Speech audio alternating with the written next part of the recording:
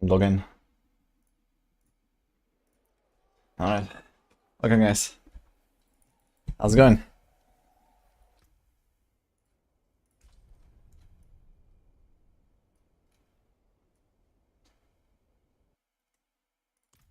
Let's go. Are you hyped for the campfire? Soon TM. I wish Feyera could see this place. Oh, I do miss her.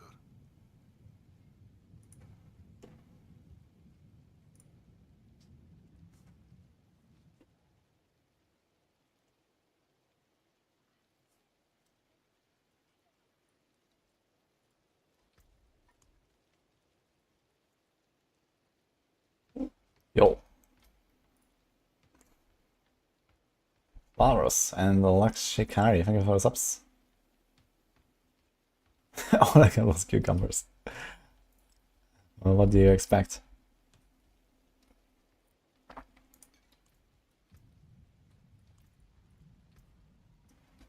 Hello. Let's do some stamina. Get in the mood for some speed farming. I use Yella.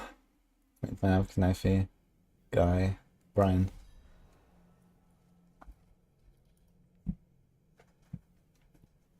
Hello YouTube viewers, yes.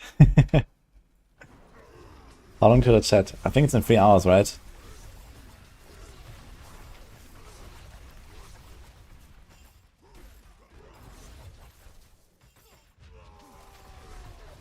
Pity?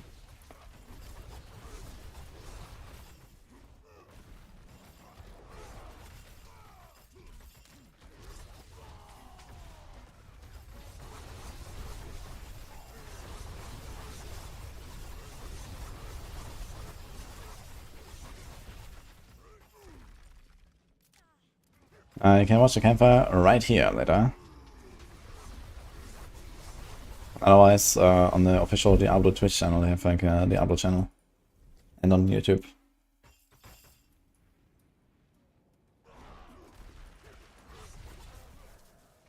Hi, Oxav. I'm doing good. How are you doing?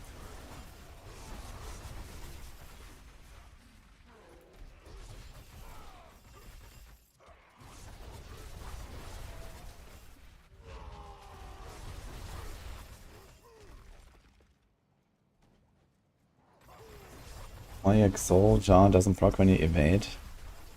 I noticed that there's a bug with Jar Rune when you weapon swap on the Rogue or the Barb. You lose the evade. It goes back to evade basically, if you haven't used the teleport yet. So this can happen.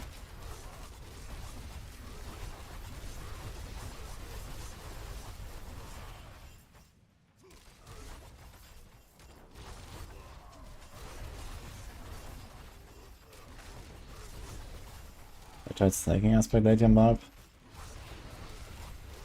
I've not actually. I think it procs too much. Yeah, the thing is that you don't really go for it in the late game though. Like, it's not that hard to like solve resources on barbs later.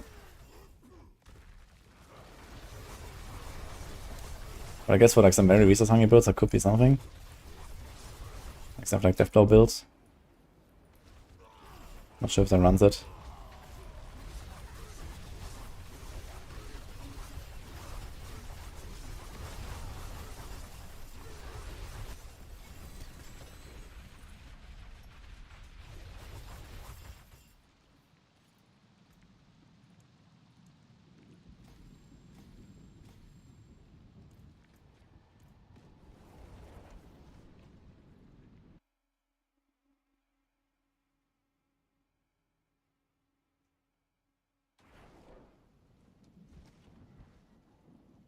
Even the people that sell items on eBay are all PC users.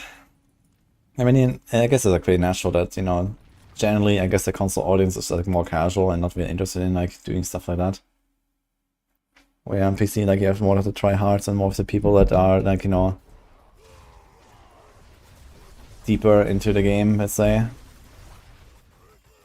And I guess PC also just like makes a lot of things more easy when it comes to like, you know, handling outside of the game stuff like trading. Like on console, like you don't have that option really, right? But I'm pretty sure there's like certain bugs that exist, you know, in large parts due to the crossplay with PC and console. I know, for example, the console used to have like a split screen exploit where you could like drop items on the ground and then they wouldn't become not account bound. So for this, for example, how like I think 1 or 2 seasons ago people traded already mastered items to other players. And then those other people could salvage them for the masterworking materials. So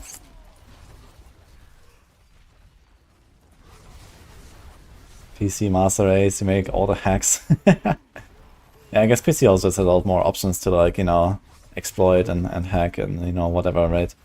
Like consoles are just like more simplified.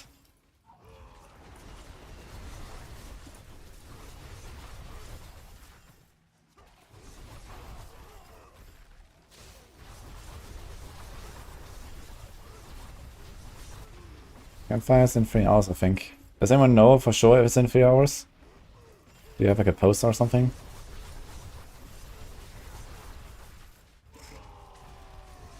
I can check the tweet maybe.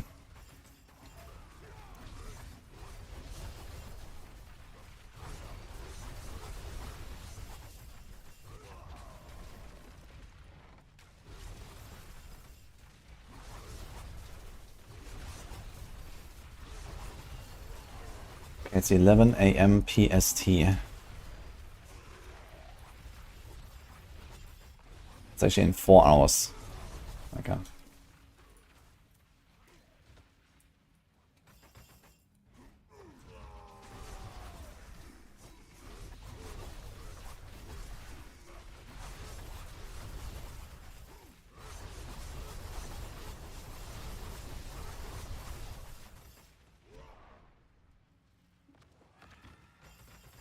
Wanna play? We can do some Infernal Hordes again, I think. I'll be up for Infernal Hordes. Or even more bosses, but I don't have many materials for bosses right now. Just a bit.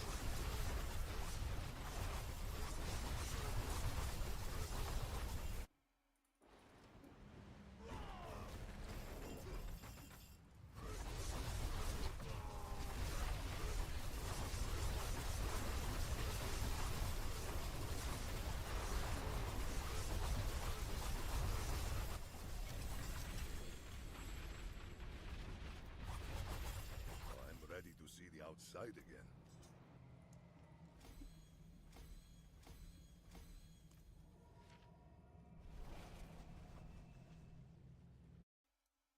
There's a link to the XP spreadsheet video I had explaining XP per hour and stuff. It must be in the video itself if you find that from like a few weeks ago. What's still got some good in it?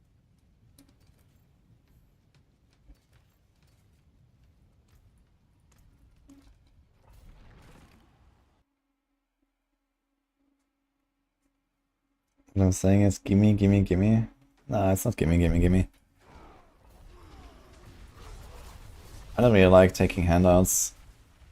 I still want to contribute my own mats. In the case of softcore, I'm a bit more casual about it because, you know, I don't have any aspirations here in softcore. The only reason I'm doing this is because I want to grind stuff for the PTRs. So I don't mind shortcutting the grind a little bit, since I've already done everything in hardcore this season. So if I progress a bit faster than normal, I'm fine with that right now.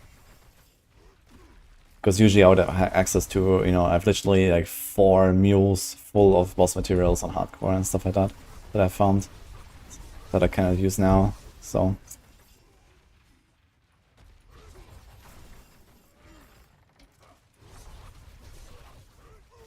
I don't really want to do anything in softcore specifically or something like that, you know.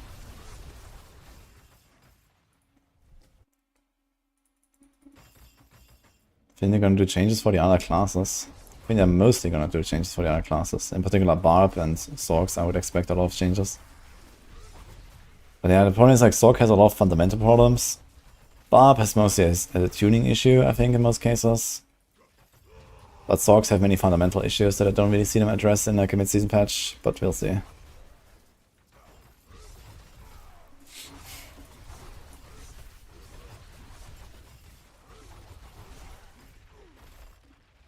How about Rogue? I don't really expect much for Rogues. Rogues also have fundamental issues that should get changed at some point, but overall Rogues are doing pretty good right now, so... And there's like also some bugs that make Rogues too good. That should also be fixed at some point. Druid has an everything issue. Yeah, Druid has mostly the issue that you have too much shapeshifting and too little human casting, which is the problem. I think shapeshifting should probably just like, you know, be mostly confined to Pulverize, Shred, and then maybe Companions. And I think most of the caster stuff should not really be like transformations. Or at least like optional, let's say. But yeah, I don't really see them changing that until the next expansion. It's in 4 hours, I reckon. I think they nerf Paragon XP requirements. No. If they do, then this will come with like a reduction in XP gained. Like I suggested, for example, nerf experience we gain in Pit and Infernal Hordes, but then also nerf how much XP we need. I think this would make sense. But I don't think they're gonna like make Paragon farming faster, let's say. You know, it should still be the same grind. I just want it to be distributed better. Because right now it's just Pit and that's basically it. It's just a bit annoying.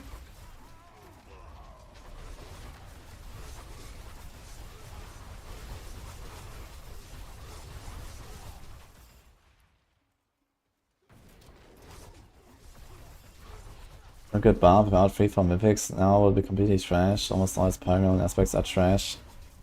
Yeah, okay, but I mean you can fix that, no? It's just a numbers thing. If you set Mythic limit to 1, you just buff the Barbs. And honestly, there's nothing wrong with that, because Barbs early game is not really good. So if they just buff the skills, if they buff the Paragons or whatever on the Barb, then you're also gonna buff the early game of the Barb, which is already like on the weaker side anyway of all the classes. So why not? You're just gonna make like a more fun and, you know, more engaging progression for the entire class all throughout.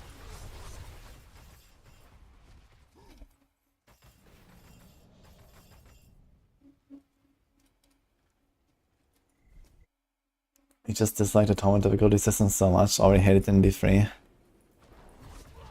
Yeah. This is just how the difficulties work now. I agree there would be better solutions, and I think what we had before wasn't even, you know, necessarily much worse or something.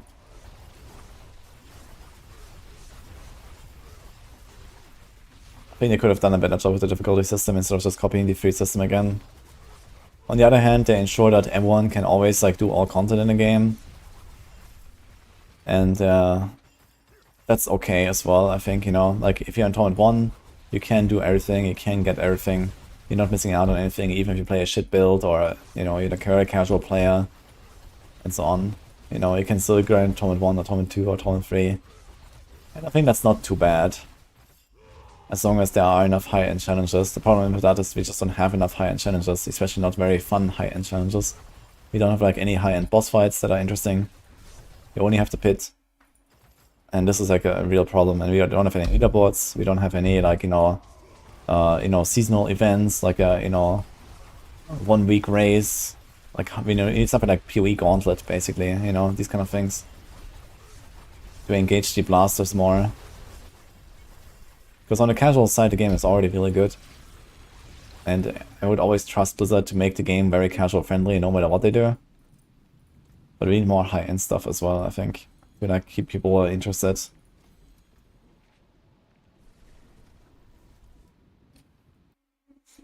What's the worst thing Blizzard could do today on Campfire? Oh boy. Can it get much worse? I don't know.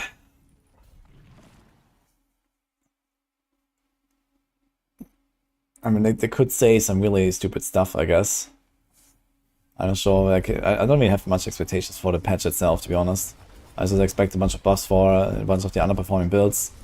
And really, that's about it.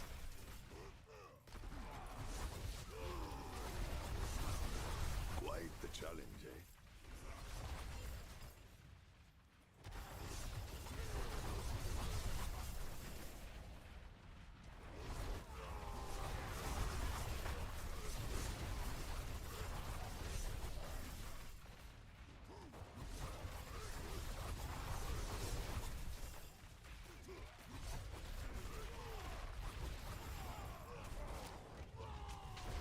What's the cap value for like a hit chance? The cap is getting a guaranteed proc. But something like that is like almost inachievable for almost any scenario. But you cannot proc the same thing twice on the same hit. The only realistic scenario is something like Victimize on a Shadow Step or something like that, where you could cap out. Yeah, Nekon. Yeah, we can do some Infernal Hordes. Let's group up after this. Monica also asked me if we can group up for some Infernal Hordes. Anyone else?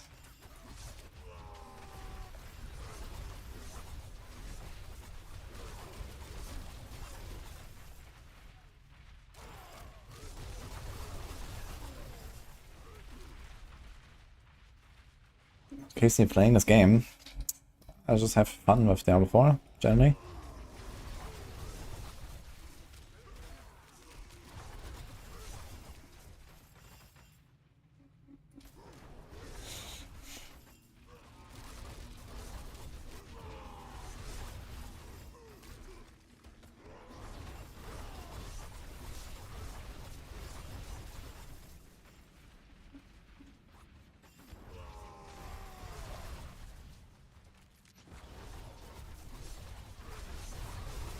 Season 3 is almost over for casuals.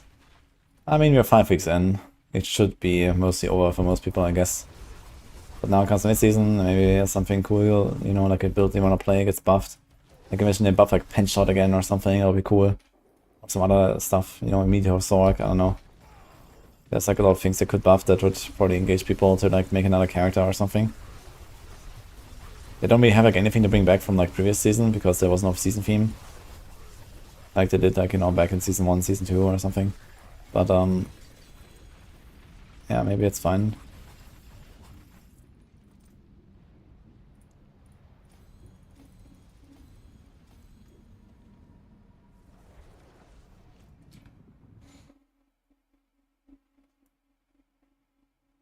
Dual core flurry rapid rogue. Oh man, someone is actually playing it. What a madman. I should try to triple masterwork on starters, false death, and perdition. My hammer sings on you. Probably attack speed, core ranks, crit, and all stats. What is that? Shika? No, what is it? I don't remember your account name, by the way, Monica.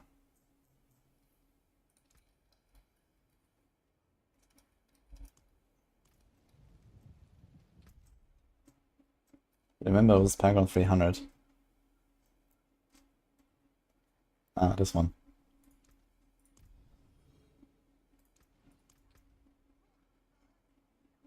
Big Barb. Oh my god, man, look at those CS. Okay.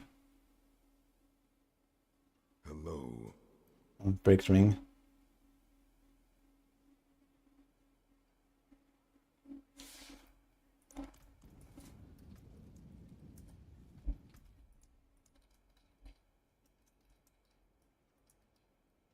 Greetings. Greetings. Okay, do I have keys?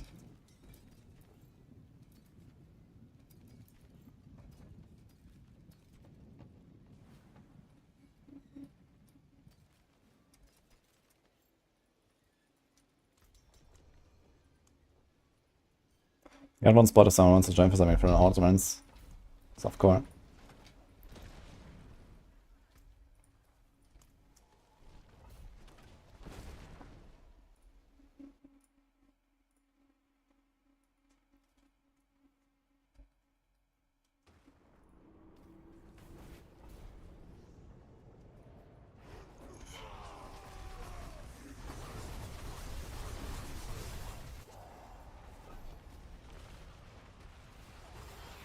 Barbarian.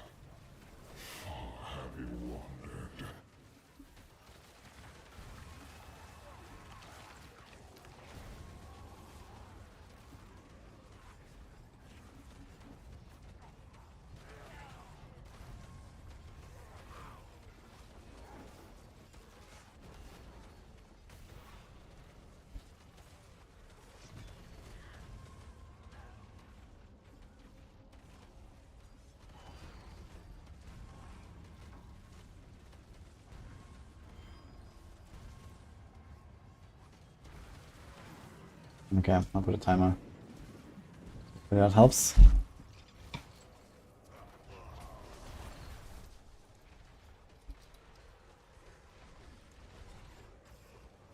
What's Necron playing? Also, almost 300 actually. Spiritborn. Somebody cool transmog. What is that? Revived Husk of the Soul Drinker. In the Battle Pass. Interesting, okay.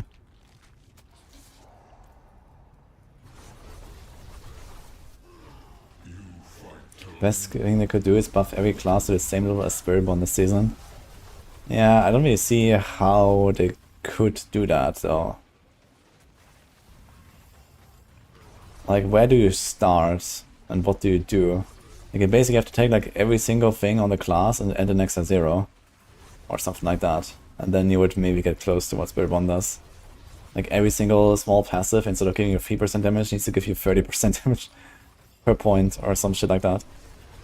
And then every single Paragon node, instead of giving you 25% damage, needs to give you 250% damage. Yeah, so, you know, you can't do that because there's no reasonable scenario where something like that would even work, right? You can't have a Paragon node give you 250% damage. You can't have a small passive give you 30% damage per point or something like that. So what do you do to even do this?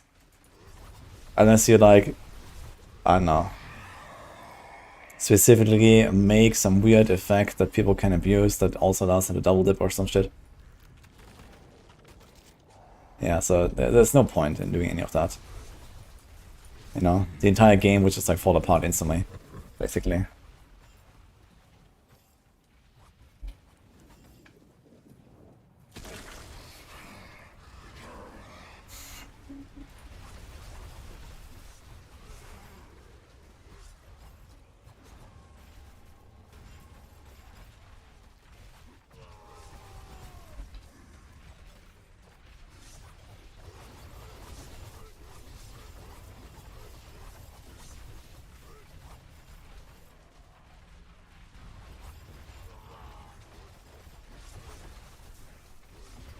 Already found glyphs. Yeah, the ambulance is pretty solid. That's usually what I do. I just do this on ambulances and then get some glyphs and then start doing pits once I have 1 or 2 glyphs. Then you get more there. You get them pretty much anywhere.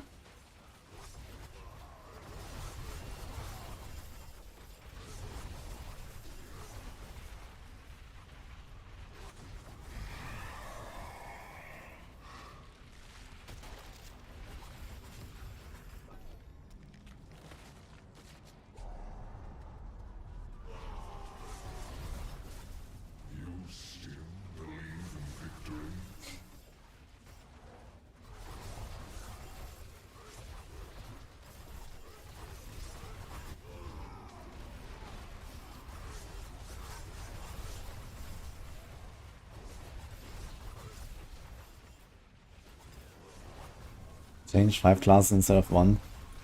I mean, the bigger problem is not just that you have to change 5 classes, and the big problem is that there's no reasonable way to do this, you know? If people say, buff everything to Spiritborn level, like, there is no way to do this. Like, I don't know how they would accomplish anything remotely close to that, you know? What should they do? Should they just take every aspect and just add another 0? Every passive and add another 0? Like, what exactly do you expect, you know?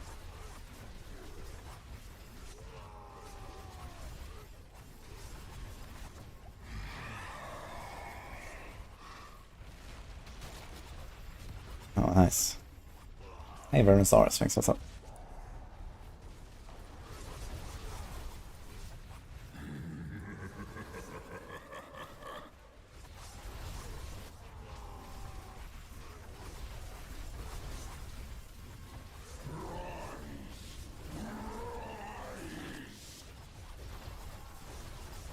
When does the campfire start living in Europe?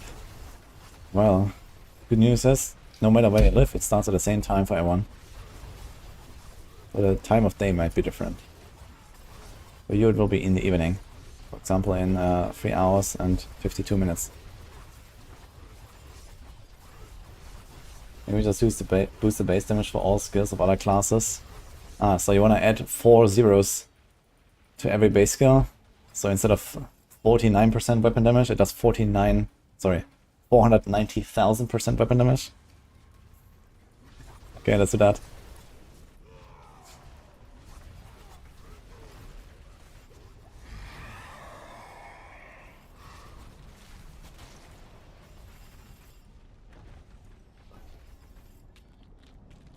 It's gonna be a big bash, man.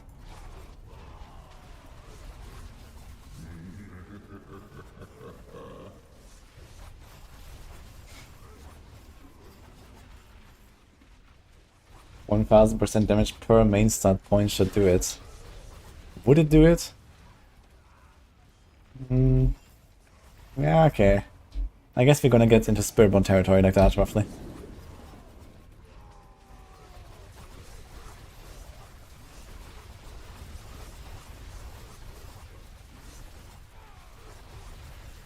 Oh, Hammer Martyr.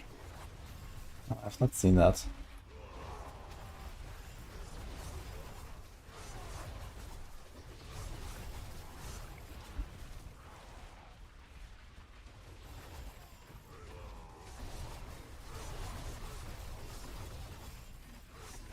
Great game. I'm not really like, you know, deep into like Warhammer universe and stuff. Am I getting like a big elites run here? Let's see how much we're gonna end up with.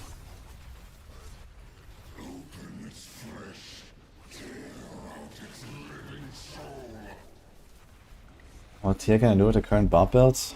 I haven't pushed yet, but I could probably do something like a 90 plus pretty reliably, or maybe 100, I think.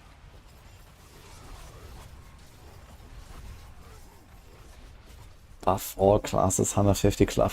Oh my god.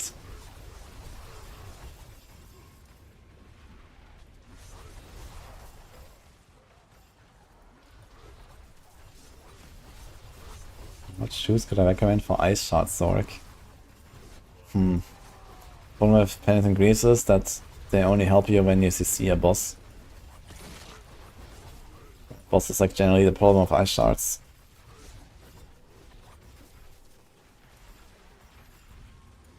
But yeah, I mean, they are like a pretty good damage option. You could also just run normal boots and do something like concussive strikes or something on it, but it's kind of similar anyway. I guess pen and grease are okay. As Sork, often you go for teleport enchant and then like boots that have attacks reduce the weight cooldown, so that you can reduce the teleport enchant.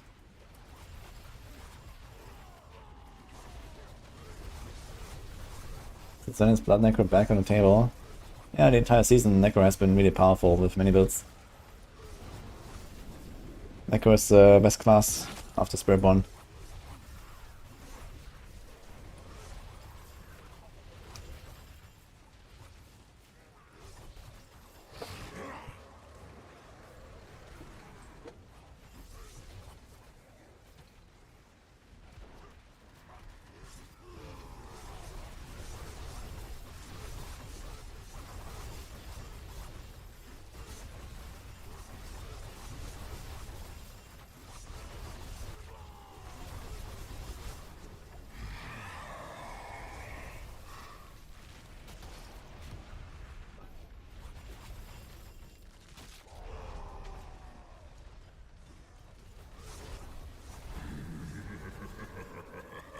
I think they were sleeping on it, Almighty Dog. I mean, they might have moved a few builds a little bit up or so. Maybe they were in A before and now they're in S or something like that. So, you know, occasionally the tiers change a little bit. But, yeah, Blood Necro was generally looking really good all this time. All the Bone Spirit stuff was looking really good all this time. So, Necro was just generally powerful. Even the minions are like somewhere in like 80 an hour, I think, or something.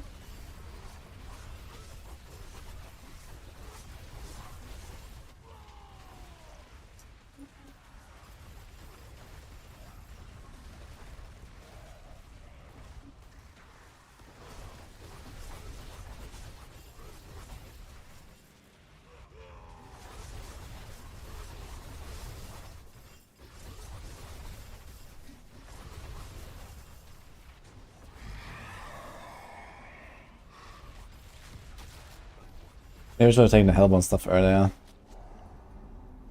But I think all these like elite synergies don't work for Hellborn. Like here, Add of Hint grants +10, and then we have like Chancellor Elite that's doubled, but I think Chancellor Elite that's doubled does not work for the Hellborn, right? But a Paragon. Yeah. Still more decks here and here. 46 points to go, man.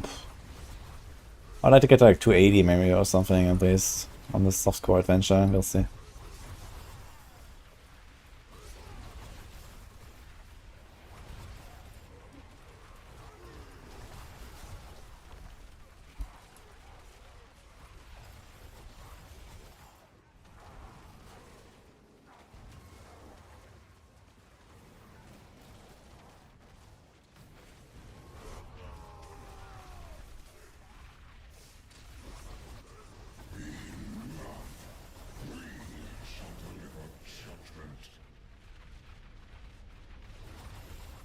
Hello. Step forward.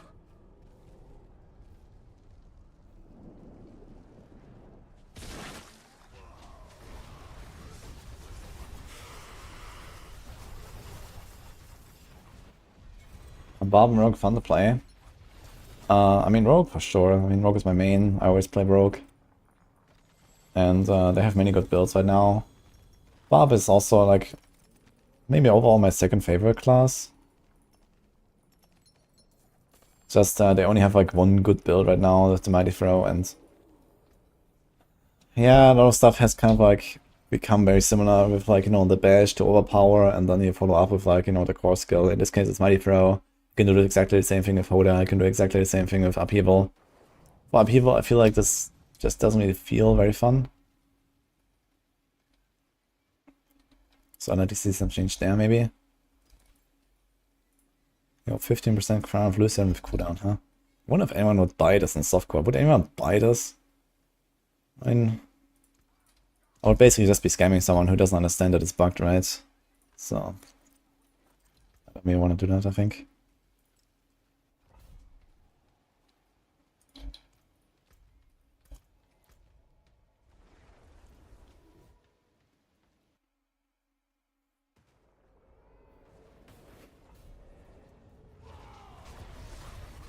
Really get double swing build, that's a lot of fun. Earthquakes and Dust Devils.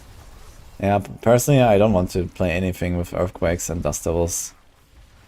I think there should be maybe something for Whirlwind. But I would like double swing to just go back to being a double swing build and not a twister build.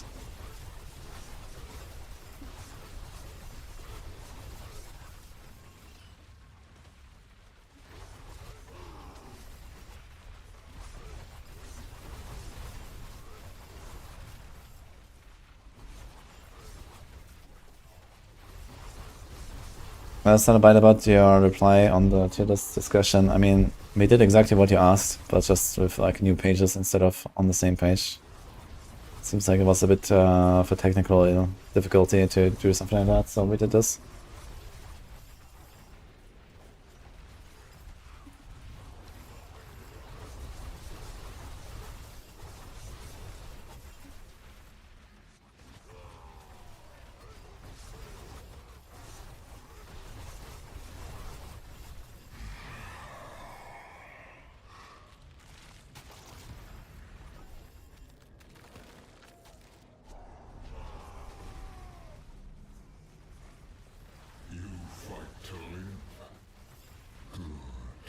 Yeah, I want a good old like season 2 double swing build, man. I played a lot of double swing in season 2 and season 3. You know, it's ton of fun. It was like just fun, fast.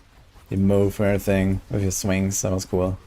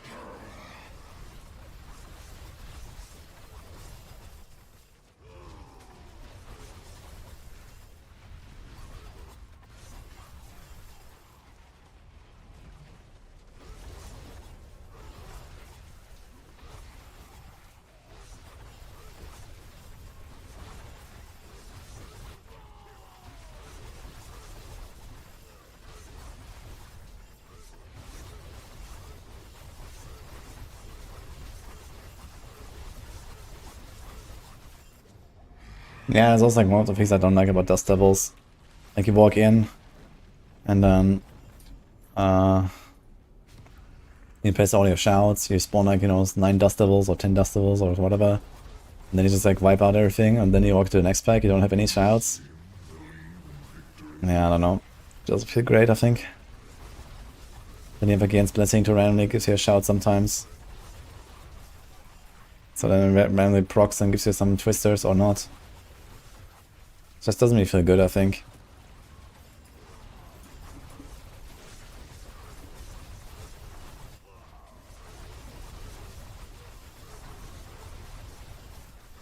How much the max planes power would sell for? Quite a lot for sure. 1 goblins now. Can you actually summon him here? If you can, I can try it.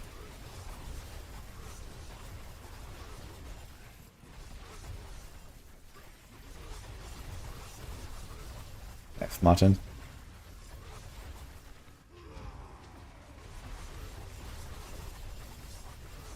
Ah. Seems like it works.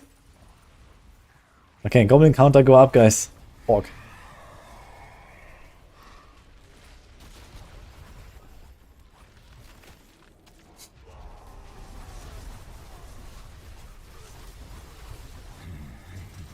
Yeah, I would guess max Mystic Circle aspect is probably like 20 billion plus. If I have to guess.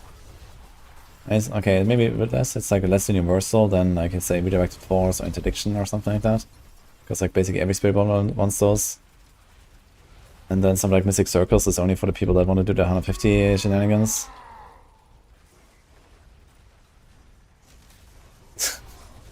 Oh my god, man, we're gonna have like too much shit here. Yeah, I guess do more in the next one, because you're gonna have full inventory here.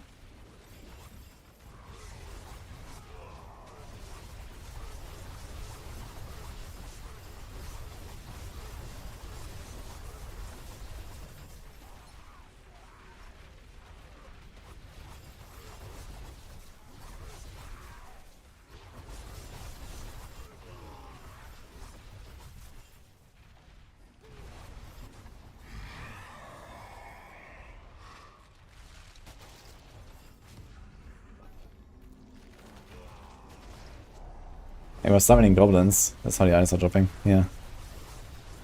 There's another one. But at this point he really wants to make us suffer. Full inventory.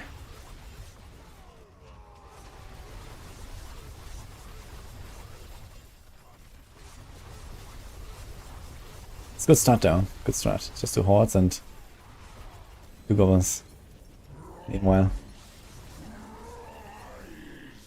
But yeah, the problem is like the horde stops too much items, right? If you open the chest and you kill the boss, you already have like almost a full inventory of loot. So here's gonna be a lot of stuff that's gonna vanish later. Oh my god. Keeps going. Okay, I'm just gonna throw some shit here.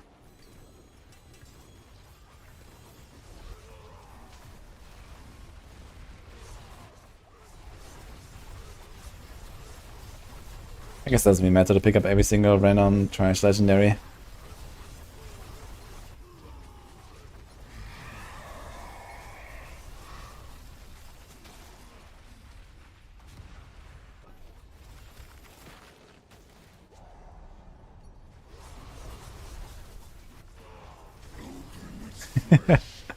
I have like stars everywhere, man.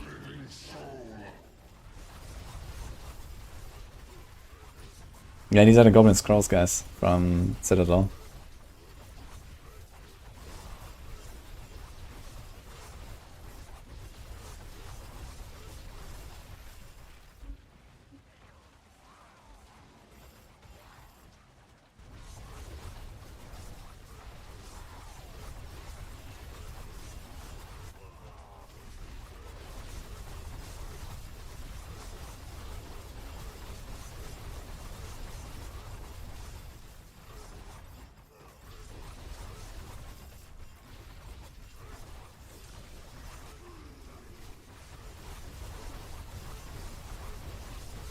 You know, I'm always playing on a streamer client, 0 static.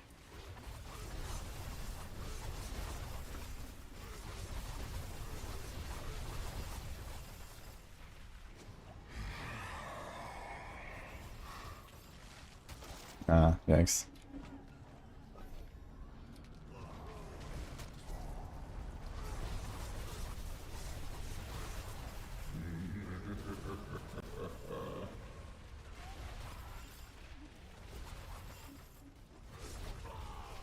And you can eat this. If you look very closely, you'll find the answer.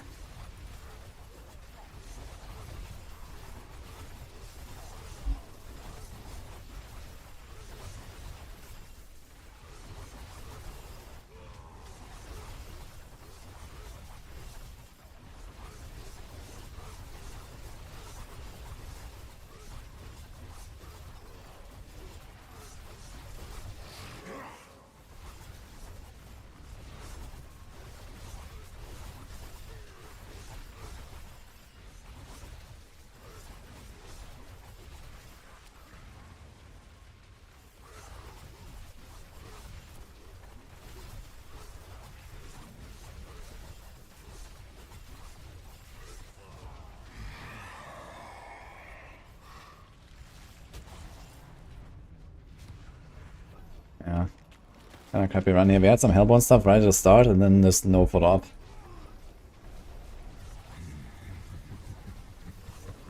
It's been my favorite build this season. I really like the dance, no snapshot playstyle.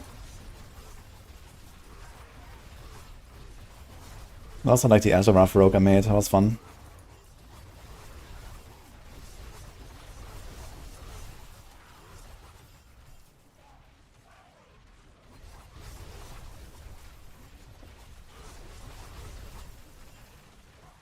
Try to do Horde with only buffs and see how many points you can get. Yeah, I mean like 4 people of like any build will be fine, you know, you basically just like spread out a little bit and insta kill everything. Like as long as like Mighty Throw is a very big AoE damage build, so it just has this little bit of delay where they fly, but if you just constantly spam like this, kill everything instantly, you're gonna be fine.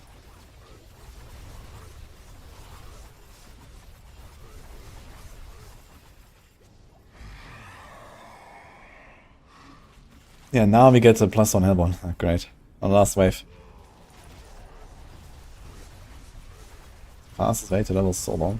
I mean 1 to 60. If it's not twinked, then it's campaign and the strongholds. If you're twinking, then penitent, helltide. And for paragons, it's just like pit speed runs, like 90 seconds to 120 seconds.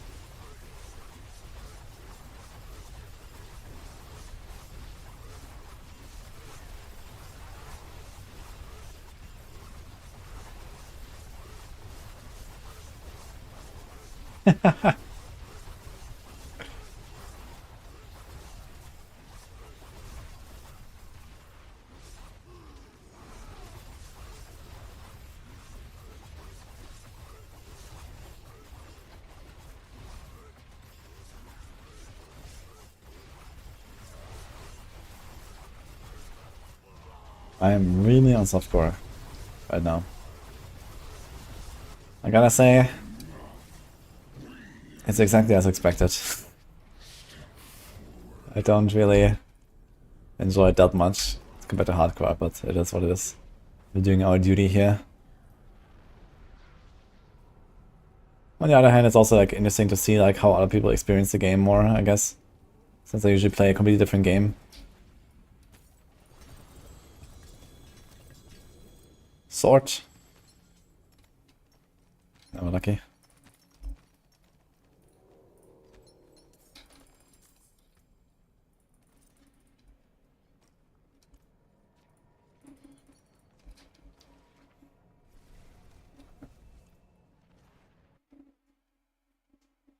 Woody SC is like the disparaged face, and Woody HC is like the feels good man.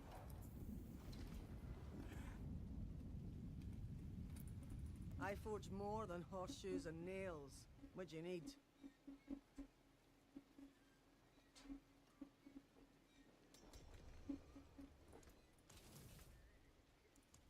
I guess I don't care about like the few random items on the ground, so let's go. The update is not coming today. They're telling us what is coming, which I guess is gonna be in 1 week.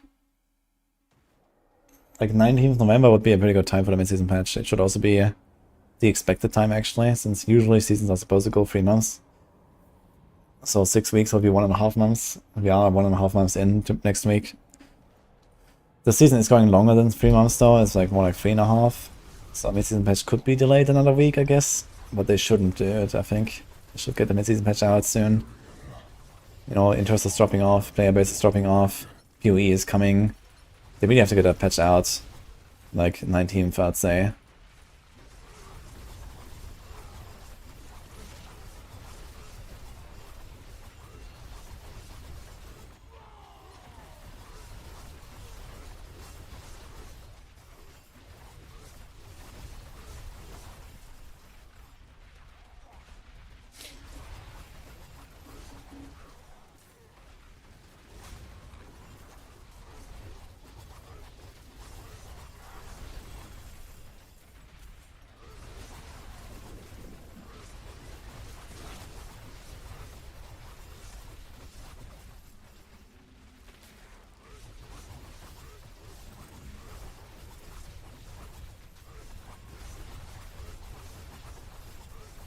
Only 7 caches, not there, but yes.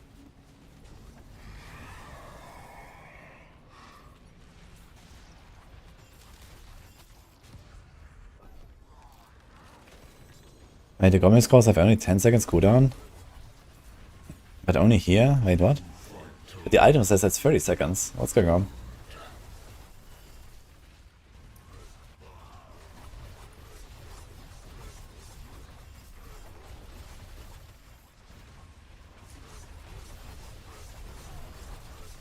Should bring back the green area from season 2 and make it harder. I mean, Halloween is already over.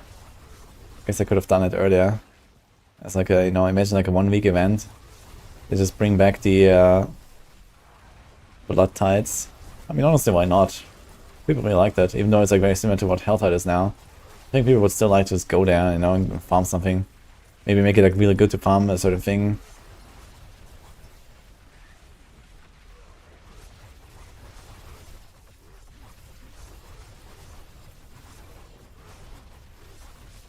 Yes, Martin. Yeah, the last levels need a lot of XP, that's why. Like, the caches all give you the same XP. The last levels just, like, scale up the requirement.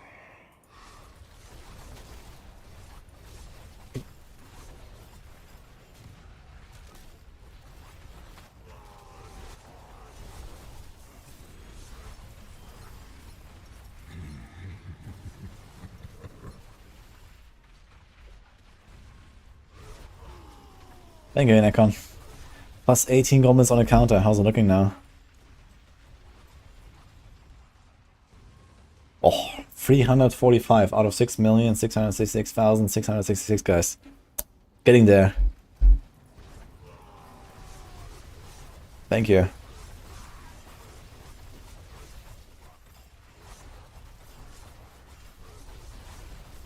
The middle point is 283 actually, Martin.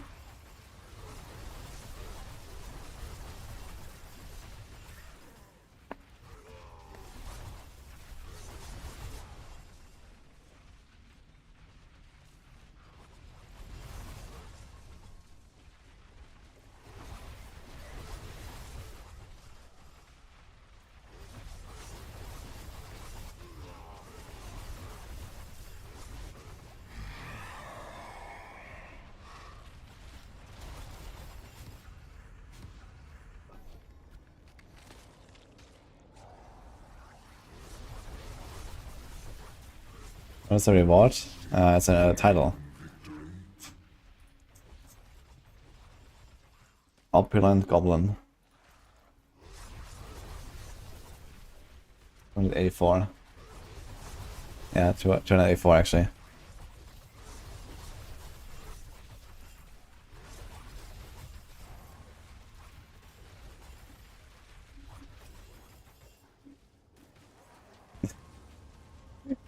What happened there? Look at that insane Shaka, insane Shroud, everything. That fucking double GA, triple masterwork, 3% Caperdecke. And then we have these gloves. Something happened there. What the? These items are all really good, actually.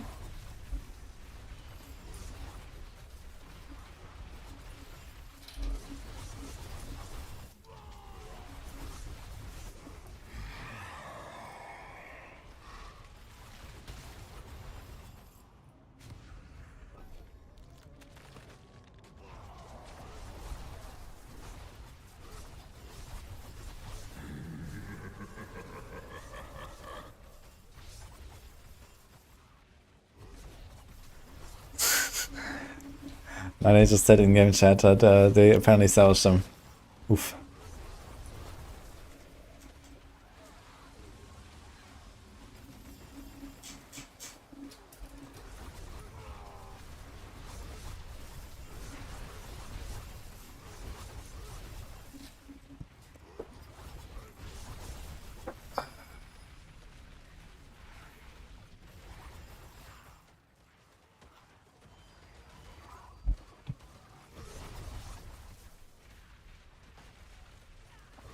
Yo. Okay, then.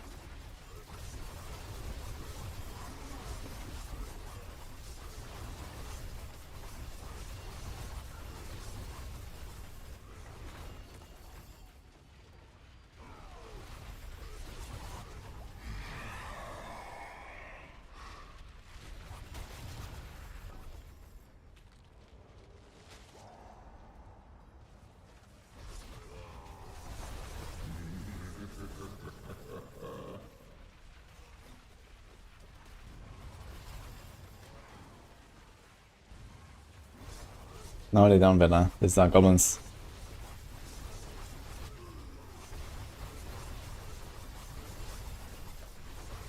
You realized yesterday that a cat mount armor rewards available in challenges, but I mentioned nowhere. Interesting. Yeah, I know they get like a mount and stuff from like doing all this Nahanto side quests. And all of the Nahanto tenants of Akarat.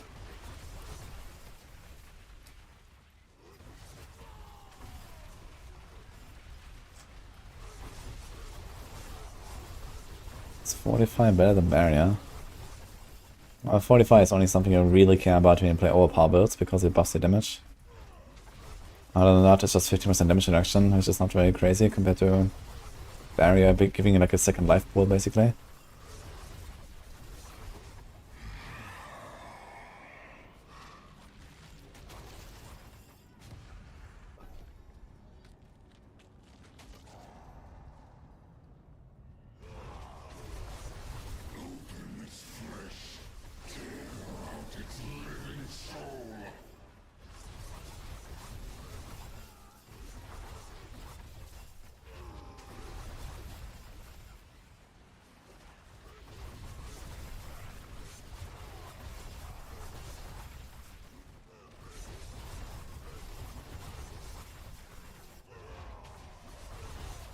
I'm doing stuff right now.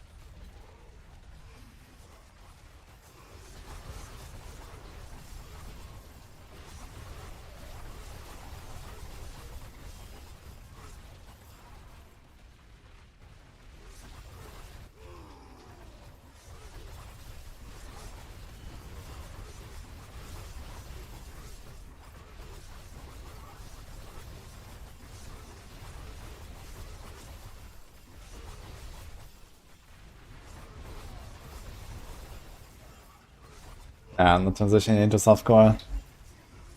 I'm glad if I get my stuff done here and then never touch it again, basically.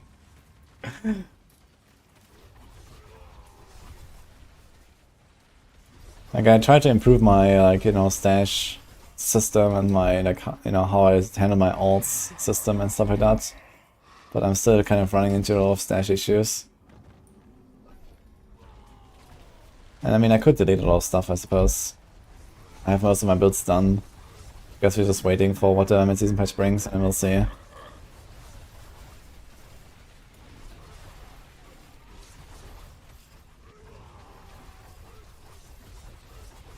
Nah, there's no more goblins anyway later, so... But then needs to improve the reward for people playing hardcore mode. Then it doesn't need to be an extra reward, there just needs to be leaderboards and stuff, and then that's the reward.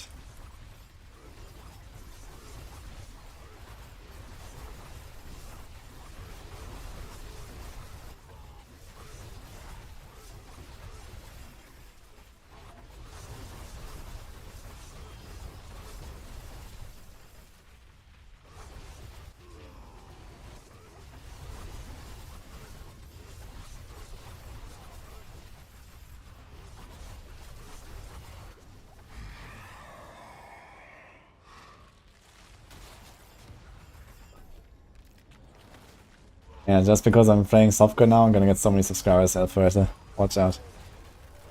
And no one else.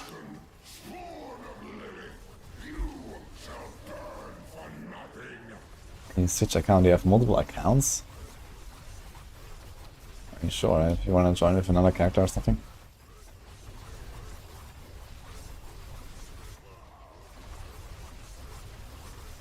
I mean, like just a character. Yeah, just request again, I guess. I'll just open the next and you join.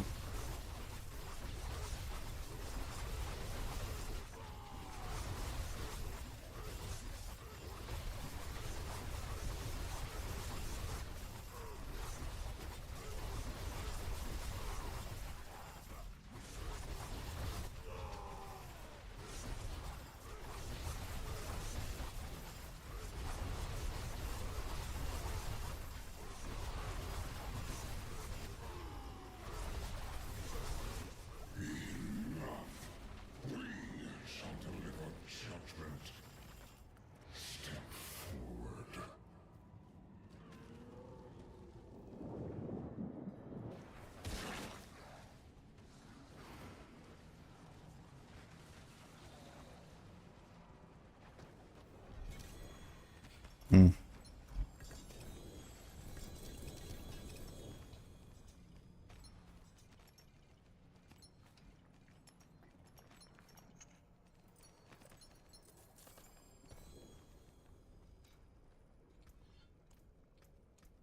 How small was I looking? 80k.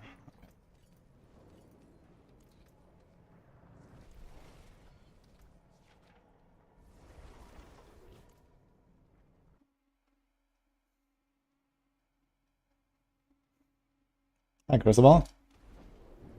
Are you ready? 3 hours?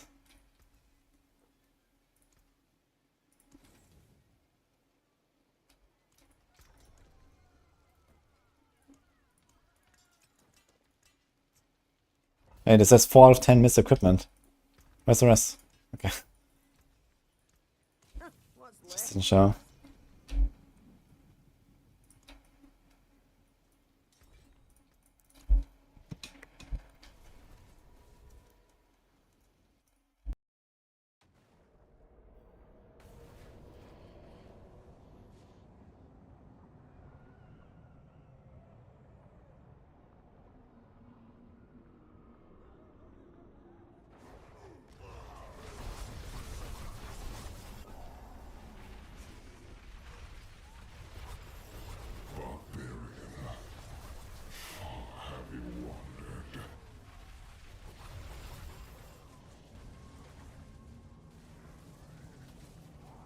Alright, I'm back.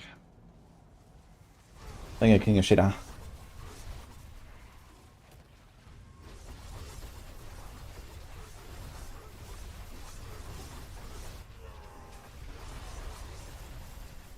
Three hours till Sorg meta.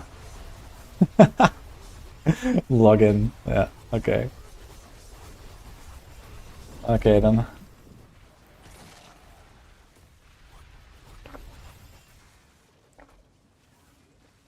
So I get glyphs. Yeah, I usually do Nightmare Dungeons or Helltide.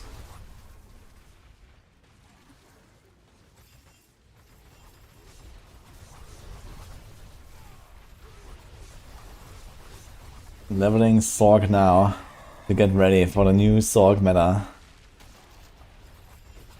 Oh my god.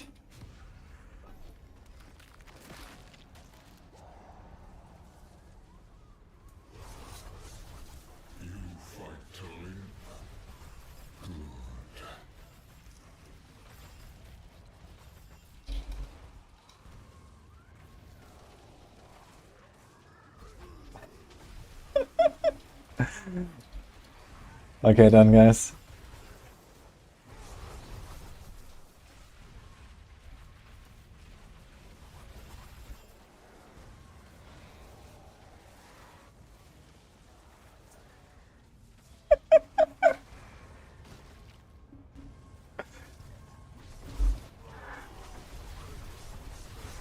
It's not a campfire, it's a deep fire.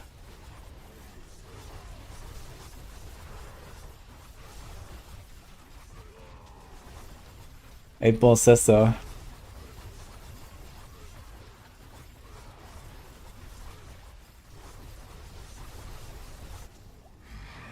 Back to hardcore, wow. Yeah, I think so too, dude.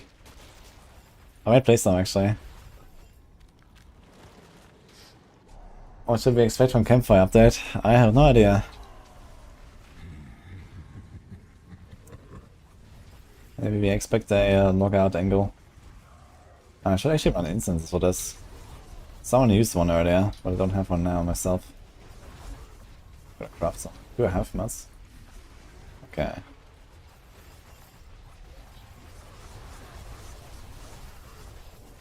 Yeah, apparently tomorrow there's gonna be like big WoW updates, right? Well, let's see what they say.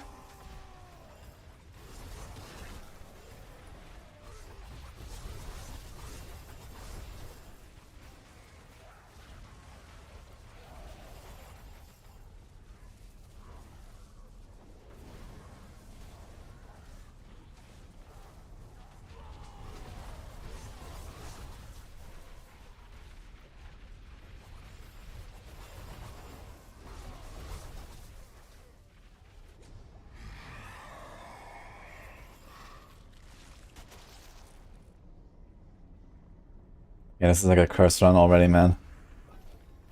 Soulspire strat.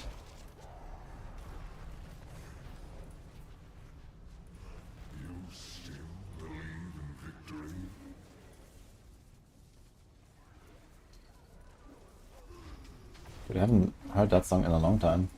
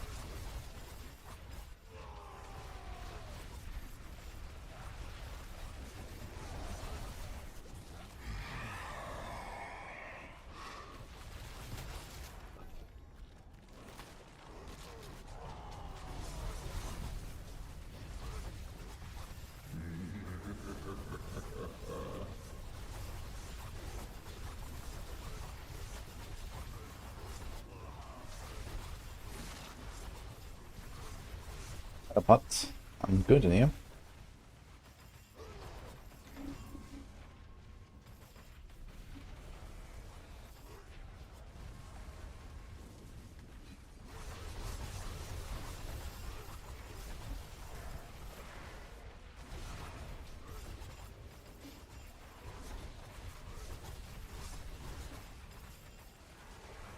Did I fix the double temper bug? You mean the necro thing? Actually, I'm not sure if they did. Did they? I'm not sure if people are still using that or not. Hi, Labby. Does anyone know about this like resolve temper bug or something with necromancers that people did?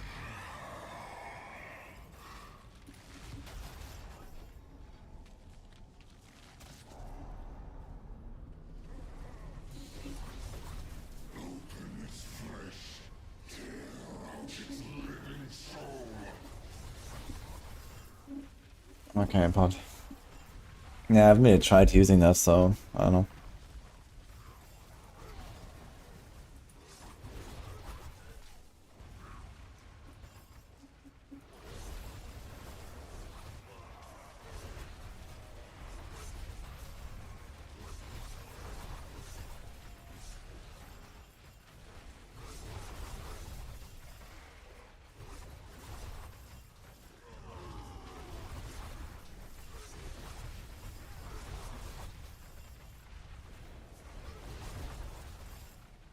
There's no bugs in the forum. Just features. Spiritborn is a feature of this expansion.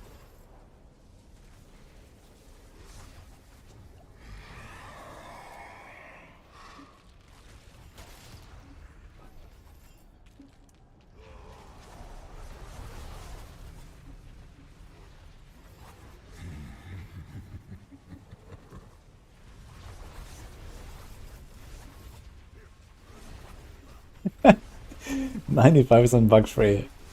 Yes, certified by Eva with a stamp. Game is 95% bug free. It's only 5% little bugs, you know? How bad can it be, guys?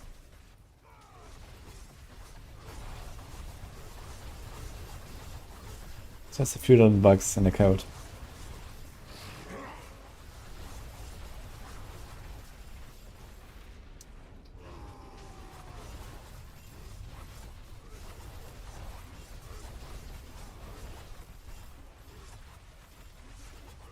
Yeah, Eva also streams, but very rarely. He's not really like a streamer, I think.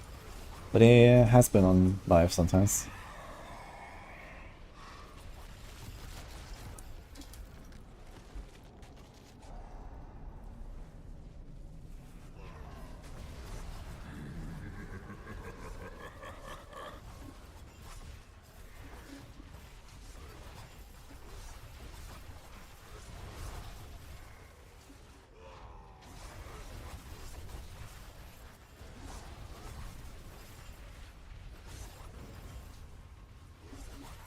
I find a new bug that only you know what you shared or have contacted devs.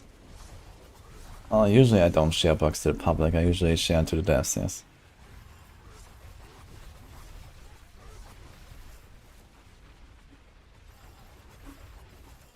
I mean, I report a ton of bugs all the time, you know? Or a lot of feedback as well.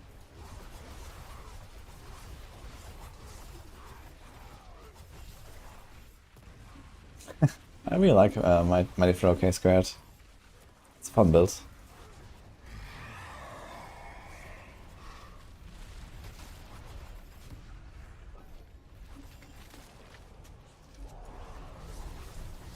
You tell Rob, and then Rob can make a video so the rest would know. Easy, yeah, that's a good strat.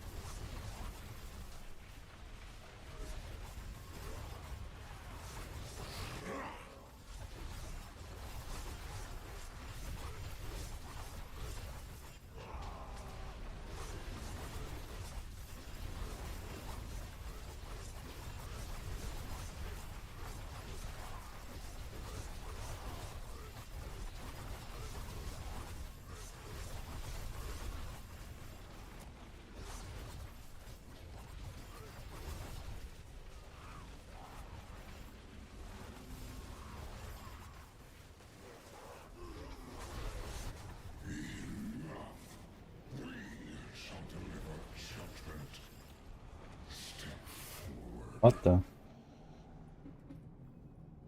Morning, J-Rockets.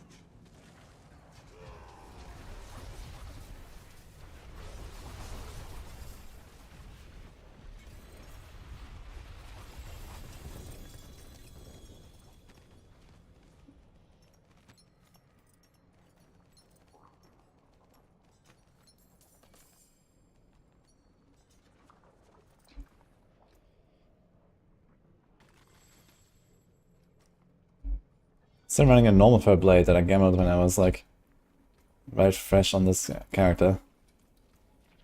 It seems like it's not getting better.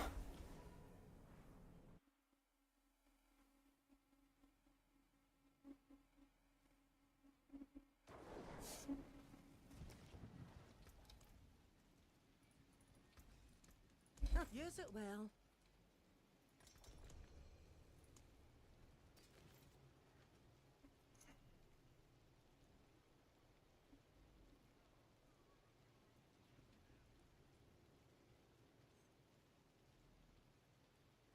Yeah, I made a no snapshot build for it. That's a nice J-Rockets. Well, you don't have to worry about anything. You just blast. I also made a video about it actually.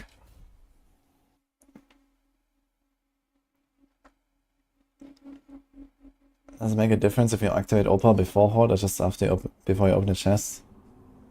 The way the Opals works is there's basically like, I don't know, a hidden kill counter or a hidden progression or something like that. So while it's active, it kind of counts up. And then it triggers at some point on the next kill. So if you just do it right before you open the chest, you will not have any kills and you will not get anything. But maybe you can do it on like the last wave or the last 2 waves or something like that, and this would probably work. But I'm not sure exactly like, you know, how much you need to proc it and stuff.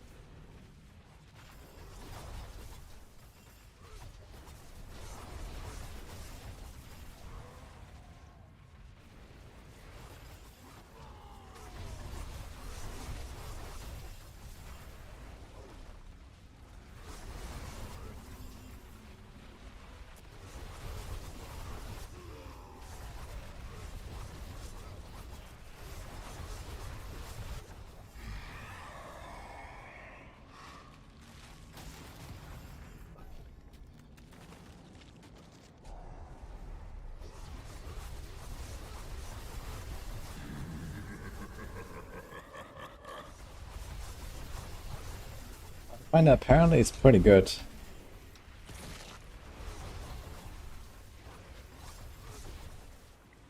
At least softcore. I mean, hardcore, there's not too much going on there, I think. But softcore, I think people doing it out for like boss orders. Ah, you wanted to try still. Like, what happens if I join patrons on Party Finder, right? I wonder how many parties there are right now. If I just go check now. Do I have crossplay on or off?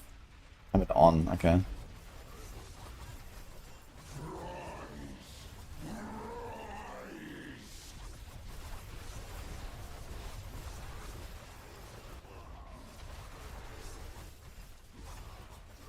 They might have a record viewers today.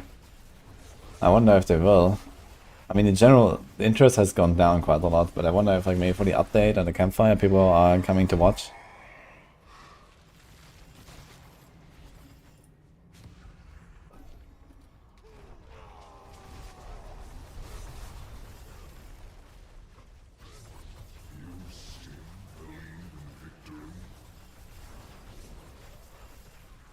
Wait. I selected Master Spawn Ether Lord on death, and there was no Ether Lords, so what the fuck's going on? Or were they just like disappearing instantly? But I didn't see the bar. Bar, pit, 123, done. Bam. Nice. Is that you, by the way, or someone else?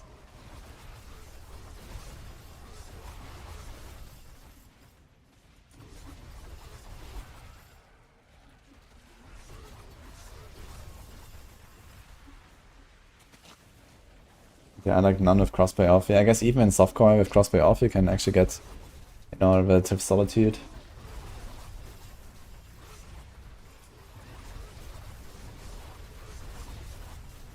Hit Undercity, Hordes, or Hella Worth in LFG.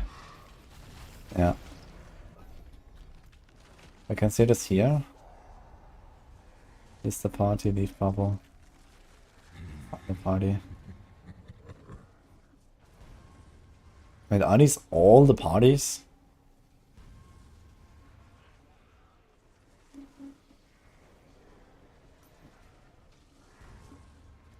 Pit tier 90 plus, okay.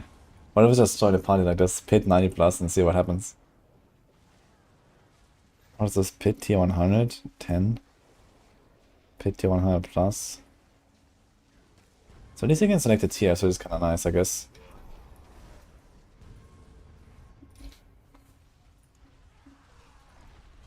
How does it work? The pit.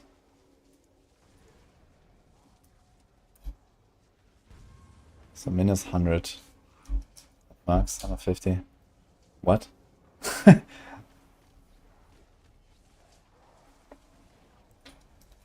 this means 100 to 100, so he just said 10. So he would probably do something like this or so. You can't select higher than 100. What? What the fuck?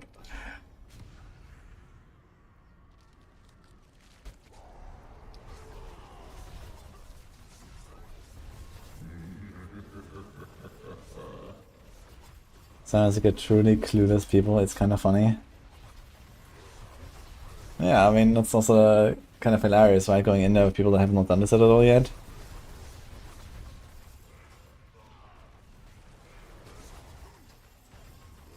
Very pork, Crucible.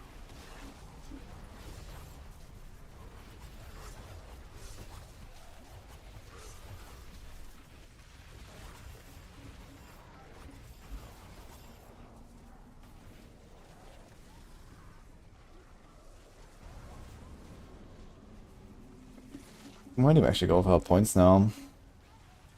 Instead of this here. Challenger. It's a lot of overpower damage, I think it's gonna take it. There's not really much left I haven't taken here. We don't really need the rest there. There's the Maxroll rest, which is nice and all.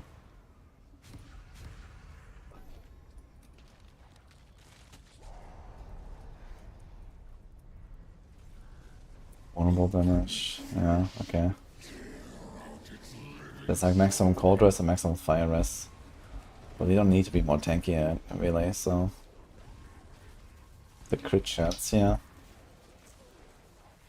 We had 100, but if I remove crit here, for example, I could actually roll it off. We have still 100% crit chance, but.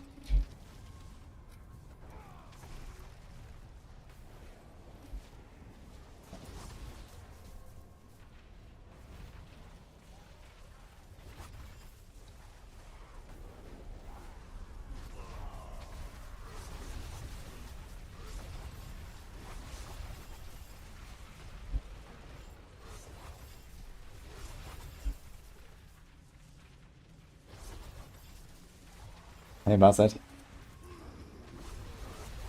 Yeah, right now we're kind of just chilling in hordes a little bit though. Spiritborn are hunting you.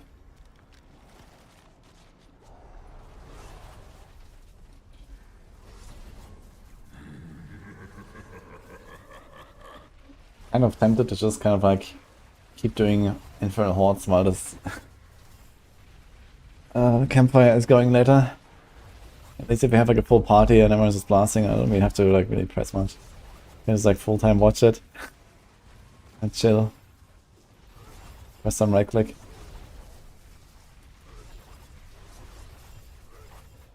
The little pucks were a pain. Imagine making us split up in new group content. I know. I feel like, you know, doing a Citadel with people that have not done it before is like half the fun. Like learning it and doing it for the first time. I feel like Citadel doesn't have like that much replayability. But it was kind of fun doing it a few times. And then also like, you know, going in there with like, you know, I did one run with Nini once and Basset actually. And I mean, both of them actually had done it before, I think. Yeah. But also we did like this one time, like hardcore Citadel. There's actually a few things left from the subathon I need to do at some point. What is left actually? I think you have to do like the swap mouse and keyboard hands at some point. Citadel viewer carry session we have to do. There's a bunch of stuff still that I need to finish. Maybe I'm gonna do all this week or something, maybe before the mid-season patch. F tier build playthrough and push. 1v4 PvP against viewers. This should be on hardcore though. Okay, chain together we want to do it sometime. So I'm gonna try to do this week. I'm gonna ask Rex and DM about the chain together.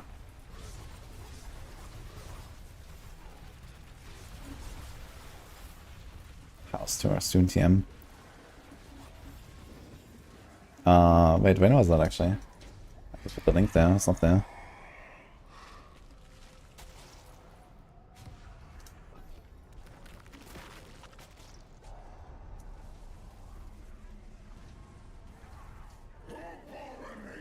It was like on the 7th or something. Mini stream today.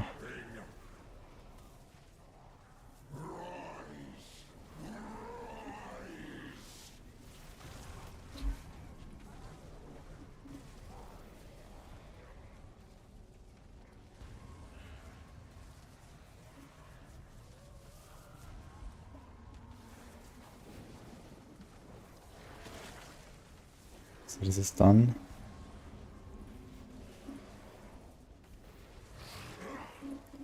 And these are, well, we didn't reach them, I guess, so.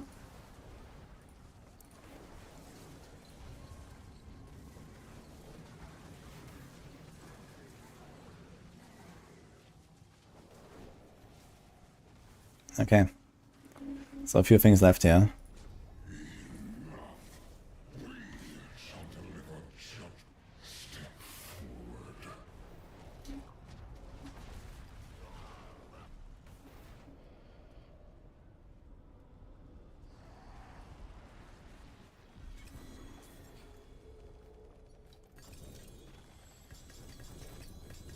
Sword.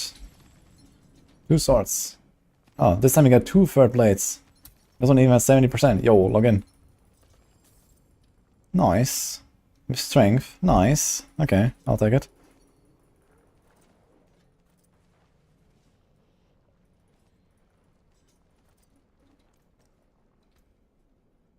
Did someone just find a triple there?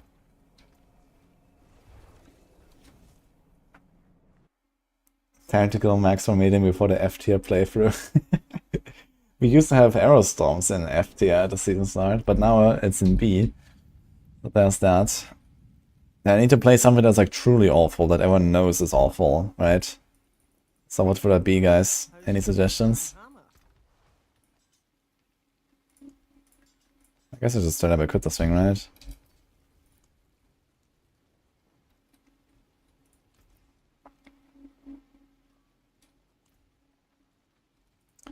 That's a huge third blade drop there. I only had 60 on a non-ancient, and now we have... I mean, ancient doesn't really matter too much, but it's like slightly higher stats and stuff. Someone is always declining here. It's weird they can click through the confirmation thing to the salvage. Easy? Okay.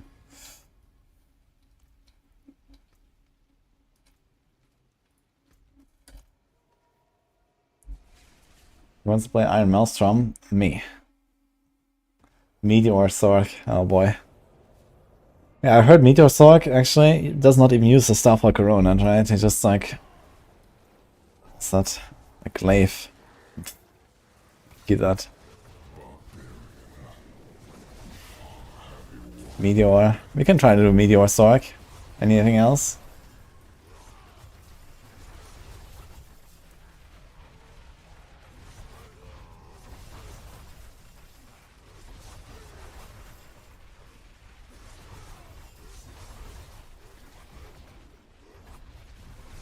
Make a Blizzard Sork if you want it awful. Blizzard Sork is pretty good though, no? I think Blizzard Sork is solid.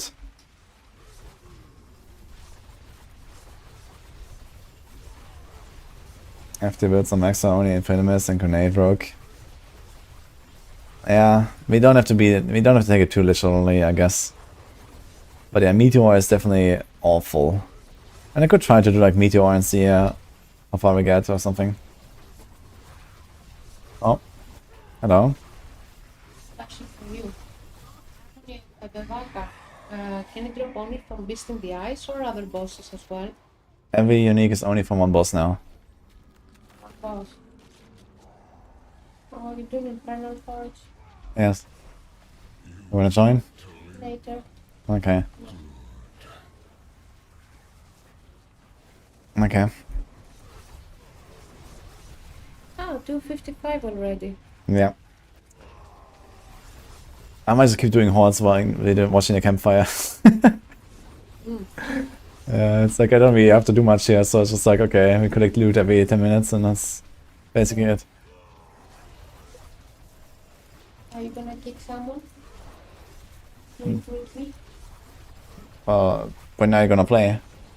Oh, what can I get to me? Yeah, that's gonna be in like hours, no? No? Okay, let me know.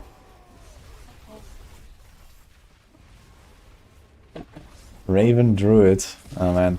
Can you actually like get the cooldown low enough for ravens to like activate them all the time? Is that like a thing? Hi Geralt. Shadow Clone Rouge. Yeah. Wonderful. I think the Meteor Sork sounds like a good idea. I've tried a bit of Meteor Sork in Season 4. And then we could try like Meteor. I wonder how the Maxroll guide looks like for Meteor Sork actually, and where is it on the tier list?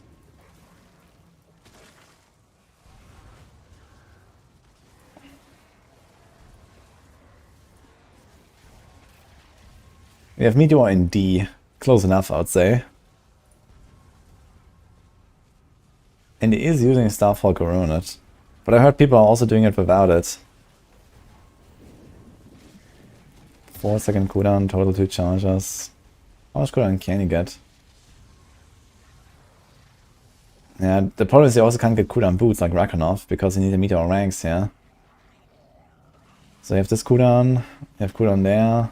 It's like 30-ish, and you have this. It's like maybe 40. Maybe 50 cooldown, 60 cooldown. So 6% cooldown would mean there's still like 1.6 seconds left, right? The rest needs to be ice blades, basically. Materials.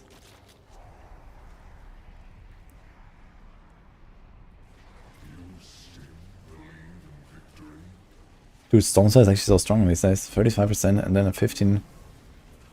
Is that like another 15 multiplier, or is it just like adding 15 to the 35?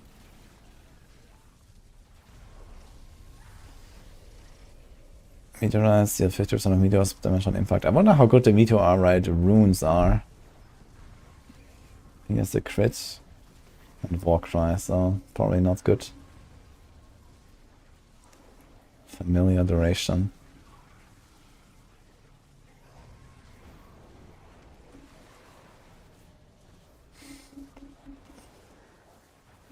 That is familiar, and in PvP that was nuts, man. Just perma-stunning everyone. Applies hit and chill. Applies burning damage. Stuns that one.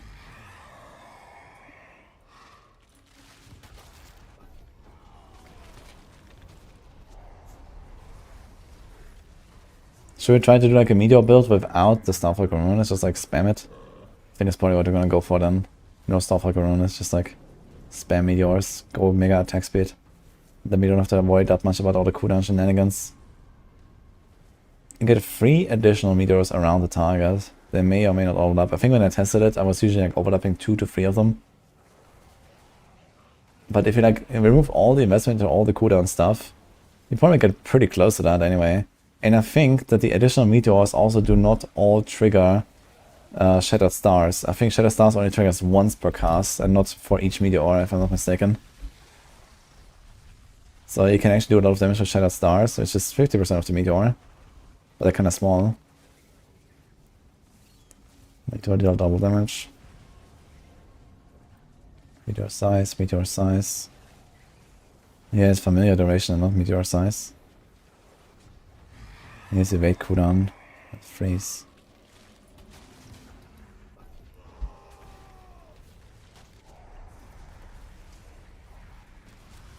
Oh. TG. Cold Brew. Geo. Finger. Rent, Barbs in D, and Barb builds. Oh boy. I just want to do Rent though. And it's also very likely I can receive some buffs, I guess. Play Stoneburst. Yeah, the thing is that Stoneburst is just not fun, man. Like, even if it was good, I don't want to play it. Like, they need to make it like a real, like, you know, like a Flame Blast from PoE, I think. That needs like a rework of the skill.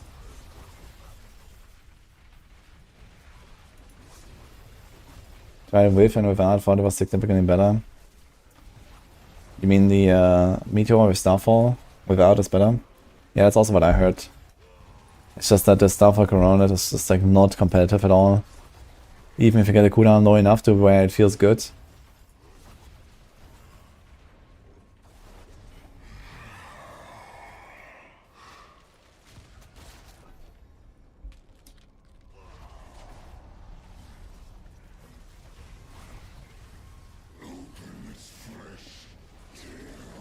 Make teleport damage build, that's F tier.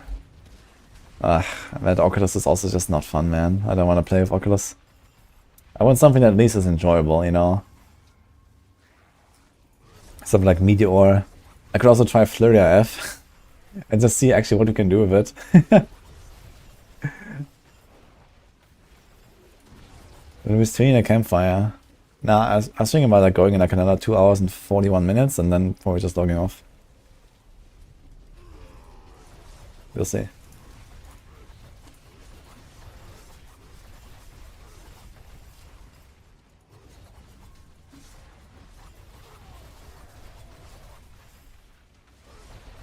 The Bone Breaker note. Yeah, I took it. But the idea is that you always overpower anyway from the bash, I guess.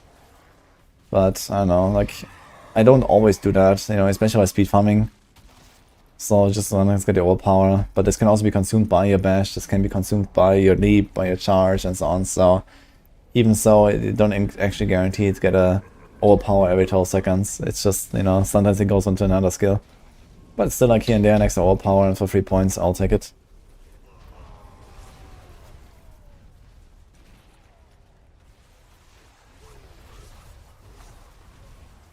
Metamorph cancels out the bad part of Oculus.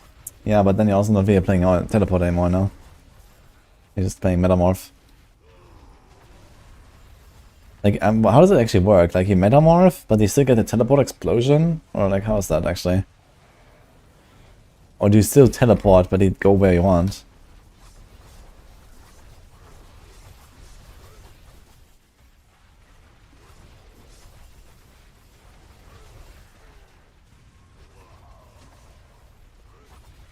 Would be great to have a Paragon bot for the OP builds. It could be a bit different. I mean, it's not really different. You can like slightly like focus less on like additive damage nodes, I guess. But in the end, you end up with something very similar. You can check out the 150 full bug abuse version in the Quill Body Guide, for example. That has like a slightly different Paragon board. Because when you have like so much life and overpower damage, then yeah, you don't care too much about like maxing out all the glyphs and maxing out all of the additive damage nodes, and you can take some other stuff. I took a bit more res there, a bit more armor there, because this build is not usually kept on both of these when you don't run Rakenov's boots.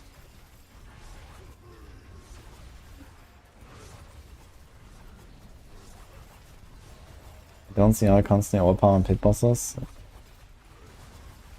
You don't constantly overpower on pit bosses. You have to do 4 bashes and then you can overpower. Or you do like 1-1 all the time and then every once in a while you can overpower.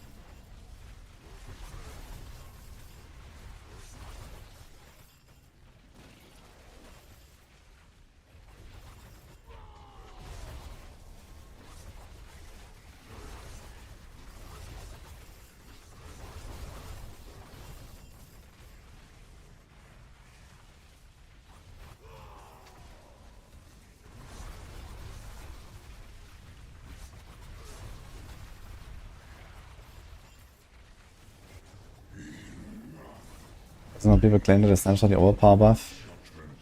I'm not exactly sure what they're doing. I know you can snapshot the encroaching wrath and limitless rage. I'm not sure about the overpower stuff, or how that would work. I didn't see anything in the guide about it, at least. Maybe there's some mention of it, but I didn't see it. Does anyone know what's going on there?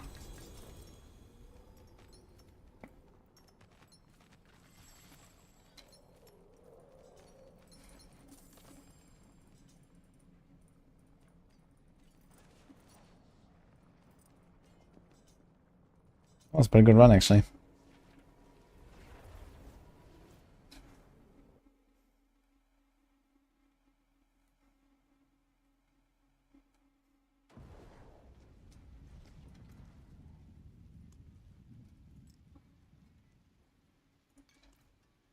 See some steel you need?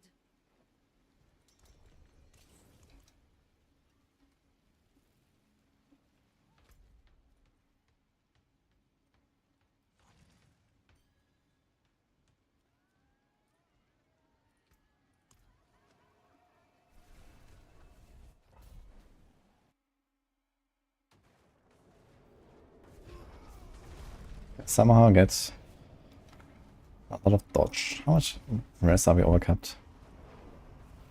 Enough, I'd say. I can actually take off these pants entirely. I think I'm gonna take some pants, put some dodge and a crowd stage aspect. Then you can literally just like stand there AFK and you will never die.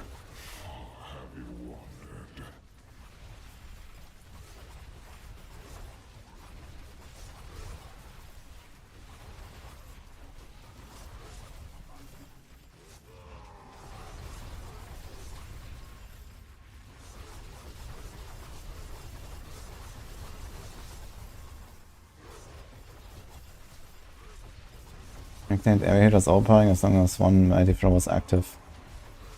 Okay, I can try this again as well and see. He's going to target dummy, I guess, later. I did not really notice anything like that though. Whenever it's going into like the pit boss, for example, I would very clearly do a lot more damage when I get my overpower after 4 bashes. And then I would do a lot less for all the other mighty throws in between. So I never really got anything like that. So maybe what he means is that if you throw an overpowered mighty throw on the ground and then you start the pulses, then all those pulses will also overpower from that one throw. And this is just the expected behavior.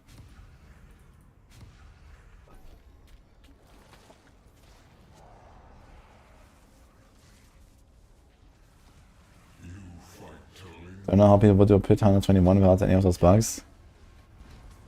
But I mean, you know, in a high tier pit push, you're gonna always overpower anyway. Do like 1 bash, you have 4 stacks, you throw your mighty throw, and repeat. So this is fine, you know, and then on the boss, you're gonna just have a boss that has ads all the time, so you do like 1 bash, overpower, and then so on.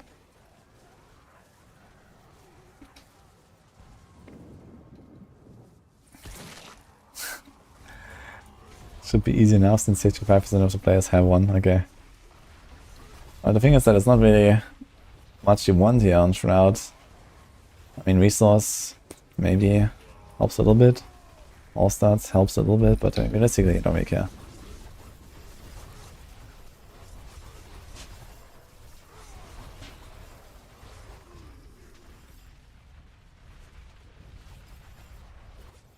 The first mighty throw must overpower. Okay, so basically if I walk to a boss, get 4 bash stacks, and then throw my mighty throw, and then do like 1 bash, 1 mighty throw, 1 bash, mighty throw, they will all overpower all the time.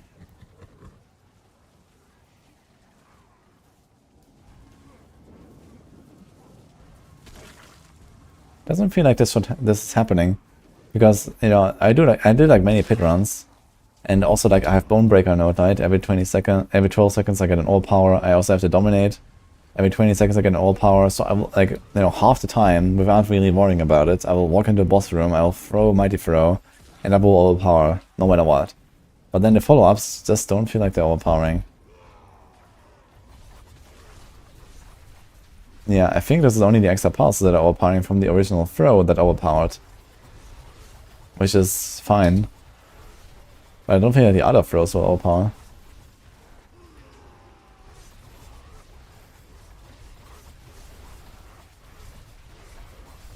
It only works at a combat bash. Oh. Okay, I can try this. But at least it will have consistent boss damage then.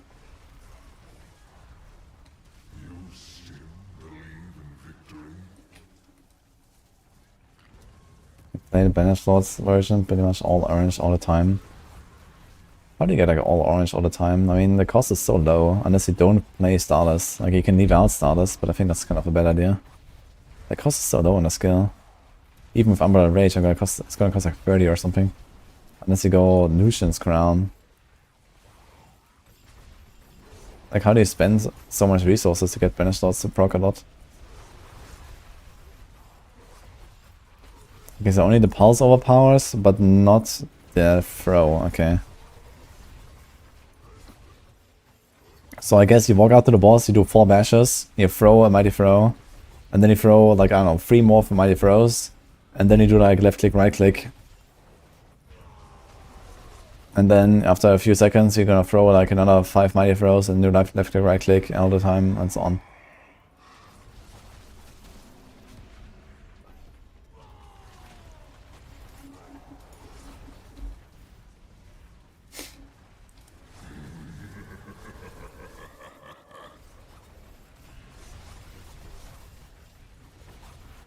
Fury costs a 70 of mighty throw.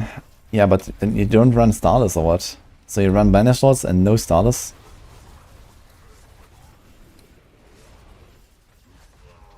And then you Steel Grasp as well.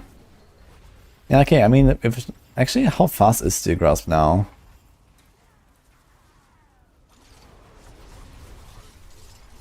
Ah shit, we have Third Blade, so we don't know actually.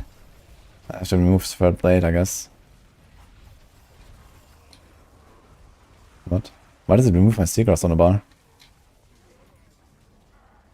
What? Oh, because we lose the ranks from this and this.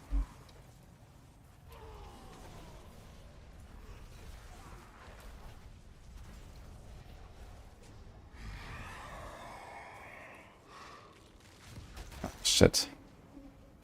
I guess I go help on.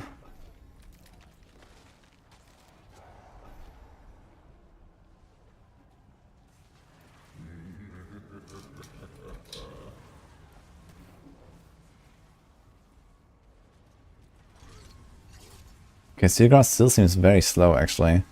Because in patch 2.04 they somehow bugged out attack animations. And Rushing Claw and Razor Wings And I think Frost Nova and everything that has like multiple charges and a cooldown is very fast, but Seagrass still seems slow, like before. Sort of with the 3 charges.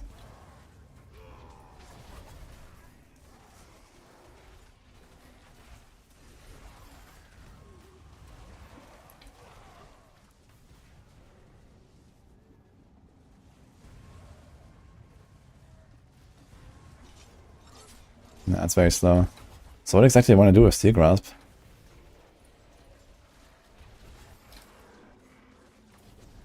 I feel like this is not really helpful.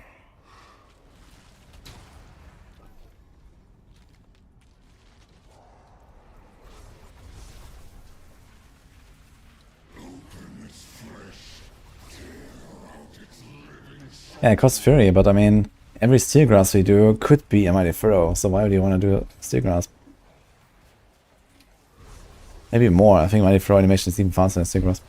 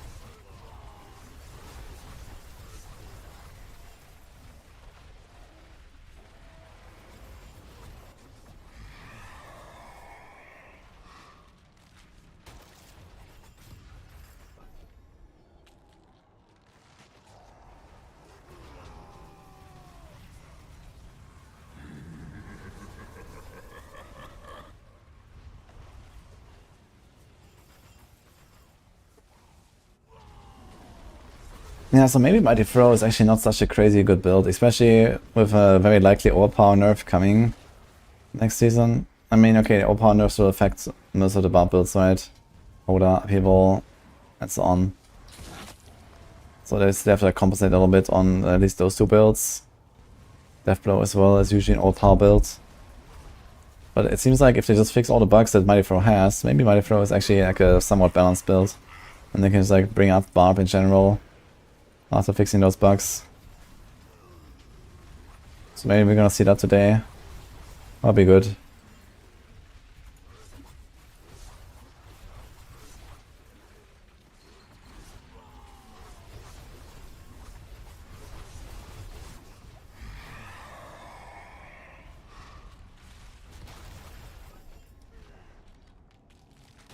Fix bugs, KW. Yeah, why would you remove features in the game after they have been implemented? We just keep moving on.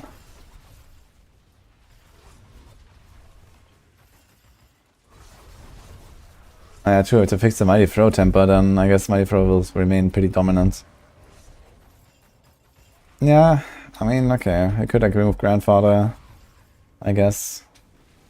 You don't lose that much life from running a normal weapon. You don't really lose that much else in general. And then can put the Mighty Throw temper there.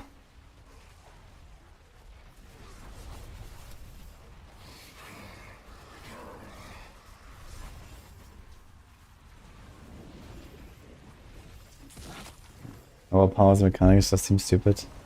Yeah, I think I wanted to just like do something new and fancy, and then I made overpower. And then we're like, this seems very much like crits. What do we do? And then it's just said, okay, we're gonna give it 3% chance. And then they were like, 3% chance sounds kinda shit. Oh yeah, let's just give people a way to guarantee overpowers. And I was like, it seems very much like crits. But better. I don't know, man.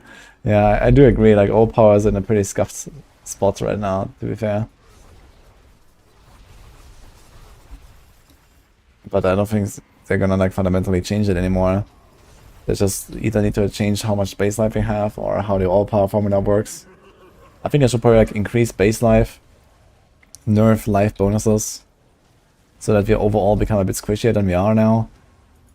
This would already like bring overpower back in line a little bit, depending on, you know, how much they raise the base life.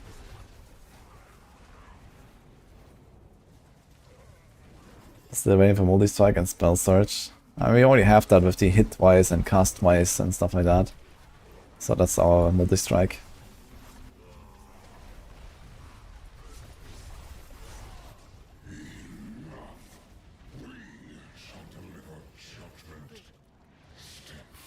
Enough overpower ideas to charge up and release one mighty blow. They should focus on this. Yeah, but it's not the reality, right? Most overpower builds actually just have like all the time overpowers.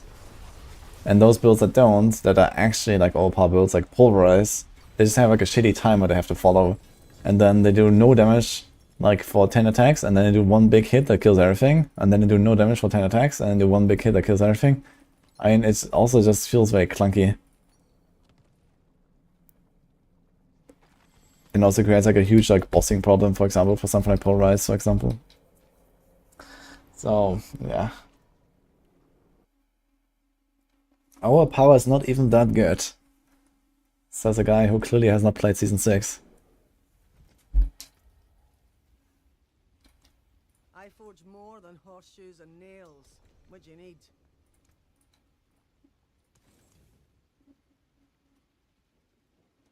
My hammer sings on your return.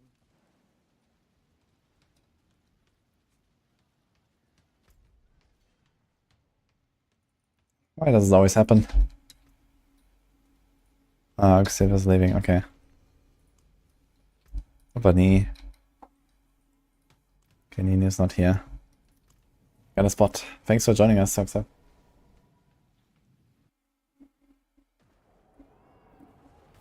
The Paragon tree is not the same in my game. We should try rotating your boards. You can rotate them when you attach them.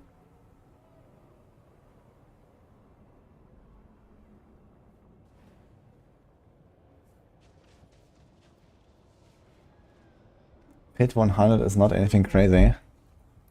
Well, then I recommend you stop looking at what Spiritborns do. And then you realize that Pit 100 is actually pretty good. And you're playing a rogue with overpower. A rogue with overpower. You know? That should tell you something already.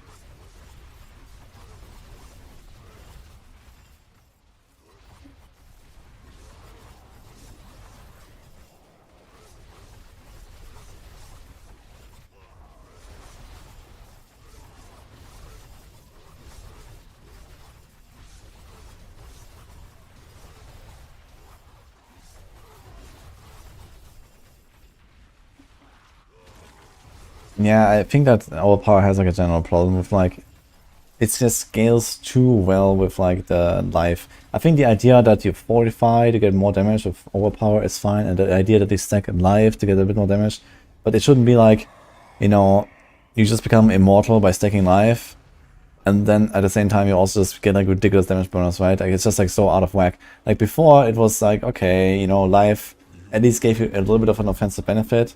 But life was usually never better than a damage stat on a gear, even on overpower build. You know, it was kind of like, okay, you get life, you get more tanky, and there's like an extra benefit for it. But right now, it's like life is literally your best damage stat in overpower builds because the formula changed. Well, or rather because they changed the base life, but they did not change the formula. You know, like the ratio changed. And so stacking life is just extremely valuable. First of all, you become immortal. And you deal the most damage by stacking life when you play overpower builds. So that's just a problem, I think. They just like refuse to change the overpower formula for whatever reason.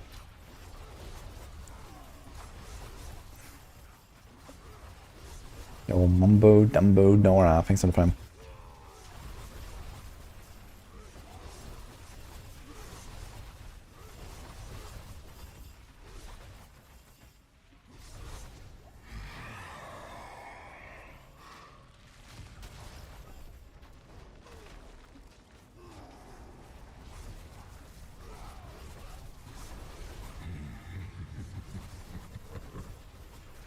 Remember, 45 and overpower class mechanics. Dude, who cares about class mechanics, man? Everyone has teleport now. Class identity in 2024? Forget it.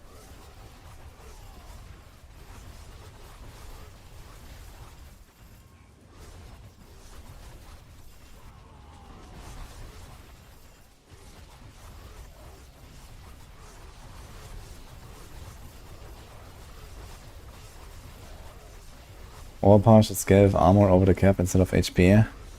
We have Spiritborns do that now. I don't think they're gonna do something like that for like overpower as well. What is overpower? Spirit Wave, Necro stacks life.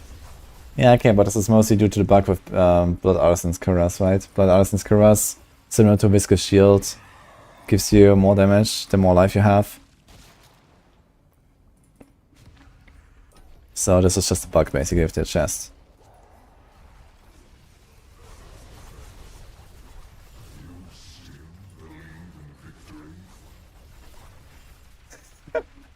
My Sorg identifies as a meme. Bring the player, not the class, Kappa. Okay.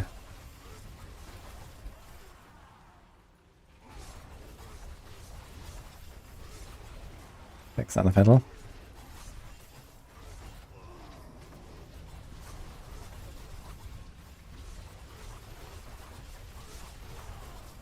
Paths can get over 100k life with right gear and buffs. Yeah, imagine you have 100k life. Base life is 400. So you have 250 times your base life. So for every one time you have a base life and then you fortify it, you get 200% additive damage. So you get 500 times 100, you get 50,000 additive damage. Seems good, man.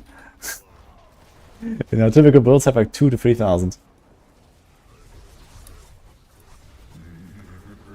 And then you get 50,000.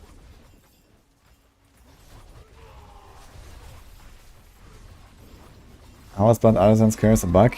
Well, it should scale the damage by life percent and not by maximum life over base life. So this is the expectation. So you should get up to 100% damage bonus basically for having full life. But it should not get, you know, 100% damage bonus for every 400 total life you have, you know, which is obviously stupid and overpowered.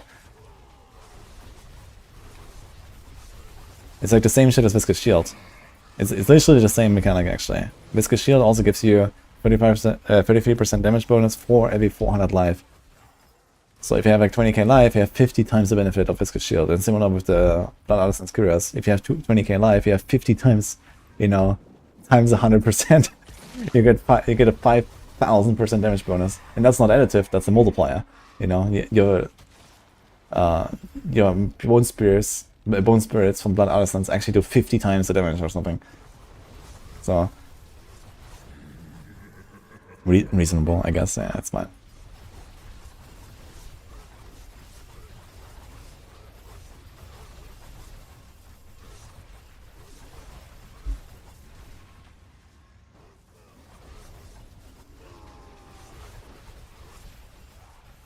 It's a feature. The thing is that I think Spirit Wave is not even the strongest, right? I think it's a pure Bone Spirit. I'm not sure which of the Necro builds is the strongest, but either way, even if they fix this Blood Artisan stuff, and Blood Artisans is just not really going to be that great anymore, you still have the normal Bone Spirit that's also like on nearly the same level.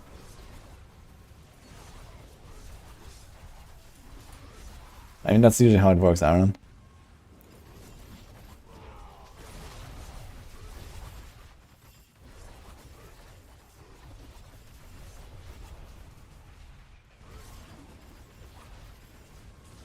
Necro looks fun. Yeah, I'm gonna make a Sever Necro.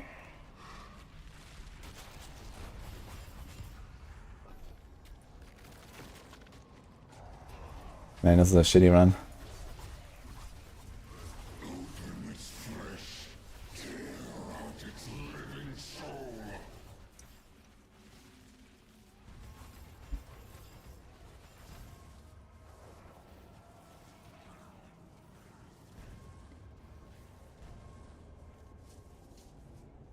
Yeah, it initially says that. Dealing bonus damage based on your current life percent. Right? So you would expect, okay, if you have 100% life, you get 100% bonus. That's it. But what actually happens is that, you know, it thinks that for every 400 life, you have 100% extra. You know, you have 100% of your base life, and then you have 200% of your base life, 300% of your base life, 400% of your base life, and so on. So it just gives you a bigger and bigger bonus the more life you have.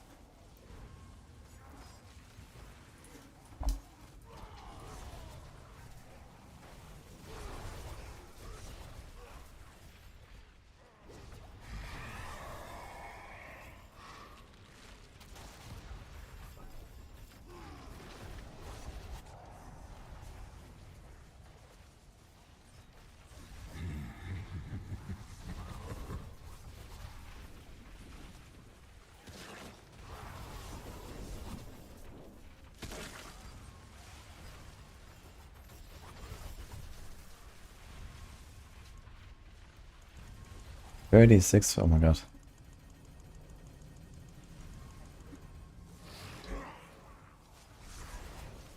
Do we have everything leveled now on these guys?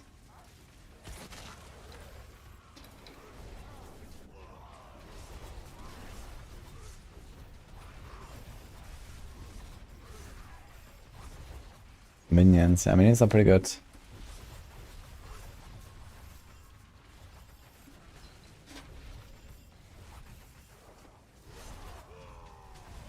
Blizzard Math plus Spaghetti Carrot equals fun.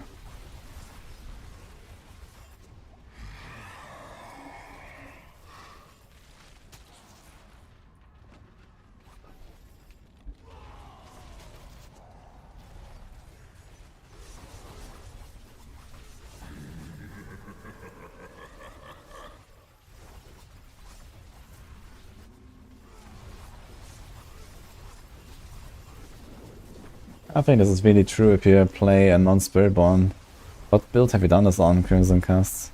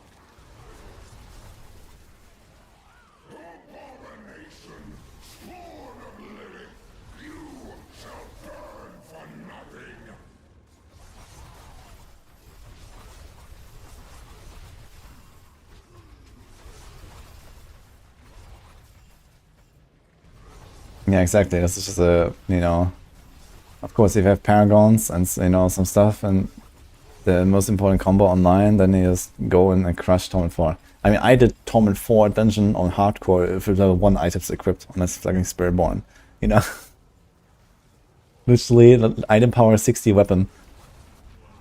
So, it's just Spiritborn stuff.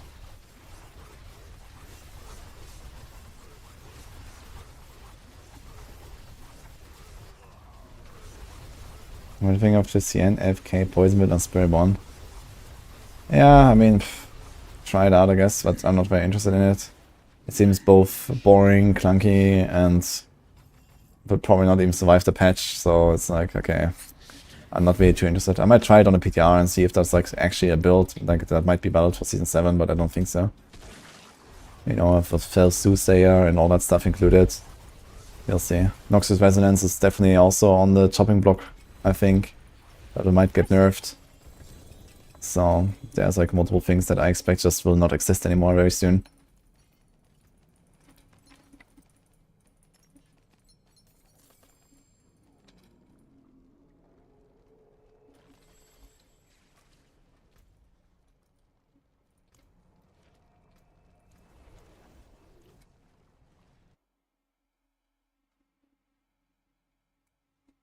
The only class without bug class is Bone Spirit. Well, Bone Spirit is not a class.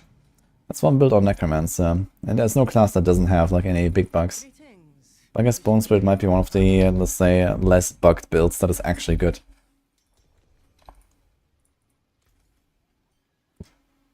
Do we have any pants here?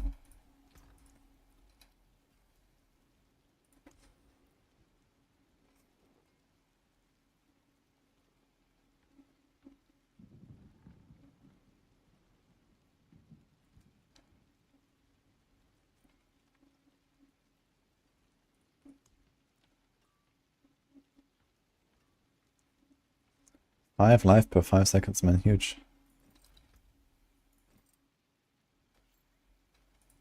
I forge more than horseshoes and nails. I just start, guys, I'm coming in a second.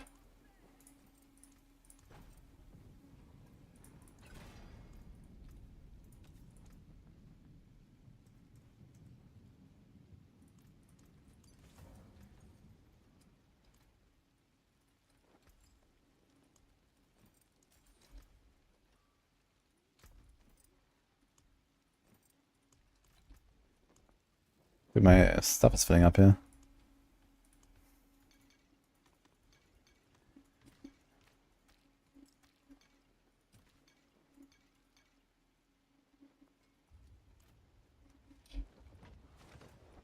There is power in these stones. Ah.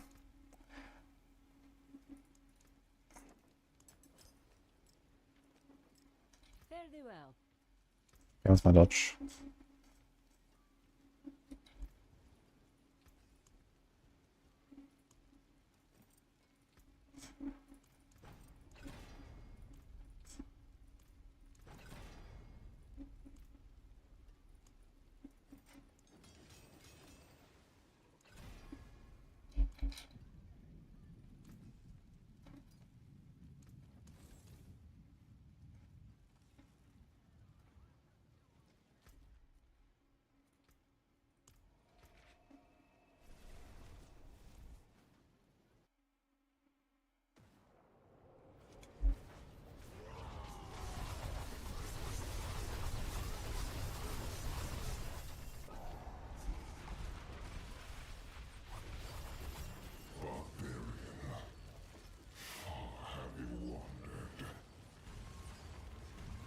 So changing to dodge, you can probably just like stand here forever, right?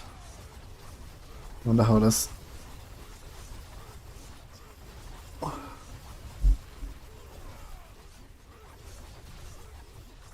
What's this guy playing? That's so nice.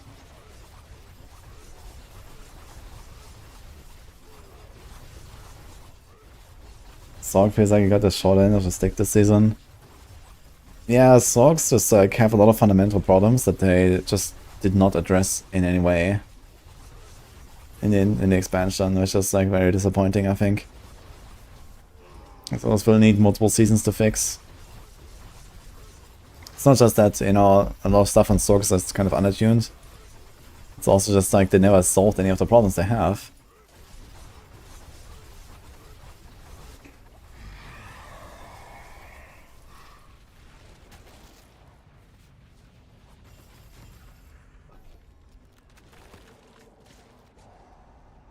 Druid needs the most help by far. I mean, power-wise, Druid is okay.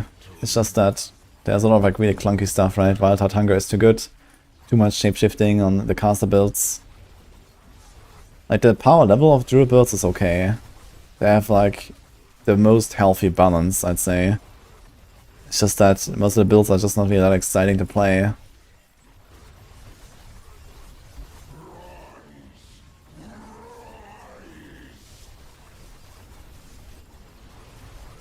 They're probably gonna get a huge enchantment change. Yes. Give me more Tacopium.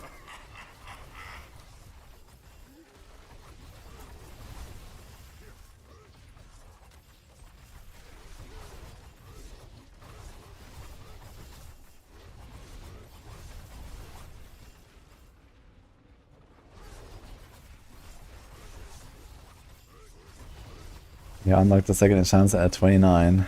Nice. Can be good for our PvP events.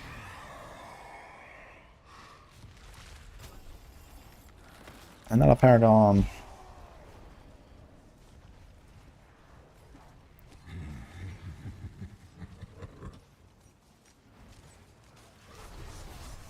Should add the third enchantment slot back. Yeah, this is not good enough though. I mean, it would be like, you know, a slight buff for every build, or at least you can run like Firebolt and Teleport in every build, and then you use like, you know, one more. But it's like neither exciting nor is it really gonna solve the problems the class has. You know, it's just like, okay, a slight power creep that is like not really interesting, I think. What you really need to do is like you have to like fundamentally rework all of the enchantment effects, then maybe add a third slot. And maybe even make like one of the slots different from the other two slots. Like for example, you can have like, you know, two slots that are like now where it's like mostly proc based and stuff like that, and one slot that is like a passive thing, more like for example the Spirit Hall on a Spiritborn. You know, add extra attacks to skills, add extra stats or something like that. You know, something like a sacrifice bonus from the Necromancers. So this could be like interesting.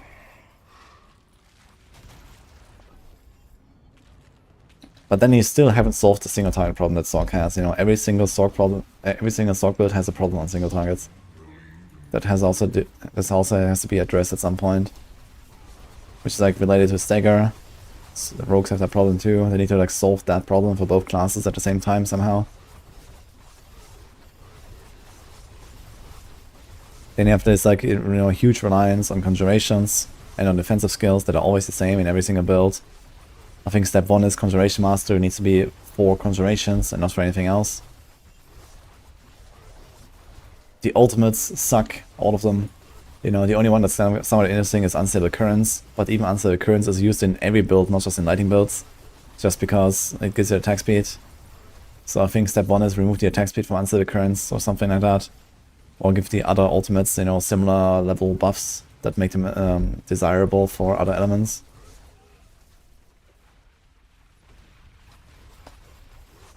Yeah. And then like long term you can also do like some more interesting stuff, like for example make mastery skills actually like support tools potentially, you know, like make a unique and make a aspect for every single mastery skill, for example. Like Firewall has something like that with like the Firebolt build, where you use Firewall instead of, you know, another skill, and then the Firewall actually helps you with the build in some way. And I'd like to see more stuff like that, where you use a Blizzard, where we maybe throw a Ball Lightning, and then maybe from that Ball Lightning you can like throw out charged bolts, you know, or some shit like that, right? So some cool combos, some under skills that are not just like Ice Armor, Flame Shield, Teleport in every single build.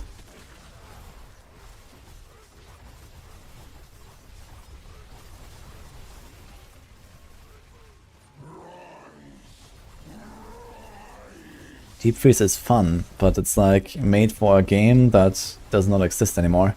That's the thing. Like Deep Freeze has like zero purpose in Diablo 4 in 2024. It was always shit from the start, but at least you could cheese some stuff, or, you know, you could get like a refresh on your mana or your cooldowns. But, you know, you're playing Diablo 4 in Season 6 now, and none of the benefits that Deep Freeze bring you help you in any way. Like everyone has infinite amount of cooldown with a Shaco. You have infinite amount of barriers as well. You have infinite mana. Like, what do you want with Deep Freeze exactly? You have Flame Shield.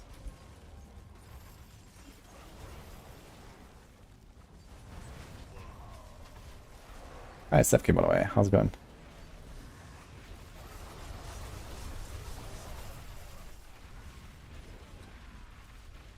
Early game for cooldown. Nice, yeah, I can use Deep Freeze at level 30, I guess. And then which cooldown do you reset exactly? Teleport? What cooldown do you care about?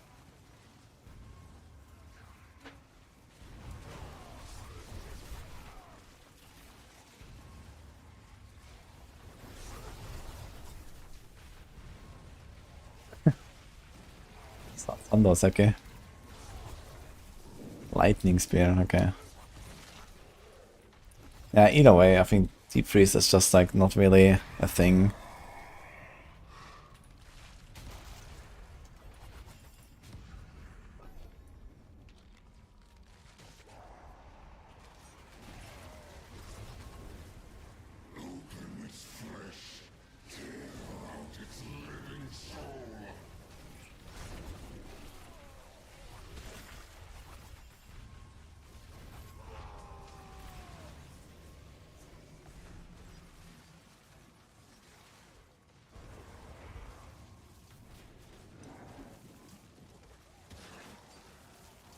When do we do that Ori stream, by the way? I want to do it this week, sometime. Exactly, you're gonna be here like in the evenings. Like early evenings, like now.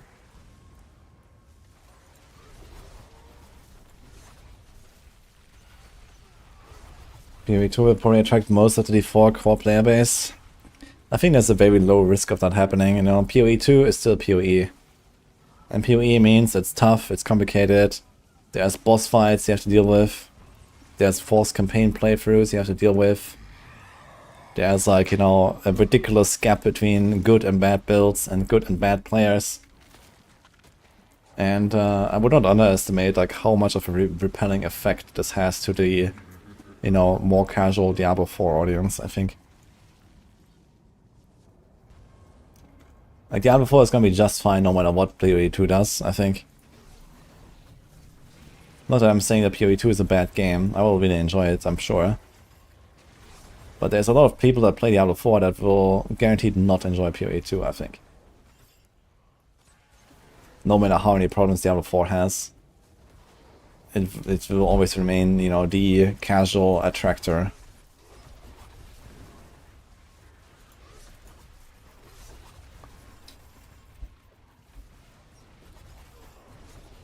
Now you're doing Ori in the Blind Forest.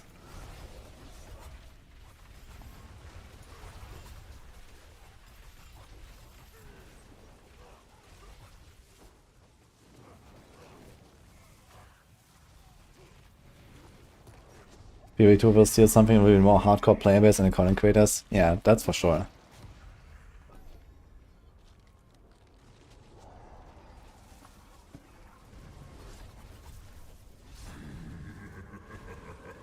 Do I expect a lot or little after Campfire?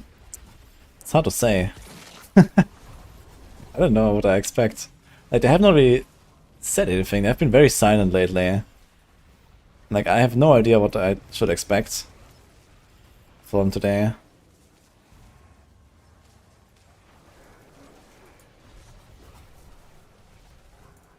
You can play controller on PC, Alexis. I've done that. Once. Once was enough, but I've done it.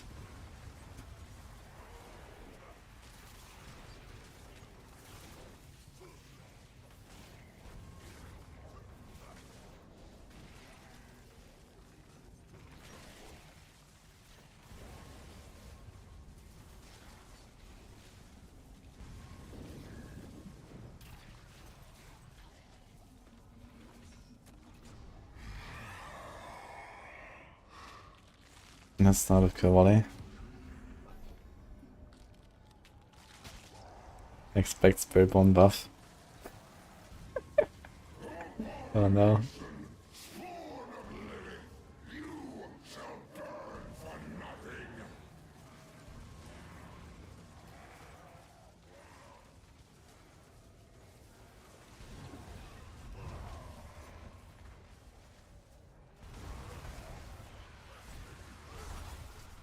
Nerfed Volley because it's lagging the game. It's kind of funny because people don't even use the rebounding aspect that doubles the amount of hits, right?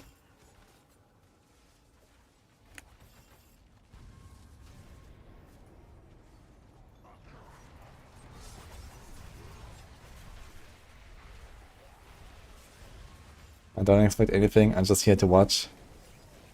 Yeah. I have also like not really any expectations for later. I just hope it's not gonna be a disaster. That's basically where I'm at now. Because I'm not really sure how they're gonna get themselves out of this shit that they maneuver themselves in with the Spiritborn. But I'm very excited to see what they will do about it.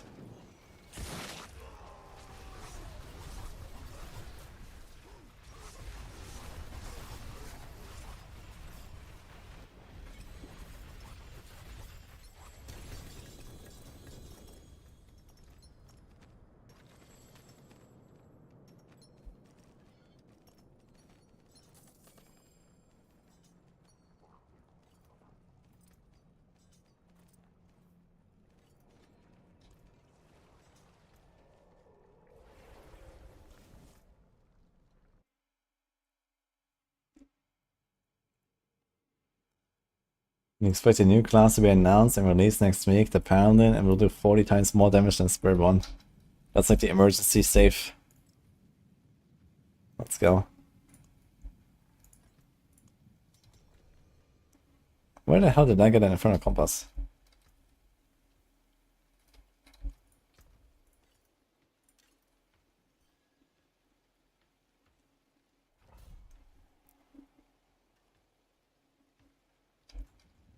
See some steel you need?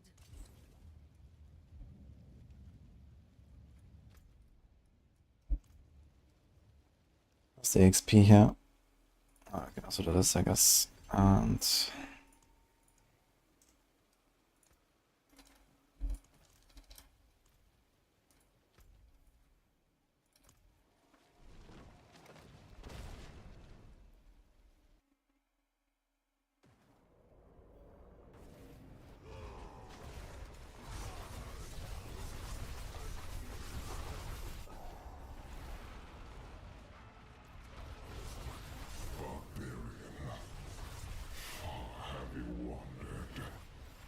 Watch party with yesterday's squad would be great. Yeah, they asked about it actually. And I said, okay, we can maybe like hang out after. We can also do watch party. What do you guys think? Those that were here yesterday.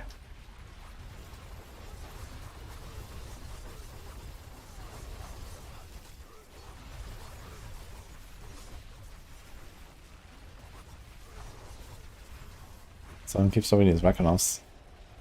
Do I actually... Wait a minute. We have Jens. Actually need Jens, not Yakunov on this.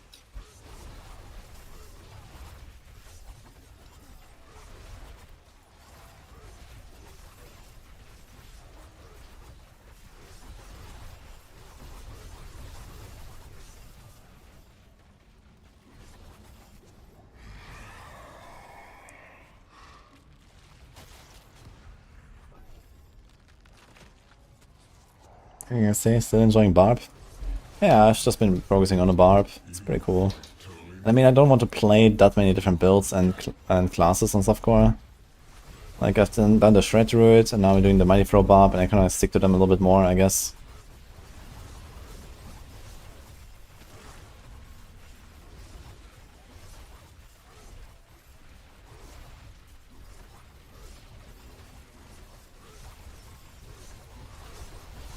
Might be complete L if the stream is just a nothing burger. Yeah, can I afford a nothing burger though?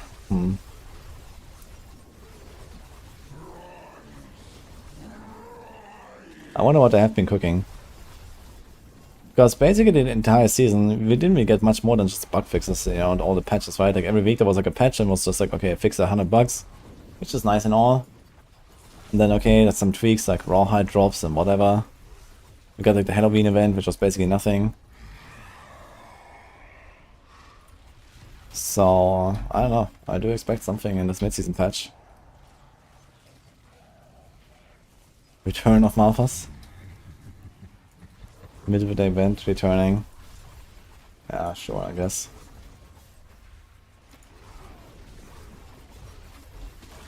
Do you like the new update? Which one? Our 12 is back.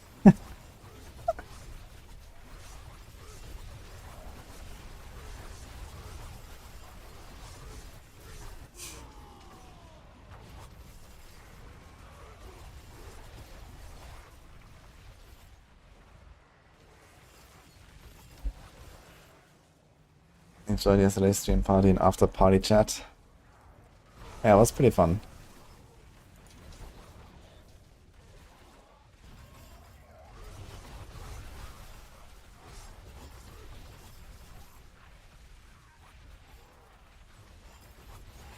Someone is like trying to buy my shit from Crimson Market. Poggers, let's go.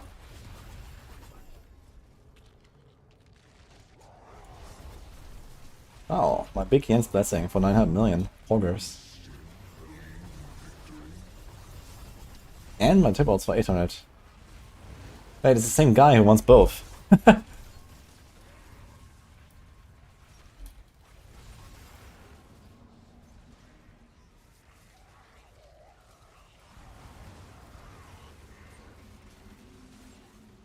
Orc. Okay, some two big trades. Oh, gold, man.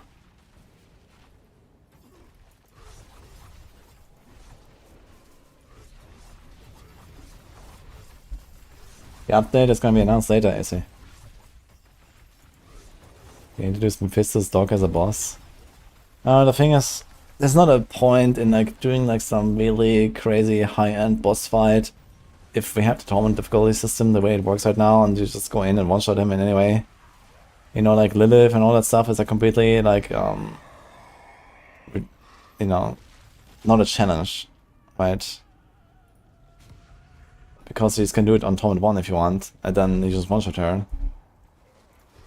So if they really want to do like boss fights, like interesting boss fights, they have to make some, you know, extra, you know, specific difficulty challenge, like a really high-end challenge or something, you know, that is like specifically a challenge version of that boss or something like that. You know, similar to how Lilith functioned in the past, right? There was no tiers or something to select for Lilith. You just went in and you either did Lilith or you didn't. And that's it. And we need something like that back if you want to do cool boss fights again. Because right now, no matter what they do, you're just gonna go and one-shot the boss. There's no challenge behind any of the bosses unless you go on like a too high difficulty for your character. And you know, okay, you might do this like once for fun or something. But the reality is that no one is gonna fight bosses, you know, for minutes over and over and over. Unless you force them to. And right now, with the tournament difficulty system, you can't force people to do that. Unless you make like the highest difficulty really, really hard. And somehow extremely rewarding. And both these things cannot really exist in this game, I think.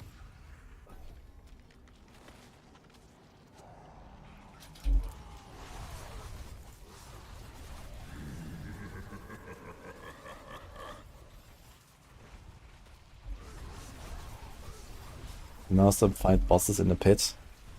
I mean, I could do something like, you know, the pit difficulty system for the bosses, but I don't think this is really gonna help. Because, again, what will happen is you're just gonna farm a certain pit level where you just kill the boss instantly, you know? You're never gonna fight a boss if you can choose a difficulty.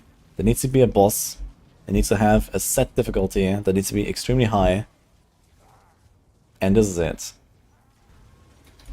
And then it needs to have some kind of reward for it, basically. You cannot give people the option to choose the difficulty. Unless they are like certain difficulty thresholds, and then at certain thresholds you get a special reward or whatever, you know, if there's like a reason to go up. For example, like Pit, you know, if you want to farm XP and loot and obols, you would never go and do like, you know, some 10-minute or 12-minute run where you like push as high as you can or some shit. You know, what you do is you do 2-minute speedruns, you know, 10 tiers lower, that's it, right? There is no reason to go high for anything outside of the glyphs. The glyphs force you to go high. So there is like this incentive, but if you don't have such an incentive, then you would never do it.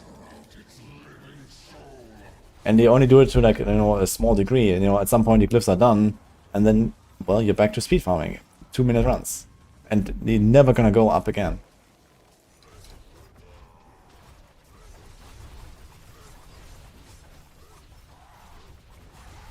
Exactly, the entire point of these bosses is that they are like some endgame challenge, right? There's something to work towards, right? You play the entire season, then you see if you can do it, right? If you compare to like the Uber bosses in PoE, they are fixed difficulty.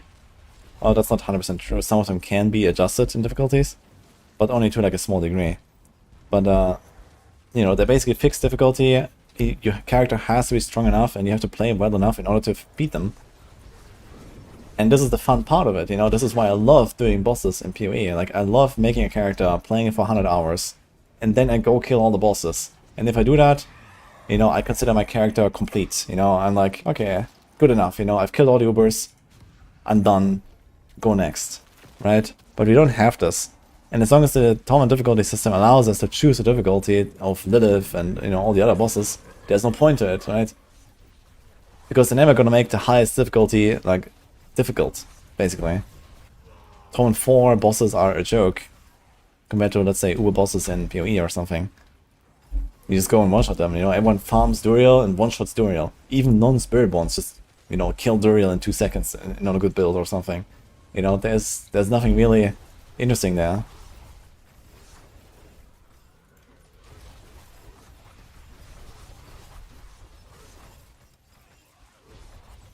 You can't roll the boss imitations anymore. Yeah, it's even better, actually. Yeah, the bosses are really well done in PoE. And we need something like the Uber bosses as well here in this game. I think it's okay that, you know, we farm Duriel on Tournament 4, like, you know, a bunch, and then we get our uniques, we get our mythics. But there needs to be, you know, something to look forward to with all that stuff that we acquire on the way there, right? There needs to be like some Uber version of all of the bosses. We used to have the tormented bosses, but they were also a joke because they nerfed them and, you know, power creep and everything. And, you know, even in the season when tormented bosses were introduced, they were already a joke because people just like blasted them down and that was it.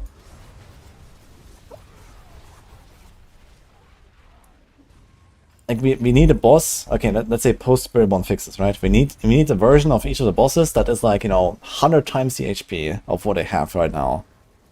And you know, there's like some extra mechanic as well or whatever. And then it could be kind of interesting, right? Like it's something that they not farm, but that they do once, you know, this is like the high-end challenge of the season, you know, like Season 0 Uber Lilith. They should make a version of that for every boss that we have. And not give it like any loot necessarily or something. You know, you could make it like Season 0 Uber Lilith, you get like a mount, or get like, you know, some achievement, or like, I don't know what, you know. Maybe that's like something you can collect every season for killing them all once, solo, or something like that, you know.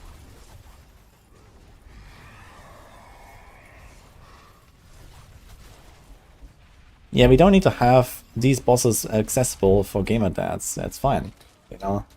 Not every gamer dad has to go and kill the uber challenge that the game offers. Why would we expect this to be the case in the first place?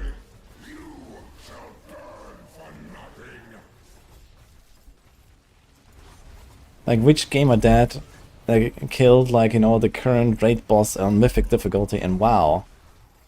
You know, people don't do that. There's very, very few people that do that, you know. And it's fine. You know, it's totally fine. You know, there's no problem with that, I think.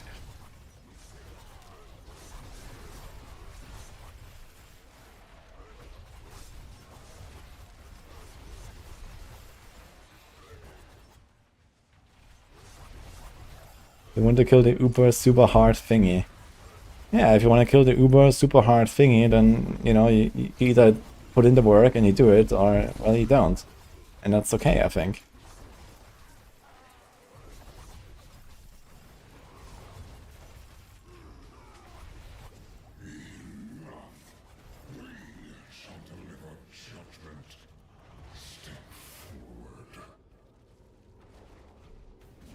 Yeah, the thing is that, you know, even if you know you're probably not gonna do it or something, you could at least still like progress a character towards that goal and then see if maybe you have a chance of doing it, you know, maybe not this season, but maybe the next season, you know, maybe you somehow end up with like a really good build one time and you're actually gonna do it, right? But you don't do it every season or something like that. And I think that's totally fine. Like, I haven't killed the Uber bosses in PoE every single season I played the PoE, you know? Like, when I played them enough, and I actually, like, progressed my character enough, yeah, I did it. And, you know, sometimes I didn't play enough, and I just didn't do it. And what's the problem? You know?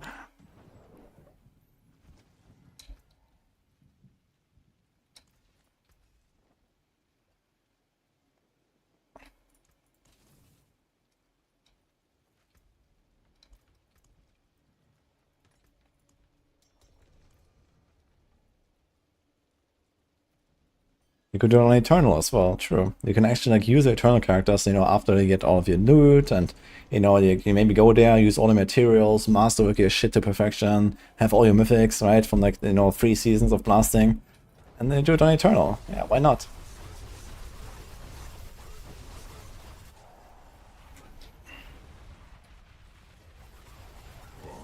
What is Gamer Dad? Well, that's like some obscure image of someone who has like 1 hour to play on the weekend and who wants to complete everything in the game, I guess. Which is like mostly a meme. But, you know, we're generally talking about like, you know, the increasing casualization of, you know, Diablo 4, for example, and, you know, everyone can do everything no matter how bad their build is or how little time they invest or something, right? This is kind of like part of the Torment difficulty system rework, for example, as well. Like, okay, maybe you can't do it on Torment 4, but you can do it on like any other Torment level, right? Like Torment 1, everything is easy with any crappy build, for example. And I mean, that's okay, you know, like you have Torment difficulties. You can like make the stuff like more high-end, more low-end, depending on your liking for Blizzard. And you can like allow everyone to see all the content in the game. I think that's okay. Like all of that is okay. What is not okay is that we don't have anything that's actually a challenge, you know? Besides, you push the pit, but even the pit is like not really that challenging. It's more of like a gear check than it is a challenge, you know? Pit is just like, okay, you grind out your gear or your armed tier gear, and then you go do you know, some fishing, and then you clear a certain tier. And, you know, no matter like how good or bad you are, you will clear almost the same. You know, you don't have to be a good player to clear a high tier in the pit, you just need to have good gear and a good build. And you know, there's like nothing that is actually like kind of like something to like look forward to, something to challenge yourself, something to like force you to improve yourself or anything like that.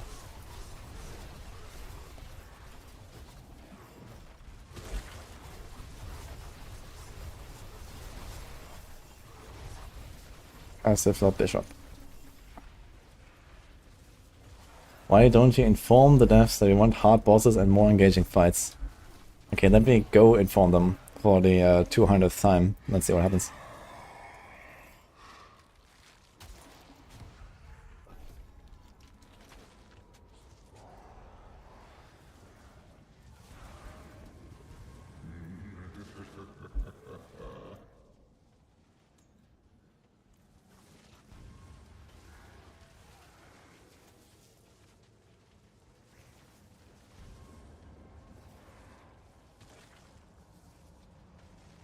It's the guy who wants to buy my stuff on hardcore.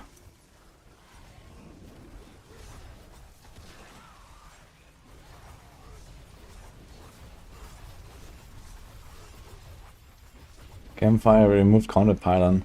Oh yeah, true. Some people asked me about my expectations for the campfire chat. They're definitely gonna talk about conduit pylon.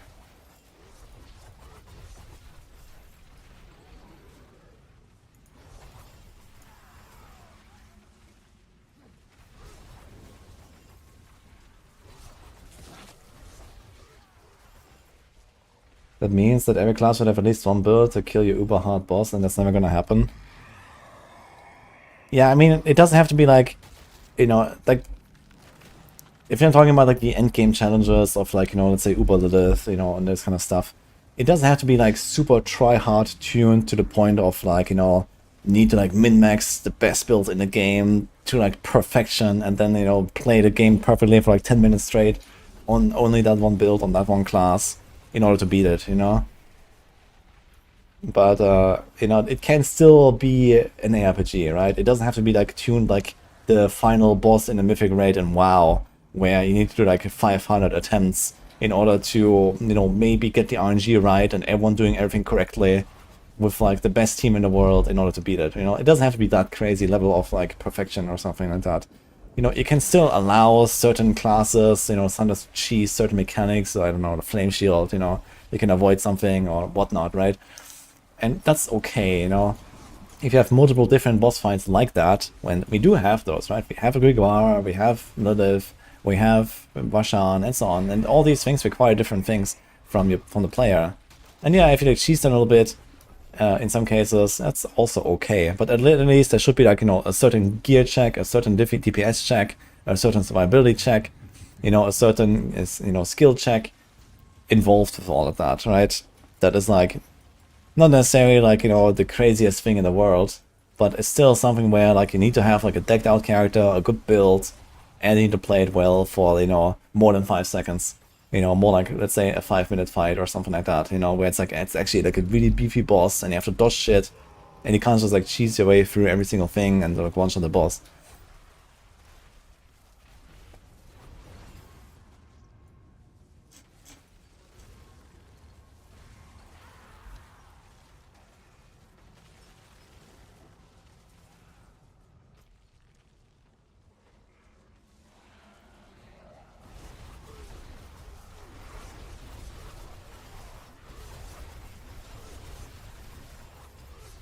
Okay, make the game more reliant on skill.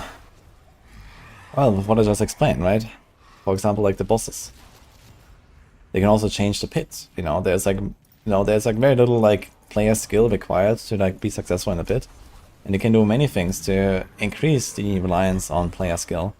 You can just, you know, you can take pits 101 plus, let's say, and you can add new mechanics. You can, you know, you can add elites that give you tormented stacks. You can increase the cap of tormented stacks.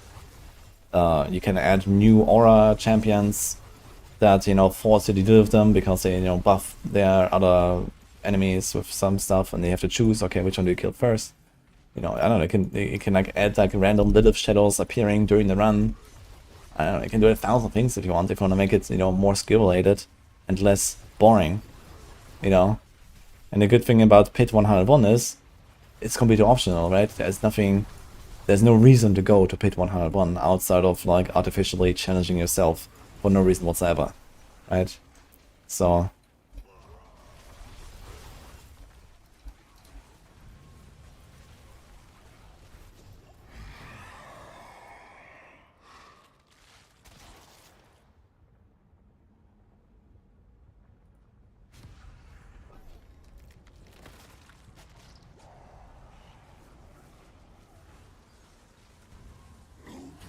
Mythic Plus. Yeah, exactly. Stuff like Mythic Plus.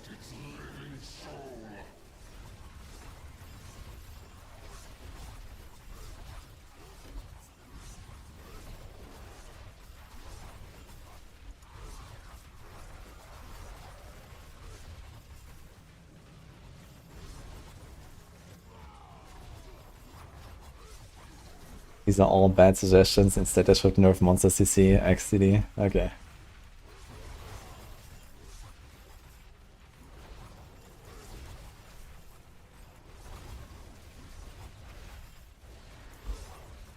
Yeah, I think, you know, if you make like these uber bosses that we talked about, I think it's totally fine that not every build can kill those ubers unless you're like a god gamer or something, you know. Like if you take a build that has like, you know, negative single target damage, and you really wanna, you know, fight it out for half an hour with that uber boss, I mean, go and do it, unless there's like some, you know, enrage mechanic or something, right? But I think you will probably require enrage mechanics. Right? Lilith actually has like a soft enrage. There's like a stacking debuff that you get, not the tormented stacks, but the like the blood boil stacks, right? You kind of like take more and more damage. You know, you kind of have to make sure that people don't just like go melt Heart of Steelake and you know, free defensive aspects and just like face tank everything, right? With Tyraels and melted heart and whatever. So you have to force people to actually bring enough damage, to some degree at least, and not just turtle and like, you know, left click the boss to death in half an hour. So it needs to be something like that at least, you know, it needs to be the one-shot mechanics, or it needs to be like stacking buffs or whatever, at least. In those kind of like challenging boss fights. And we already have that, right? We already have tormented stacks. You can just make these like, let's say, uber tormented bosses, and you know, tormented stacks actually just ramp up forever, right? Instead of only going to 3, they go to like, you know, 30, and eventually just get one-tapped or some shit.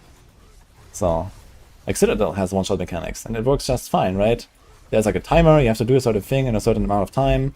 You know, you can implement stuff like that into a boss fight as well.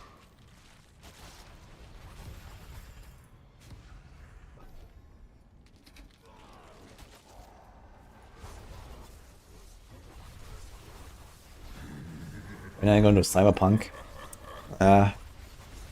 in 2077 or something. I think until then we're busy with Diablo 4 and PoE 2.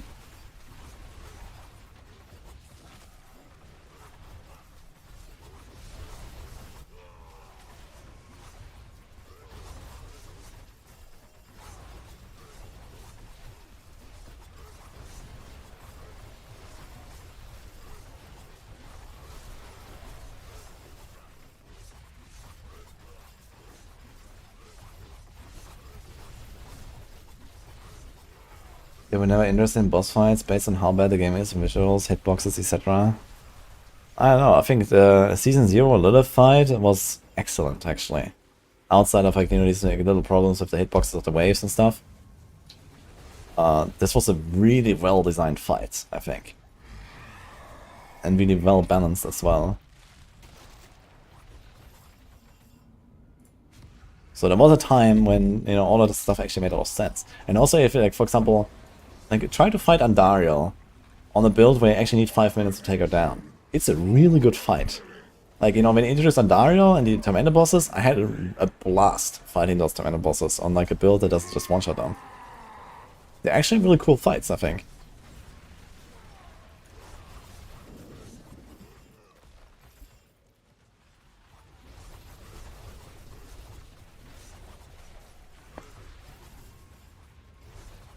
And you know, like, for example, the original Tormentor bosses, you know, before we, like, if you don't play like a build that is just like a one-taps them or something, they were a pretty good spot, I think. You know, we need more like that.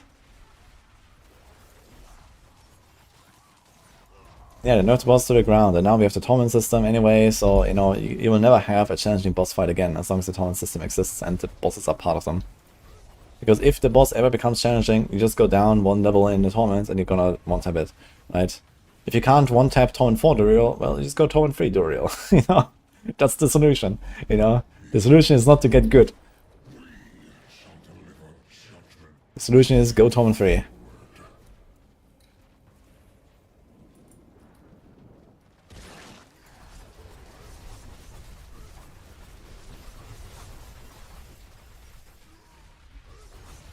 N-Tax, thanks for the sub by the way, and Hailstorm. And HG Trigger, appreciate the price.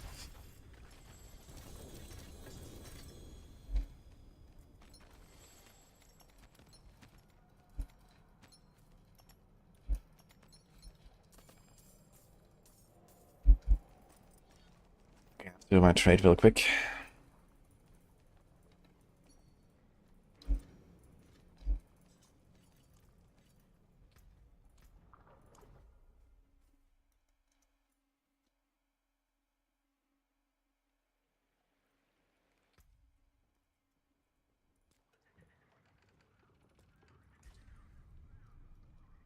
Log into mana bosses, the highest difficulty could be a way.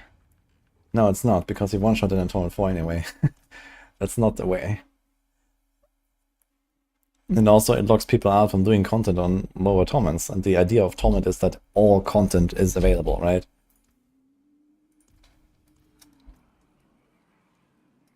Oh look, I have both those two items there.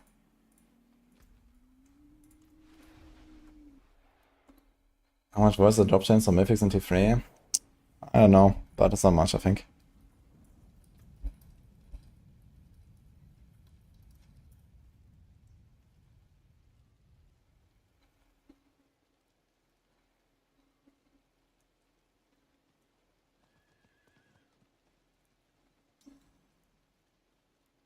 So the guy's not here now, F.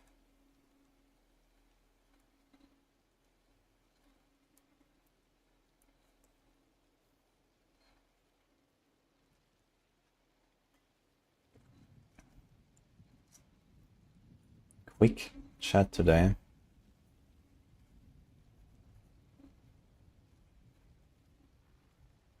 Monka.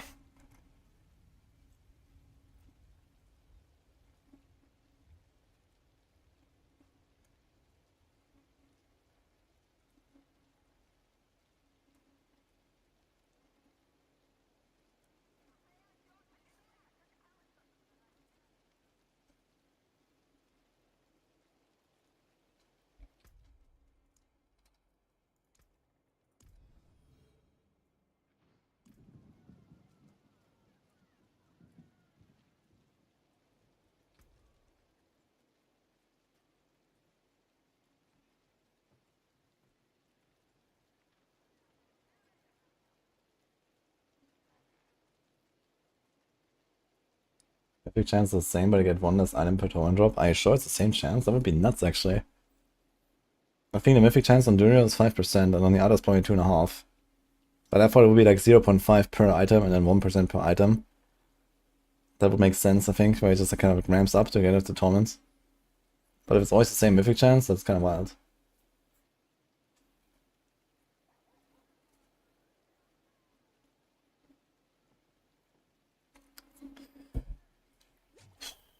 Well, I guess I'll go back to the barb, this guy's. But it's like the biggest trade I will make this entire season. I don't really wanna... In worst case I drop out again, I guess.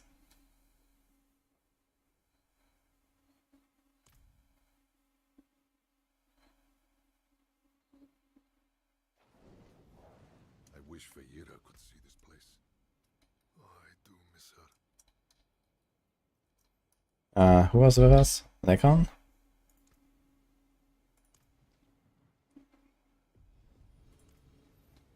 Oh my god, now they replied to me. Okay.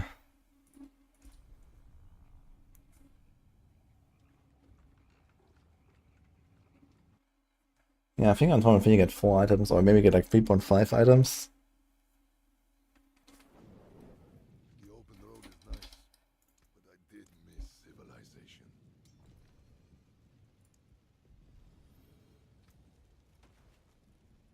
Hello.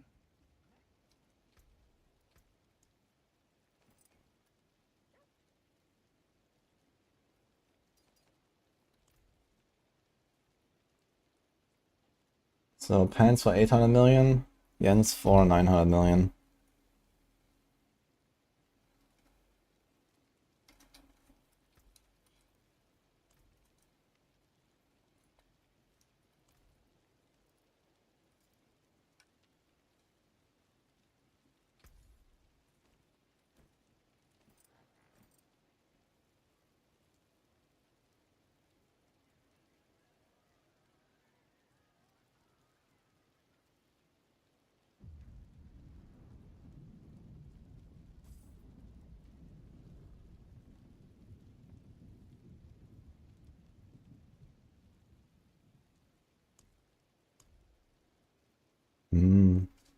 Gold.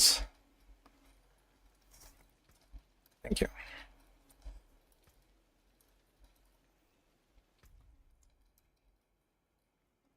So I guess not here.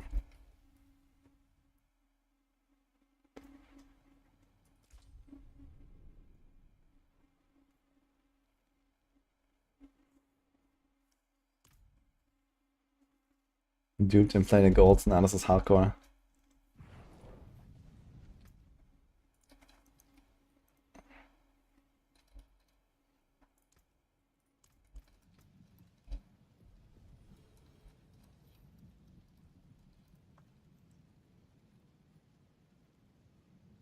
Someone dropped out of the party here, no? Wasn't there like a fourth guy? 900 million mad price. I mean, on softcore, this will probably be like 20 billion or something, right? For both these items. But yeah. Wait, you can just come and click it? Ah, no, I didn't get... Interesting, I didn't get any opals. Or is it this one? Ah, this one is the opals, yes. Wow. That's sick, actually. Okay. Can't take my Nini. Player's already in the party. Okay, never mind.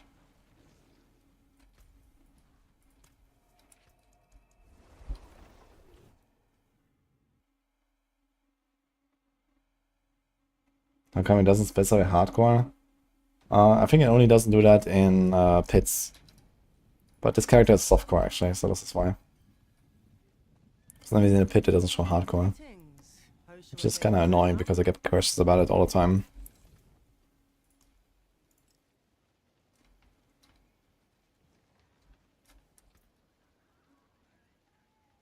Wait. Wait, so I opened a chest and then they couldn't open it? I thought it's like individual. Ah, shit.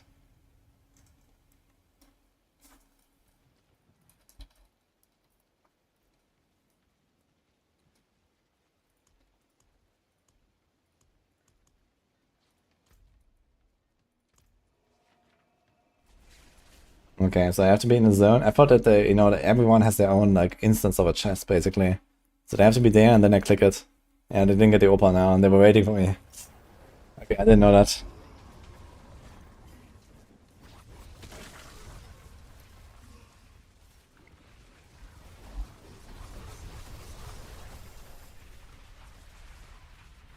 Do I need to froze a bone?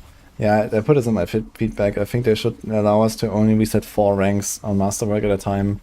Or in some other way, like lock in a certain result and then, you know, keep progressing from there.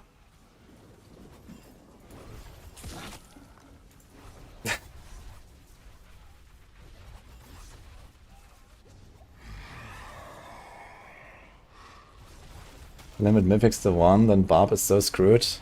No, Barb is not gonna be screwed, he just buff Barbs. It's not that hard.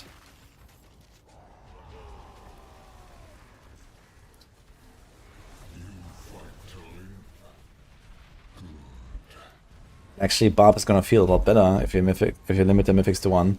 Because then Barb is just gonna be good, you know? Barb is not gonna suck for the first 50 hours until you get like 5 Mythics. If you buff the Barb and limit Mythics to 1, then Barb is just gonna be good all the way, which makes it gonna feel much more fun and much better.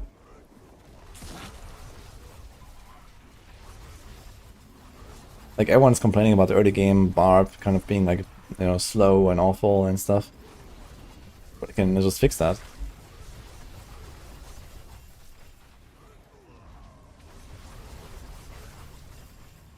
You'll see how hard it is to buff Barbs in a few minutes. True, maybe it's not that easy after all.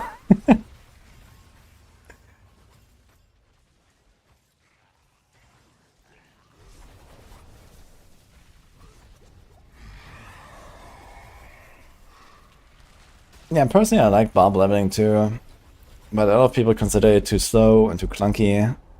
And I think there could be like, you know, some other adjustments to that, even though they already gave like 3 different resource buff patches and stuff like that, right? And it's fine to like just like generally raise the numbers on some skills or some passes a little bit. For example, if they do like a mythic limit, you know, buff the key passes a little bit, maybe give them scaling like some of the rogue passes, buff the Paragon a bit, you know. Depending on where you want the buff to kind of be felt, right? You can like either buff the skill tree, you can buff the skills, you can buff the key passes, you can buff the glyphs, and then they will all like, you know, these buffs will like kind of like get online at various steps in the progression, right? So depending on where you want to put that buff, you can choose to buff different things. So it's actually fairly easy to do this, I think, with like, you know, how they have laid out the entire game and the progression and so on, and the systems. Just need to put the right numbers everywhere.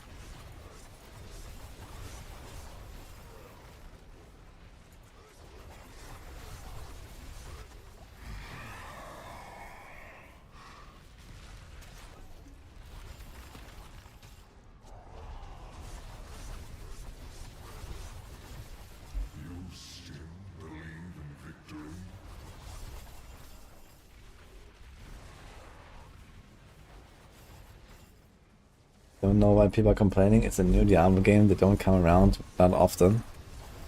Yeah, I mean, if they develop a game for like nearly a decade, then you would also expect it to not have as many problems as it does now. So we complain.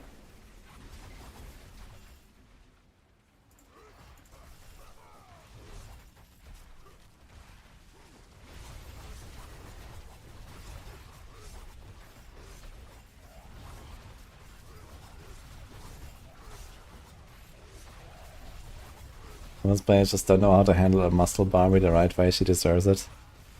Yeah, I think it's true that, you know, it's like also probably a general skill issue. Like a lot of people, like because the early game builds are very different from late game builds, right? And I guess people are mostly focused on the end game and mostly follow end game builds and end game guides and stuff like that. And, you know, they just expect everything to function similar, and then they try to, you know, just like force their way to high level with like an end game build or something.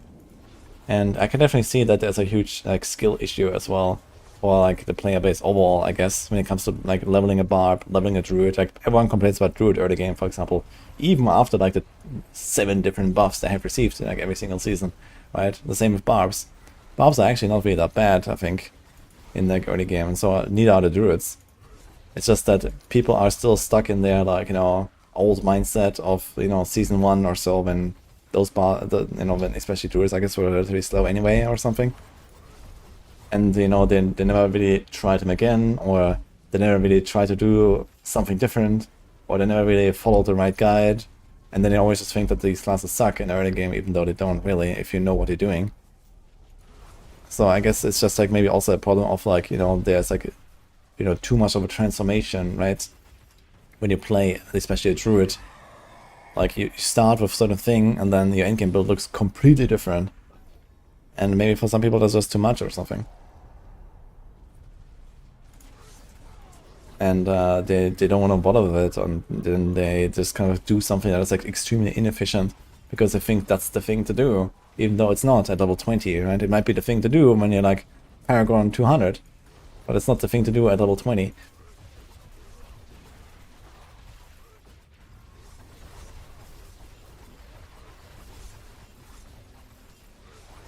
SVR90, holy, thank you for the sub.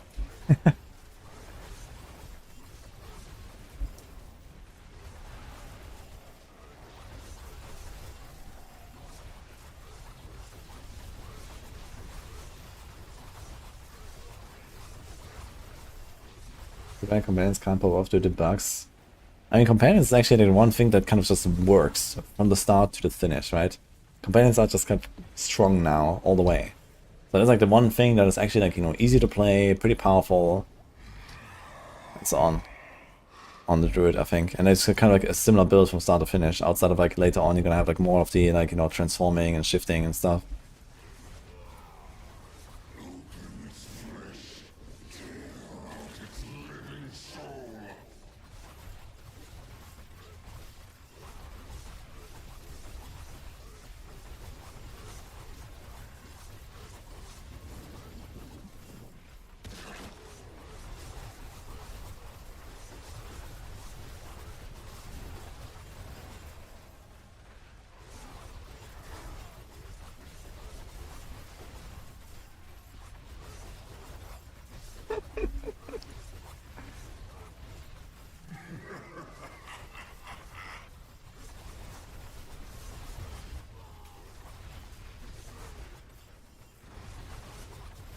It'll probably take a few more tweaks to get loot drops in the right spots.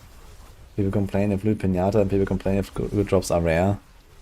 I don't think it's really that hard, you know, it's just like scale up the ancestral drop rate, reduce the overall item drop rate. You can master that out very easily, I think, and then be done with it. Like, I don't want to like fill my inventory. Like, when I do one Infernal Horde, I have an entire inventory full of shit, and then it's like, you know, 2 or 3 ancestral items.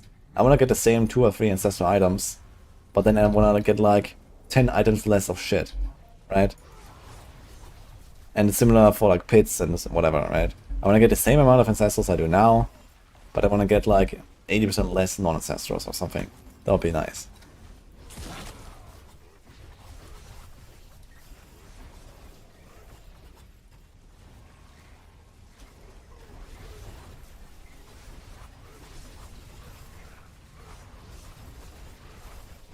Ja, Zini.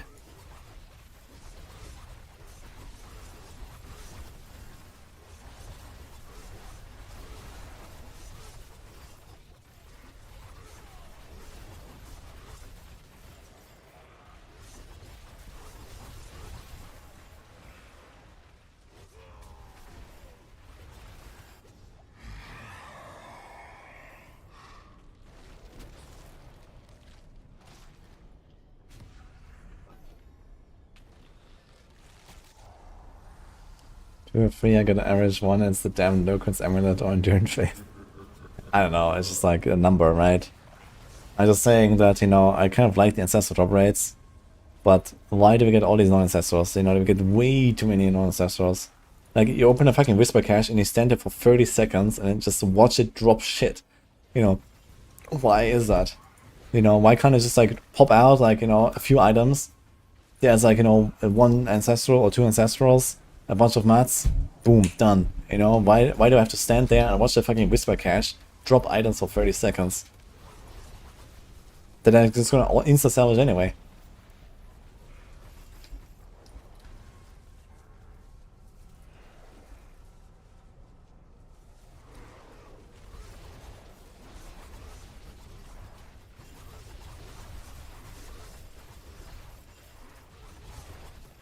It's so dangerous for 2 people in 4 hardcore. Well, that's certainly the most dangerous thing you can do in this game on hardcore. So good luck.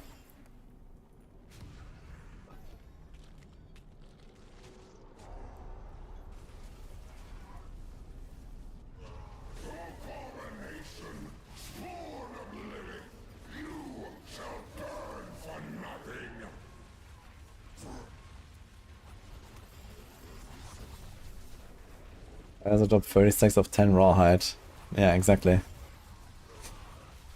Yeah, I think that there's probably some really janky solution where, you know, they have like the normal difficulty Whisper Cache, right? And then for every difficulty that you add, it's just like, you know, adds 1 more drop of each thing or something like that, right? So, you know, the normal cache drops like 1 stack of 10 rawhide, 1 stack of 10 iron chunks, 1 stack of 10 red crystals, 1 item. Yeah, and then the hard difficulty drops like, you know, 2 stacks, and 2 stacks, and 2 stacks, and 2 items. And then the expert cache drops like 3 stacks, and 3 stacks, and 3 stacks, and 3 items, or something like that, right? So that's probably how it works. So it's just like a really shitty solution, instead of just dropping a bigger stack, or, you know, whatever. You know, a higher chance for an ancestral. They just drop you like 1 more of everything, and then you're just gonna stand there for 30 seconds.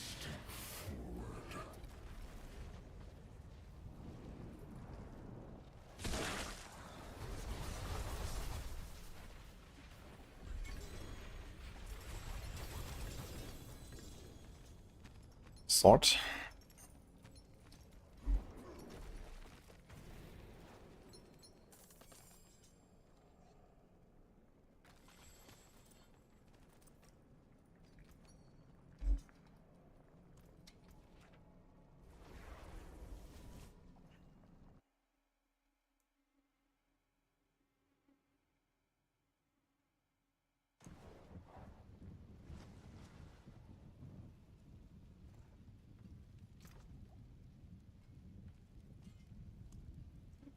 It's a perfect creeping death aspect. And also, is it sellable? Is a creeping death aspect something that someone would buy? Like some rogues maybe. We can have it in TB build, Pog. What's still got some good in it? I don't understand where I'm getting compasses from. Oh, is that from the... That's from the opal, right? Yeah, okay.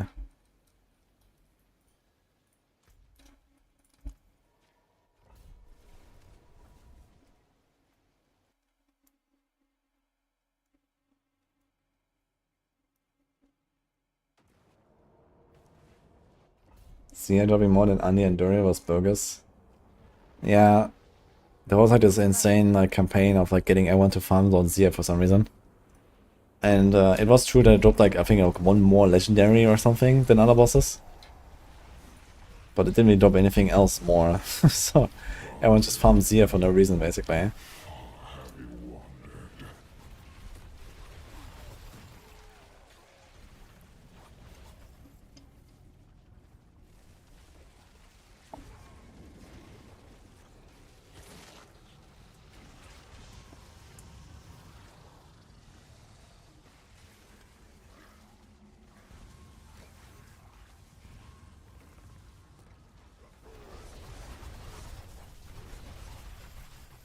Hunting aspect is always the reinforcement cooldown one.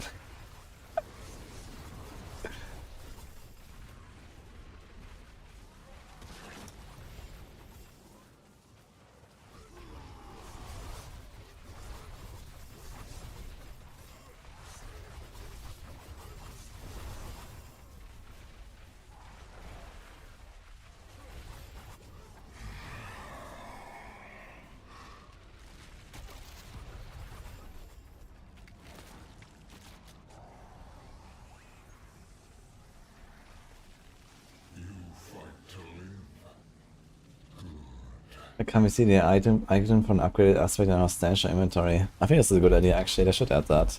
Like why doesn't it just like instantly tell you that there's an upgrade available before you put it in a stash and then you forget about it and then like, you know, 2 weeks later you check your stash and you find this thing randomly and you're like, oh, I needed that aspect 2 weeks earlier. You know? Certainly hasn't happened to me.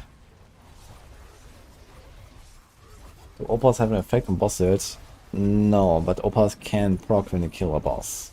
Especially when you do like a pit run. Usually you stack up one proc of the opal and then you kill a boss and you get like the opal proc with the boss, basically. And I mean, if you just do boss rotations and have an opal running, then after like, you know, 30 boss kills or something, eventually you get like one opal proc or so. Don't kill any other monsters.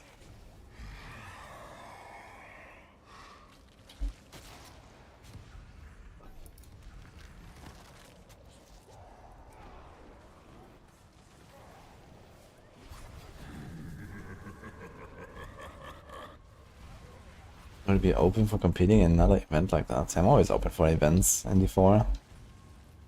I mean, I also run some events of my own. But yeah, I mean, we have way too little events going on. It's also that like Diablo 4 just has like, yeah, very little like support for stuff like this, right? We can't really make a lot of cool events because of the limitations in the game. We don't have SSF. We don't have like, you know, fresh season starts, character found mode, and these kind of things. So it's all kind of scuffed outside of like live streamed events.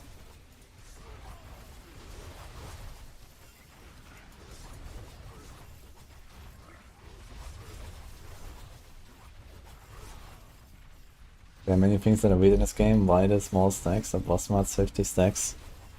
Yeah, what I mean, with a 50 stack, you know, of boss materials, you can actually summon Lord Seer 4 times. How many times do you want to kill Lord Seer?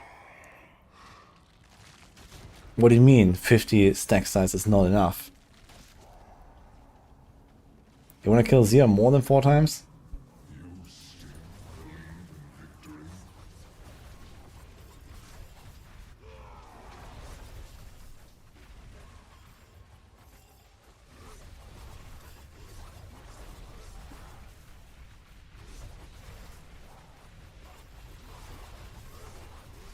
Yeah, I mean that's nice, Crimson Cast, for like a live stream event. Yeah, I'm sure. Like, I'm generally gonna be in for that.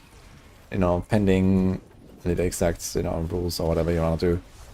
I'm just saying that unfortunately Diablo 4 just doesn't make it very easy to do this kind of stuff. But yeah, if you have like a referee and everyone is live streaming, then sure it works. But it's like obviously a lot of effort for like regular events and like just doing like some community stuff or something like that.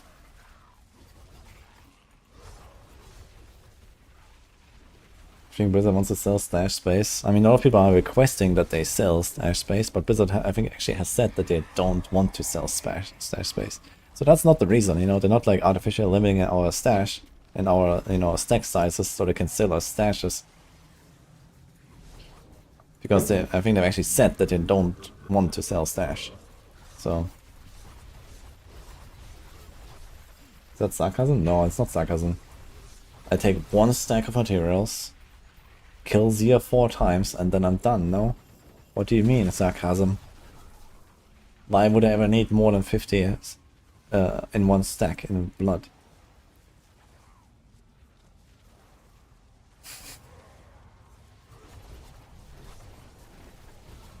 I mean, look at how long it takes to farm a stack of blood and a stack of distilled fear, man. It takes me a whole 3.5 minutes to get 1 stack of boss materials. It's fine, 50 on 1 stack.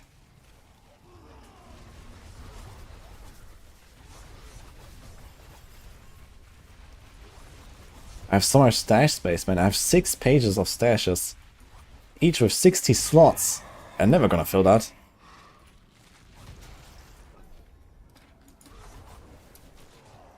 Yeah, compass is not stacking. Yeah, just run the compasses, man, 50 minutes, 50 minutes, 50 minutes, 50 minutes, 50 minutes, 50 minutes. Yeah, it's like 2 hours of compasses here.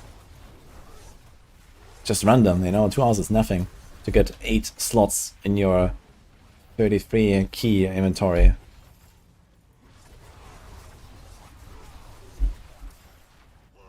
And you're certainly not gonna find more compasses while running the compasses, because you're running with an opal active.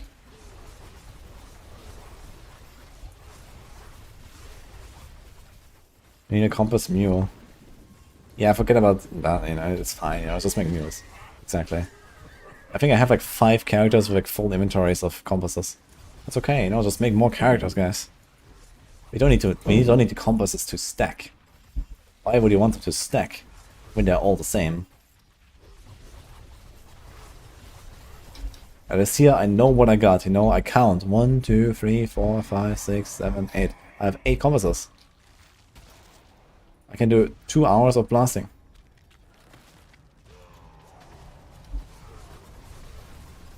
Most people do not have 10 stacks of each boss summoning mods anyways. Really? Are you sure about that? In Season 6?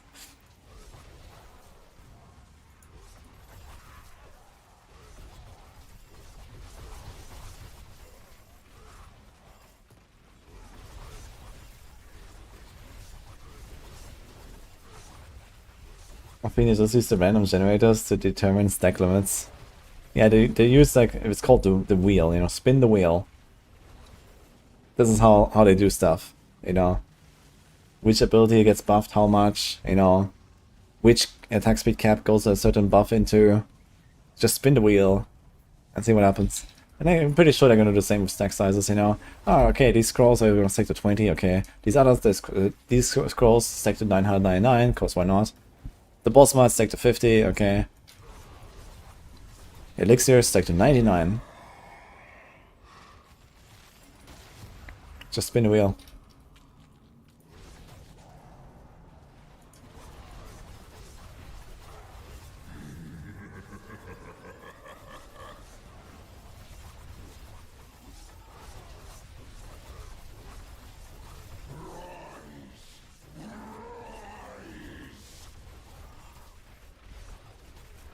one person, but rest are shared. This might help if you forgot 2 weeks ago I had this for my character.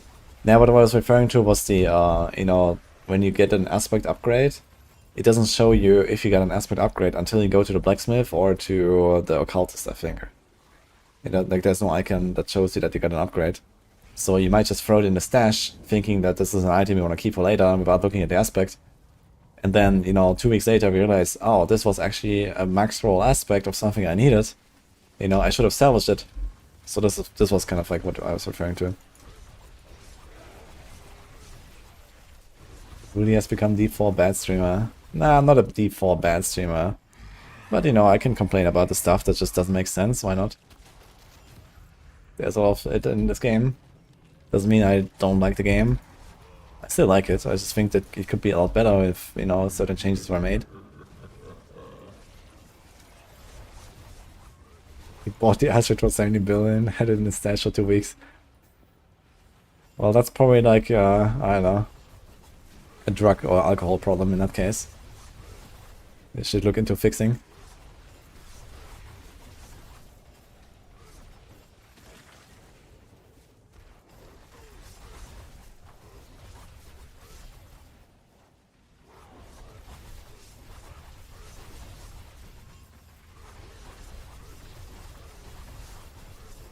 Maybe they buff Poison Creeper again, 5% next patch. Dude, I'm ready for the 5% Poison Creeper buff.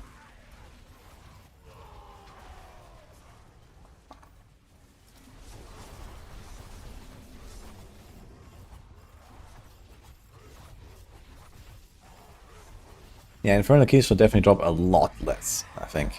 Like, a lot less.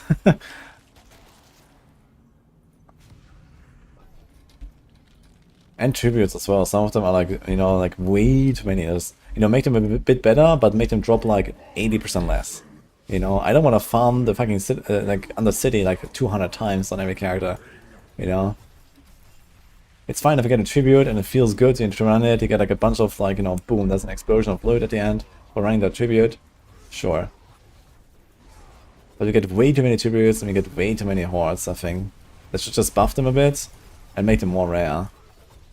So it actually feels like I got something good there, right? And I go and do it, and then I get my reward. Right now, Infernal Hordes is like you do it non-stop, and Infernal Hordes is just not fun to do non-stop, right? Like, what am I doing here? Look at this.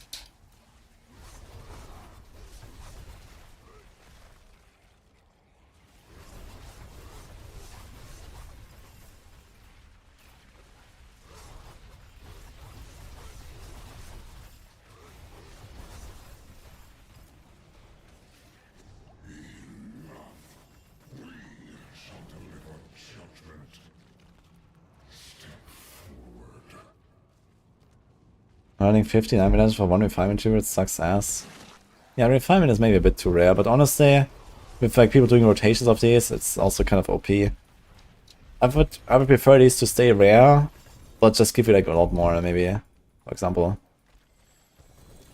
like instead of 2,000, make it like 5,000 or something. For example, so you find it in like heck yeah, you know. Now I'm gonna go on this one on a city run is like 5 times the amount that I would usually get in a 9 dungeon. And it feels, you know, like a big burst of like extra loot, basically.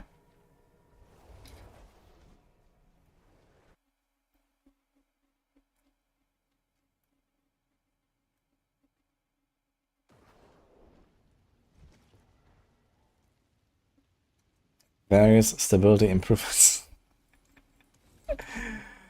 Is various stability improvements on the menu today, guys? Uh-oh.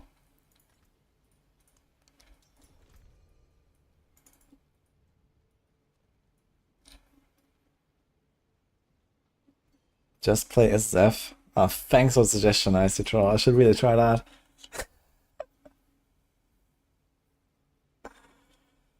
I should really try SSF for once.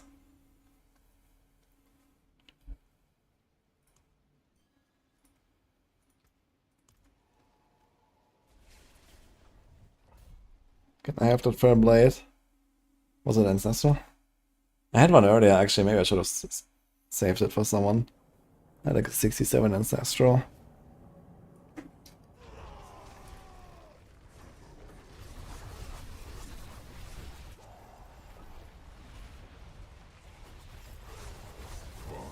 Song is every day at the same time. Yeah, Spotify has like the Kavinsky time of the day. And then everyone's playlist switches to Kavinsky song.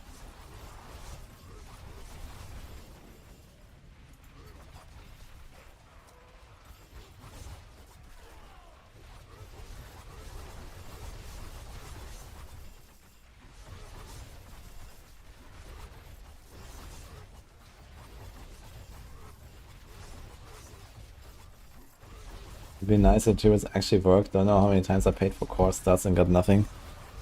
Yeah, the bargains especially seems like still kind of buggy and stuff and not working correctly.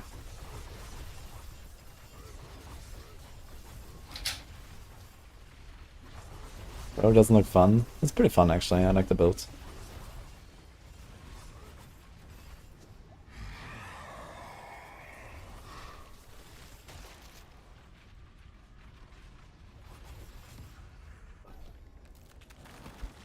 Duelists. They say 10 to 30 billion for duelists. I saw 2 duelists on hardcore, one for 150 million and one for 500 million. On softcore apparently it's 10 to 30. Holy.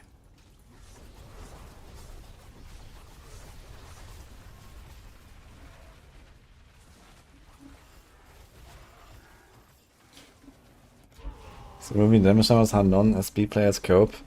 No, it's just how I cope in general with like the increased craziness of builds these days. It's just too many numbers. Every build has like ridiculous amounts of hits and double hits and, you know, multi-hits and procs and whatever. You just don't see anything if you have numbers on.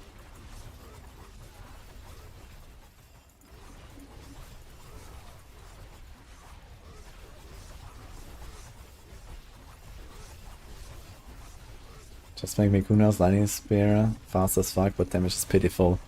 Wonderful. That's a great sales pitch.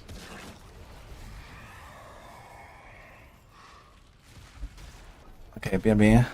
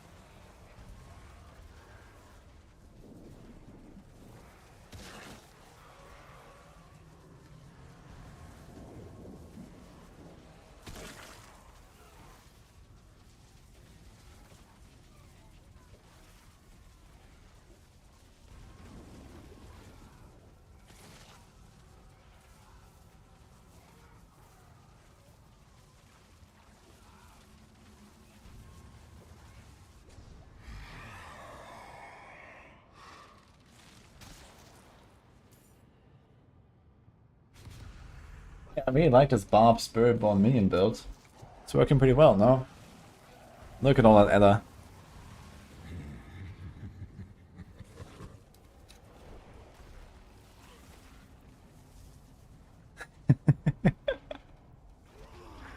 That song is great.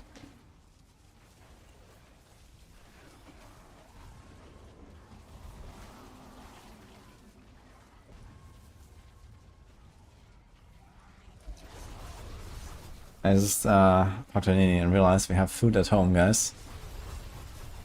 So I need to go and get some in a moment. I created the best build in the game by far. Just summon 3 Spiritborn that one-shot everything around you. The new Chinese AFK barb build.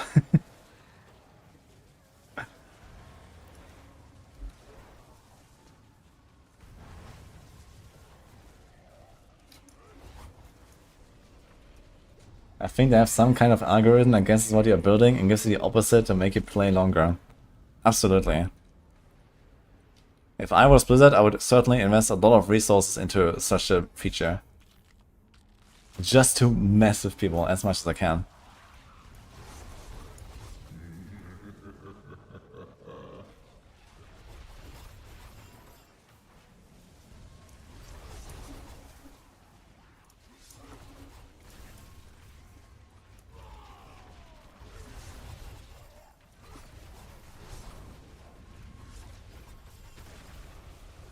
To go AFK again for a few minutes after this run, so I'm gonna like finish this.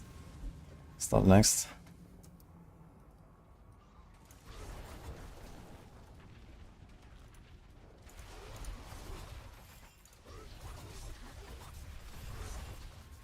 That moment when Call of the Ancients are higher Paragon than you. Feels bad, man.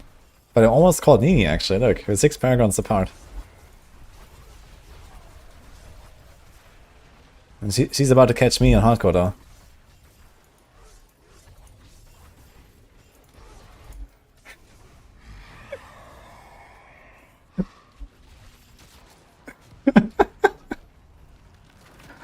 For the minds that brought you 2 attack speed caps, algorithms to manipulate your loot.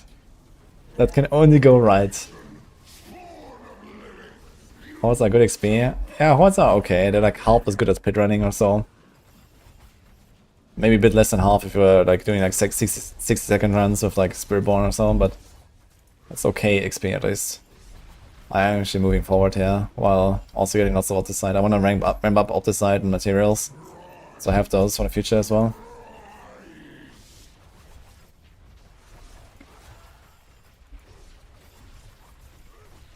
Committing resources to do something for shits and giggles and to mess with people is such a power move. True.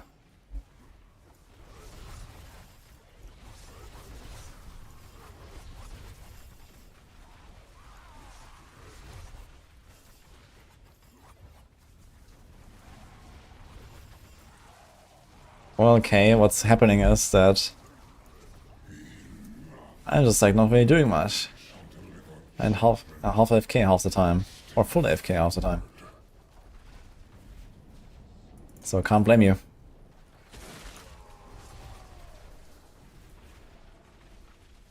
"41 minutes, by the way, until Campfire." Uh-oh.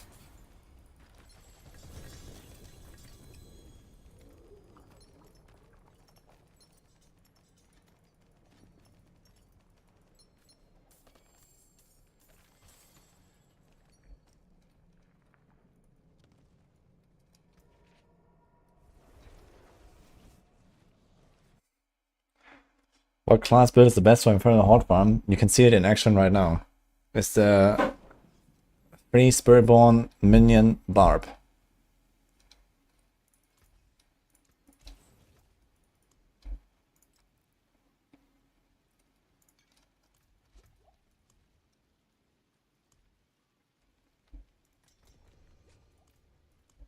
Merlin's not here right now.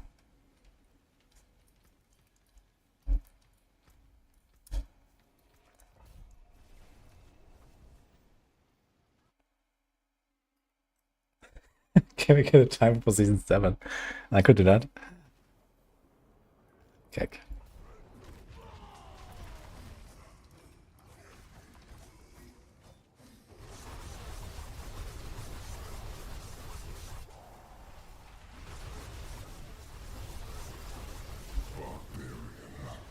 DK.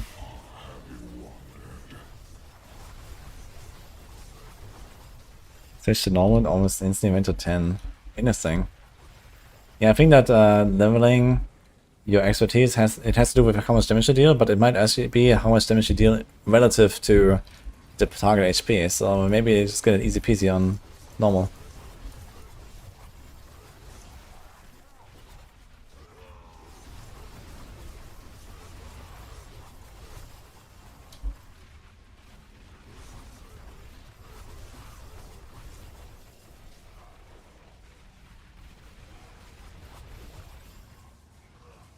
God of the God of the Spirit Bjorns. Oh no.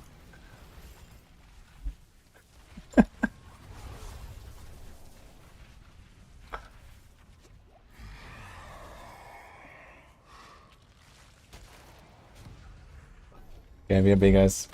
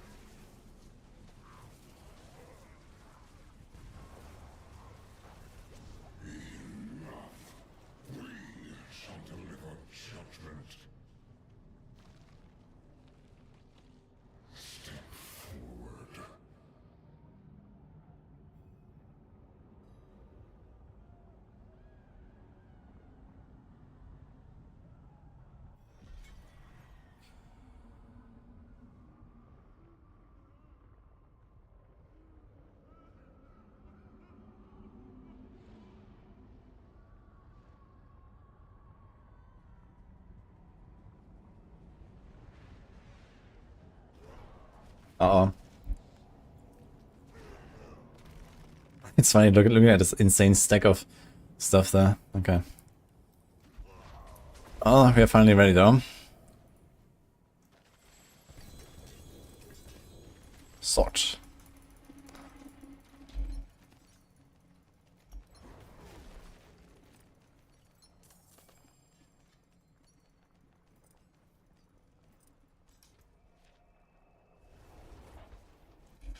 Bad roll.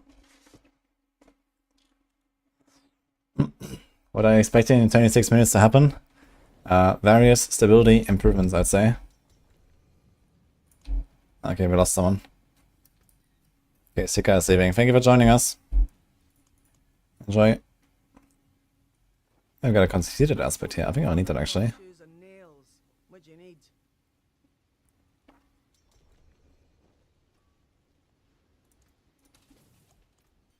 Alright, we have one spot as well for some more hordes. I have still 8 keys here. Maybe more in the stash, I'm not sure.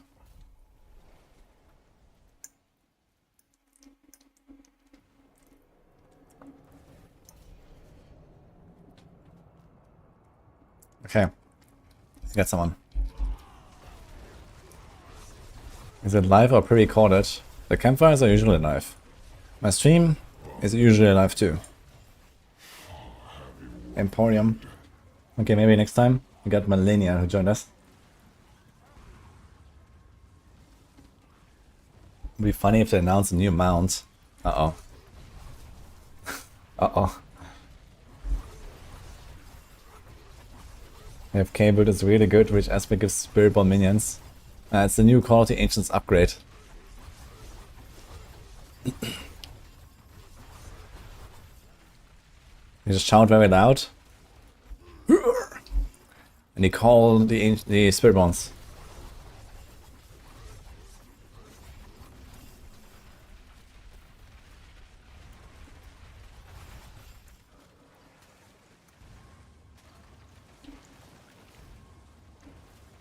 I'm not even sure what to expect. I have no idea.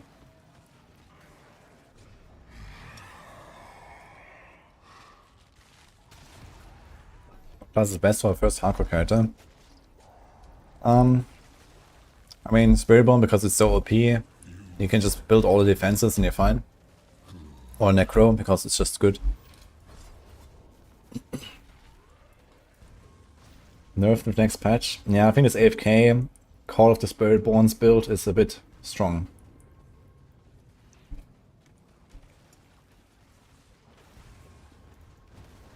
What do you invite here? A Crushing Hands guy. Okay.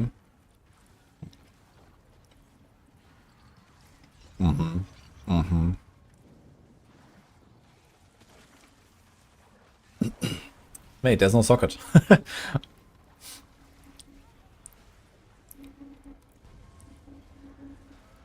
It's funny. I guess he doesn't need it. With Shaco and no unyielding hits.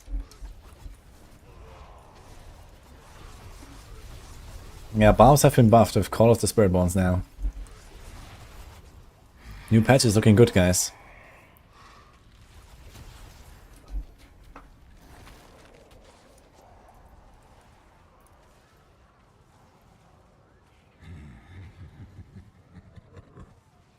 You hold for some details on the game status.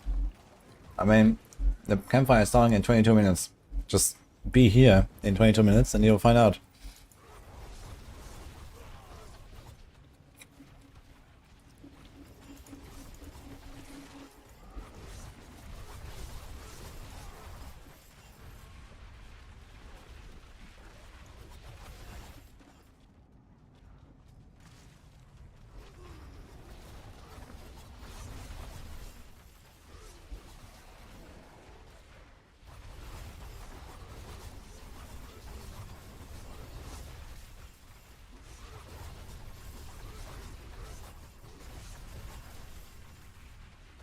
I wonder if they're going to give us patch notes.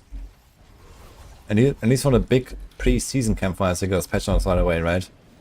I'm not sure how it works with the mid-season patches, actually. It's been so long since we had done.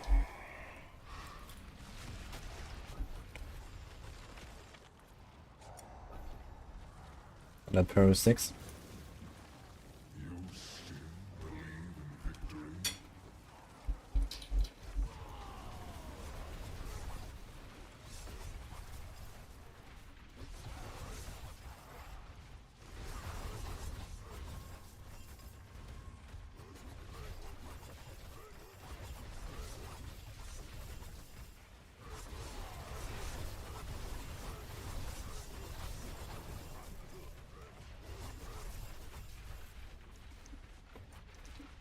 Any predictions, guys, for later?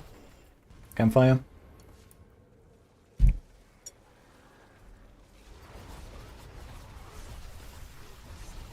Would mid-season be weeks away?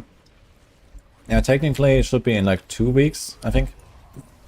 Because they made the season longer than normal. They made the season like 3.5 months. Instead of the typical 3.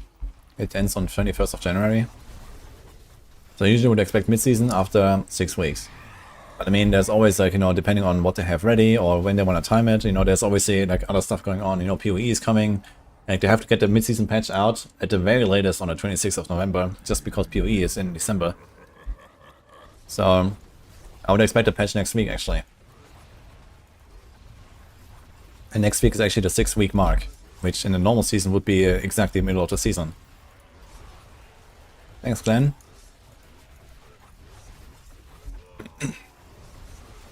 Predict an info on Armory. Yeah, that's likely, I think. This is something to, like, you know, maybe lift the mood a bit, right? If you mention Armory.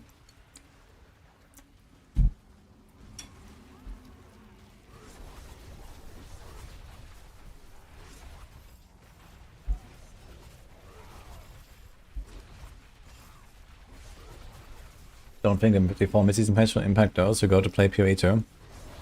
No, I mean, it's obviously like, you know, a lot of people that play D4 now that will go play PoE. All the content creators will do that and all that, right? A lot of people will follow. And this means that, you know, the mid-season patch has to be done by then. You know, people need to have finished with the mid-season patch. You know, they can't bring the mid-season patch after PoE 2 because no one is gonna come back and play the mid-season patch when PoE 2 is there. They have to do it before PoE. And I mean, sometime next month you're also gonna get the PTR most likely, right? Like mid-December or something, like, you know, like the 1 week before Christmas or something.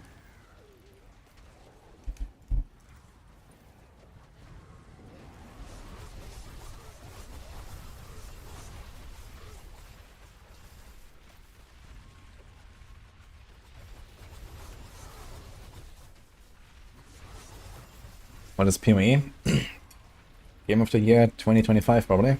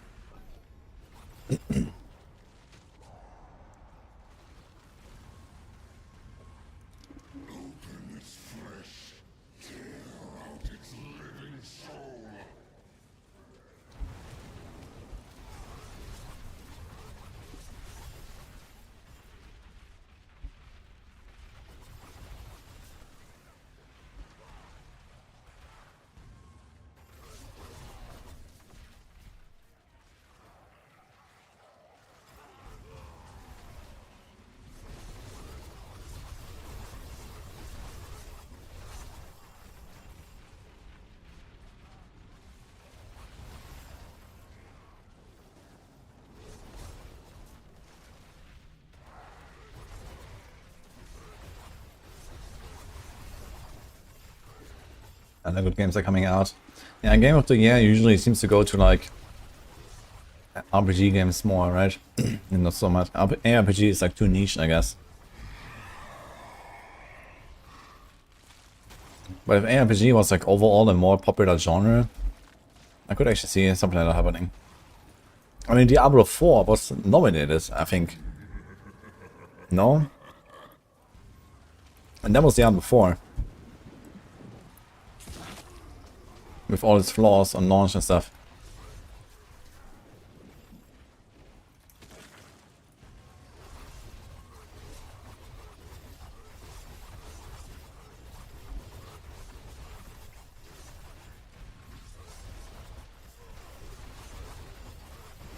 Concord, what is that?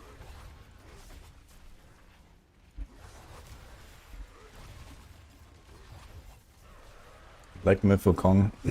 Yeah, it's basically these types of games. Like, right, we had like Elden Ring and, you know, what is that? God of War.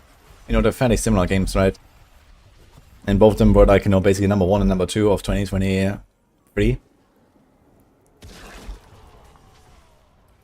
And it seems like in general, like these kind of games like often get the award, I guess. I'm not sure, like, you know, I don't really have the history of all the awards or something in my head, but it seems like those are like the most destined to like be impressive on that degree to win Game of the Year.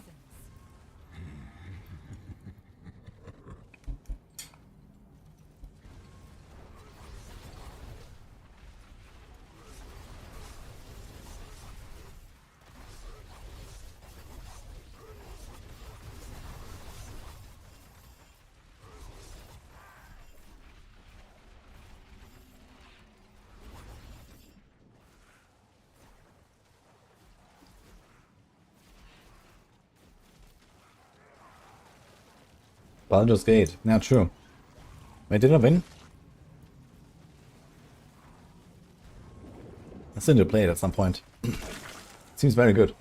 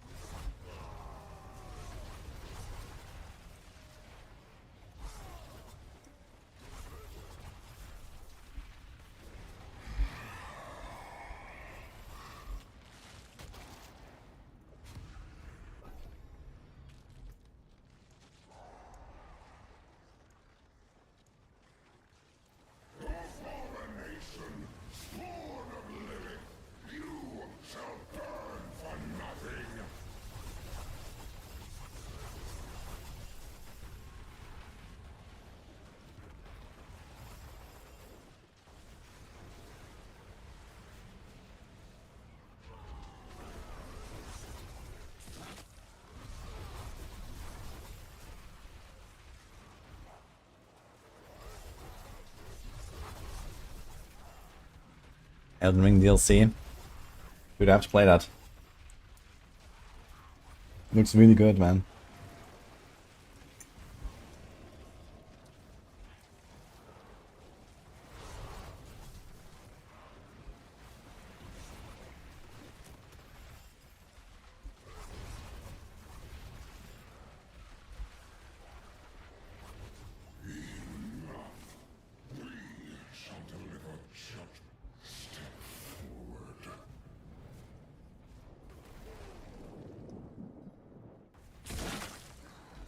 There is a wudijo clan actually. Look. But I'm not sure if it's full or something. It's usually Nini handling this stuff.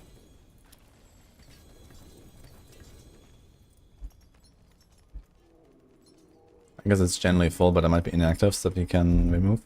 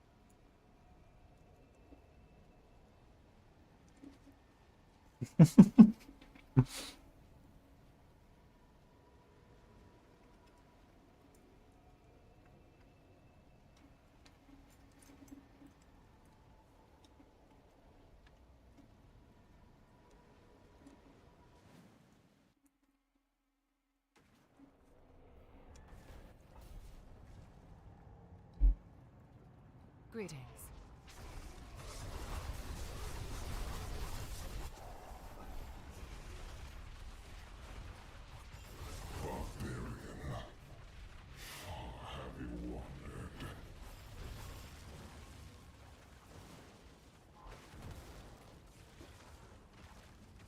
In 11 minutes. Do we have it online already?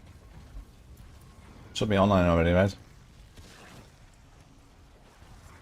Okay. Okay, and one last song. Then we switch to sound here. I'll show you do it now. The main thing What's this? that we wanted to push was just if hatred came to life, what would it look like? So we're thinking this black goo that's kind of like formless, but also have this red anger energy inside of it. And then Like Diablo, no, you want to concept, collaborate. We just want to make cool monsters. What if it's 3 legs? What if it's no legs? What if it has like 3 arms? So we pushed a lot of like options and exploration, and then from then on, like everyone from narrative to design and concept would talk about it. It's like, okay, we like this one, and then we can push it and move it further. The Hollow family is made up of 4 members: the Swarmer, the Spitter, the Caster, and the Brutes. A big thing for me Sound fine? was that the family need to be overwhelming without just relying on pure numbers. So they're going to get stronger over time if you let them fester their hatred after all. The Swarmer can teleport and attack you from behind, from the sides.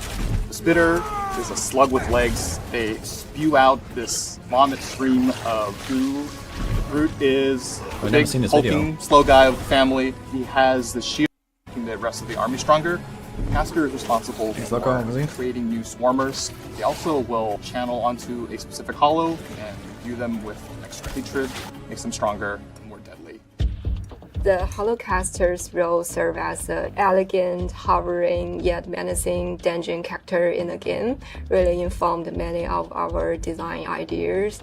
When we want to make a new variant, we want to know in which specific area we would going to see that character or creature. Readability is like the main focus. Went through several iterations on the design, the texture, the materials, and the camera testing. The day after she gave me like, I don't know, what was that, 10 different variations? I was okay, now we are talking. The emission on the spikes really did an awesome job to both on the silhouette and also to improve the readability. And in the end, we have the version that we were both happy with. And hand it over to the tech artist. We had some really strong narrative direction in understanding how big of a role hatred played. And we knew that we needed one look to tie it all together. This hatred has one source, and it's all about Mephisto. For the Hollow specifically, we identified that we wanted to do some special work with the materials, with the shaders for those characters. Shaders are the code that runs on the GPU that takes in all sorts of inputs like textures and lighting and position and outputs what the object's surface is supposed to look like. We wanted a shader that was capable of adding this sludge layer, this hatred layer over top of it, and making it dynamic and animating so that it really looks like it was constantly undulating or writhing. So once we had this shader function, we were able to kind of apply that in all these different contexts, like the monsters, like the environment, the character armors even. Most of the shader work was done by Alex, who really took that shader function and made it work in all sorts of different contexts. And we also have the hatred add-ons to these characters, these tentacles, these writhing hatred growths all over them, which was a procedurally generated process that was largely run by Sky on our team. The Hollows boss was kind of born of this idea of what does a pinnacle Hollows really look like. We have the Hollows family, and that was pretty well defined by the time that the Hollows boss kind of came up for concepting. Our artist Victor had a lot of cool ideas for horror themes and really wanting to push visuals with contortions and like breaking the neck of this monster all over the place. That's where we had the option to go, like, can we push it and really get that idea of what hatred and the Hollows are all about. This inky black ichor that latched on to a once powerful spellcaster. It was such a great source of power that this particular Hollows monster turned into the Priestess of Hatred.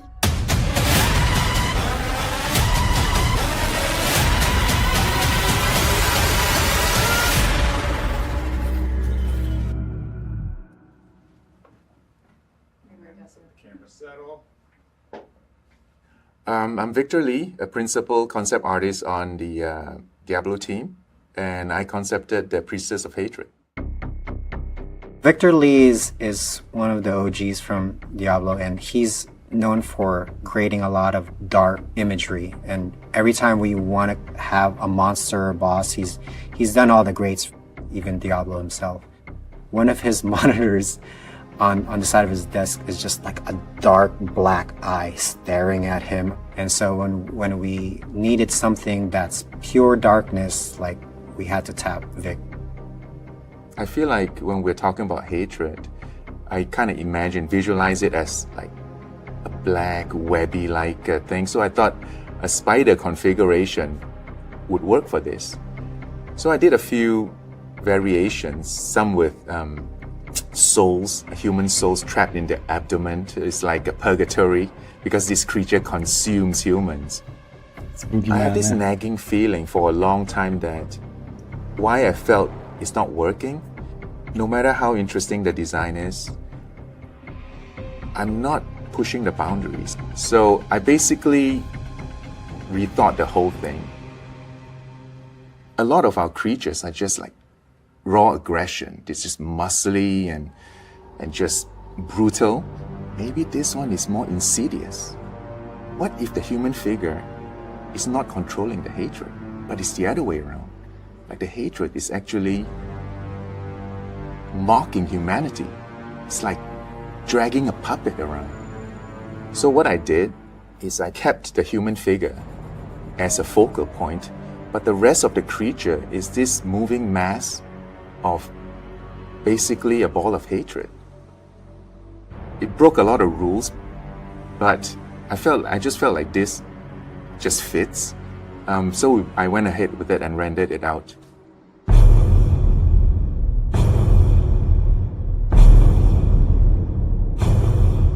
I was looking at the concept for the first time with the designer on the feature, Charles, and we were kind of in this stunned silence for a little bit because it was this reaction of, this thing is so cool.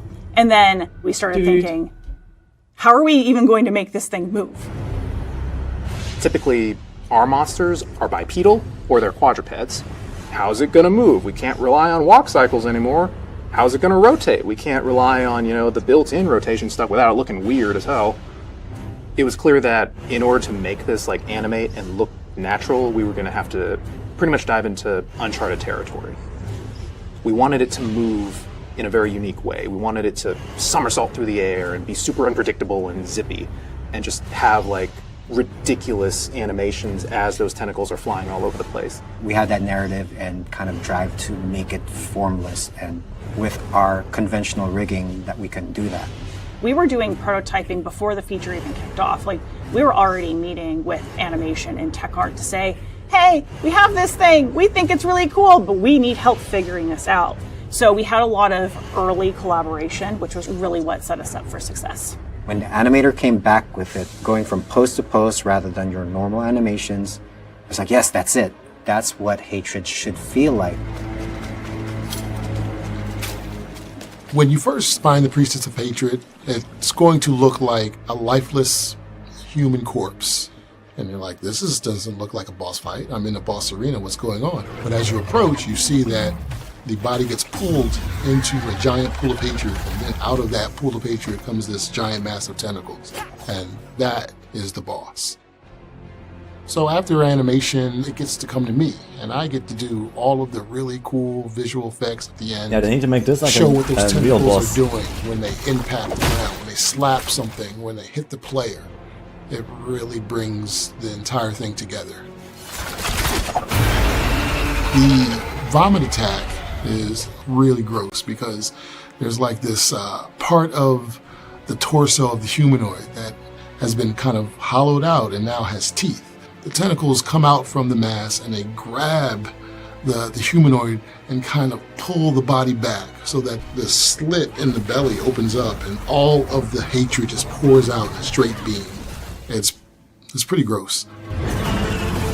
The Hollows are just such a unique family. From the moment they spawn in on your screen, you can tell that they are different. They have just such unique behaviors and animations.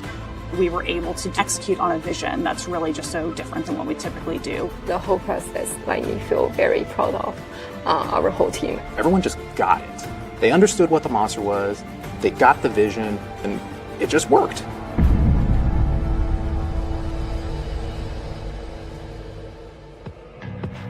The eye on the screen has many functions. It keeps me in the right frame of mind. What we are doing is dark. It should be horrifying. I should feel the fear while I'm doing it. It's a reminder of that. The eye also serves as a warning. Like, get moving. Don't dwell too long and wander around, you know. Get this thing moving. Get the work done.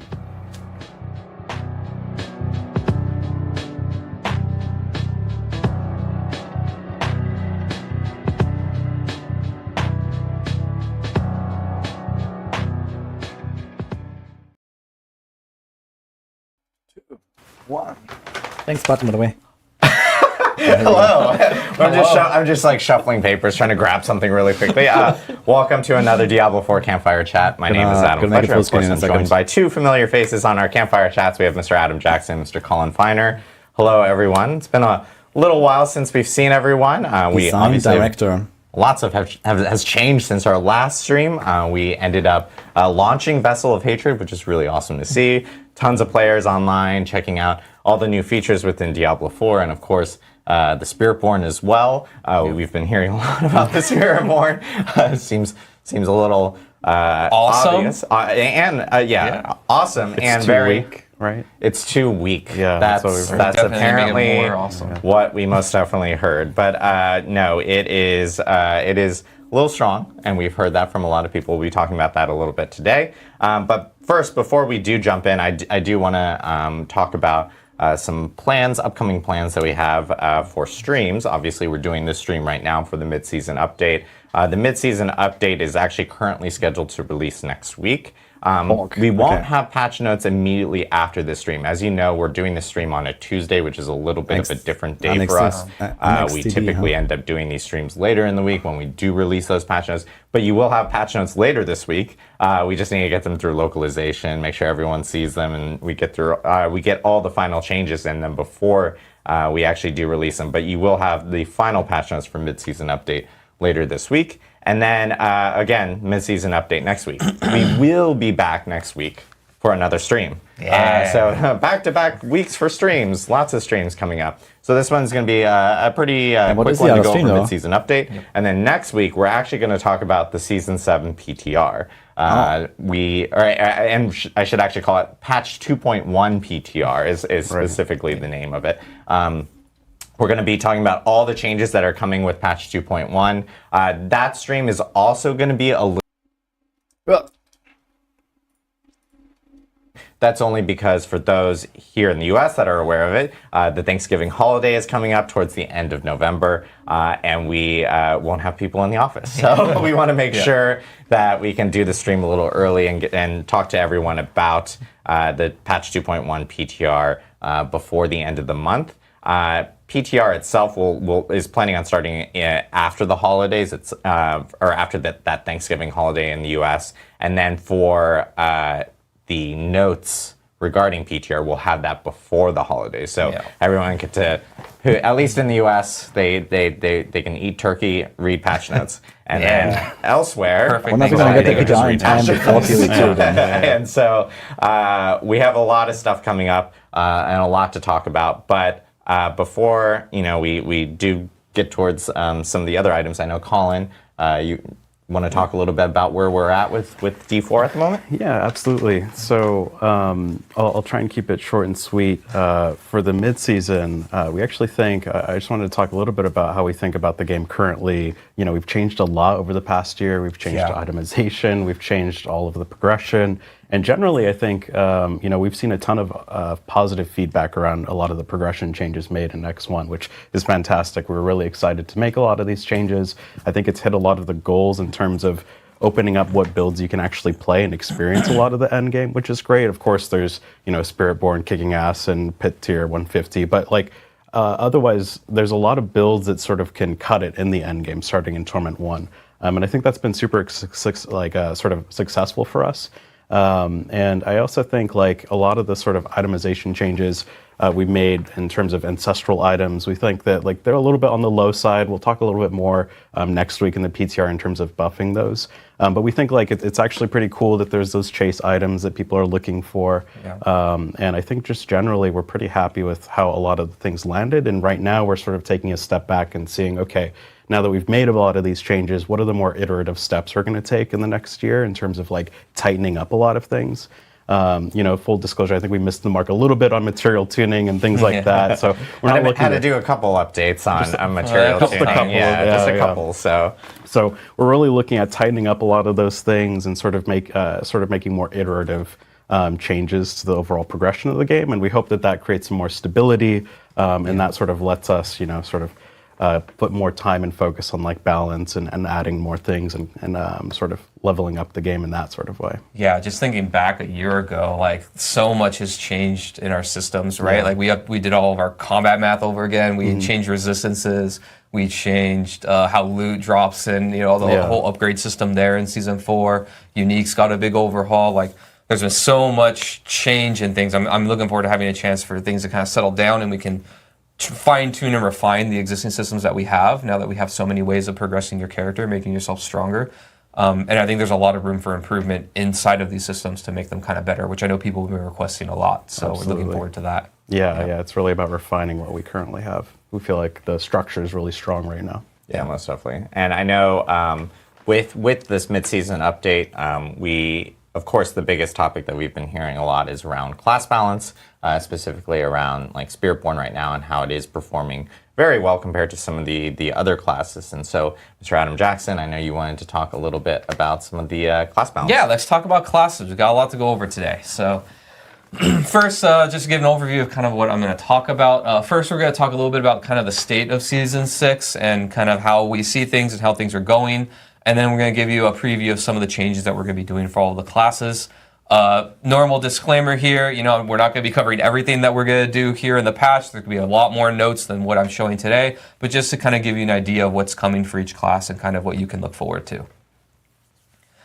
So yeah, the current state of Season 6. So, you know, a whole lot of people are enjoying the Spiritborn. I think this class has been really successful. You know, we've been hearing that it's a lot of fun. People are really liking kind of the way that you build, the way that you play, and just the class in general, which is really gratifying for the team. Just for some stats here, 62% of all players have played the Spiritborn. So, you know, when you think, you know, there's 6 classes in the game now and 62% of people are playing it, you know, that's kind of a lot of love for the class, which is pretty exciting to see. And to give you a basis of comparison here, the Sorceress in Season 5 was the most played class, and she was at 32%. So, you know, like, to give you an idea, and that was, you know, Lightning Spear meta, and, you know, this class was really, really good. A lot of people had fun. And so you can kind of compare there of just how many people kind of logged into the expansion and enjoyed that. So that's pretty exciting. Yeah, just a few, right?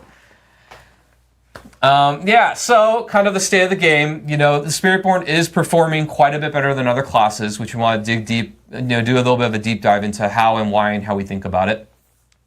Largely, a big culprit of this is actually due to unintended interactions that the class has with how some things scale and other issues. But then there's also another component that there are some balance issues with the class itself. And so it's pretty easy to conflate these two and be like, well, how much of the power is due to, like, you know, bugs or unintended interactions, and how much of it is just some things have high numbers? We do think it's a bit of both, but the unintended interactions, I think, are the lion's share of what's going on here. But on the bright side, the other classes are actually performing fairly well when compared to one another. So if you look at, Barbarian compared to Necromancer, or Druid compared to Sorceress, they're actually pretty close and competitive when we see like pit tier clears and other content, how they're doing, which is a really good sign for us. So when we're thinking of kind of what we're going to do going forward and how we balance the game, there's kind of two really statements that we need to think about when it comes to balance. The first one that's really important is we want players to feel strong and powerful and to kind of feel like they can break the game and find these crazy builds and do awesome things with. And then on the other side of the coin, we also want kind of, class balance and parity when it comes to our power level with one another, right? We don't want a situation that exists for a really long time where, the only answer is to play Barbarian, for example, compared to everything else, and that's all that you kind of be pushed into playing.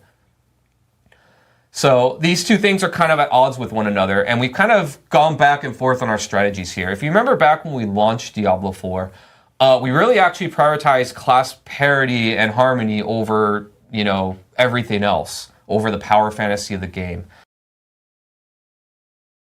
And what this resulted in was every time that someone found a build that was really strong and crazy, we just kind of would fix the bugs or nerf the build, and we ended up kind of playing whack-a-mole every time that players found something cool. Just like the Bulwark Druid was instantly nerfed. And it ended up being that Blizzard kind of turned into the fun police, which players really didn't like. We got a pretty big reaction at the end of the launch period and into Season 1 when we tried to only think about class parity over kind of the power fantasy of Diablo. And in Season 2, we kind of really turned things around in the way that we thought about the game, and we really prioritized, power fantasy and this idea that our players kind of want to break the game and be crazy. The big shining example there was Ball Lightning for you Sorceress mains, where that skill, had an unintended interaction. It was really, really good, but players really liked it and had a lot of fun. And so if you remember a long time ago, we came on live stream and we talked about this, and we kind of said that we were going to allow players to kind of break the game in this way until the next season, right? There are some exceptions that we'll make where we'll fix things in the mid-season if it's impacting like the performance of the game or the experience of other players, like if your build is causing a bunch of lag or something, then we'll fix it right away. I think in Season 6 we had this example with the Evade build with Spiritborn. But overall, players really liked this strategy a whole lot more, right? They got to enjoy this kind of, the point of playing ARPGs and Diablo in particular, of really making a powerful character and being able to smash faces with it, right? Thanks, Frostman. And the sort of philosophy here is sort of goes even beyond classes, right? If you remember in Season 1, we were just nerfing every dungeon that was too performant, and like any time like there was content that was like a little bit out of budget, we'd nerf it. So it's really about sort of establishing a trust with you, the player, during that season, and not trying to sort of force you to exploit the fun early and often. And it's really about sort of making sure that when you play a season, you know that that season is going to work the same throughout the season, and we're not going to change things midway on you. Yeah, I think another factor to think about too is that now that we've added a lot of progression with like tempering and masterworking, that there's a lot of time investment that goes into making a build, even if you know something that might be unintended, but it's really, really good and crazy, and you spend 40 plus 100 hours, whatever, making it, and then if we kind of pull the rug out from under you, it's worrisome to do that to players, I think, in the middle of a season. It's all about respecting your time, right? Yeah. So in that vein, we are not planning to nerf the Spiritborn in the mid-season patch, which I think is the thing that's on everybody's mind. Like, is Blizzard going to do it? And we've decided that we think it's best for the game to not do it in the mid-season. So in Season 7, and we'll be talking about this a little more in the live stream next week, we are going to be fixing all of the unintended interactions that we found with Spiritborn. We'll also be making balance adjustments to bring them in line with the other classes. So you can expect a lot of change there.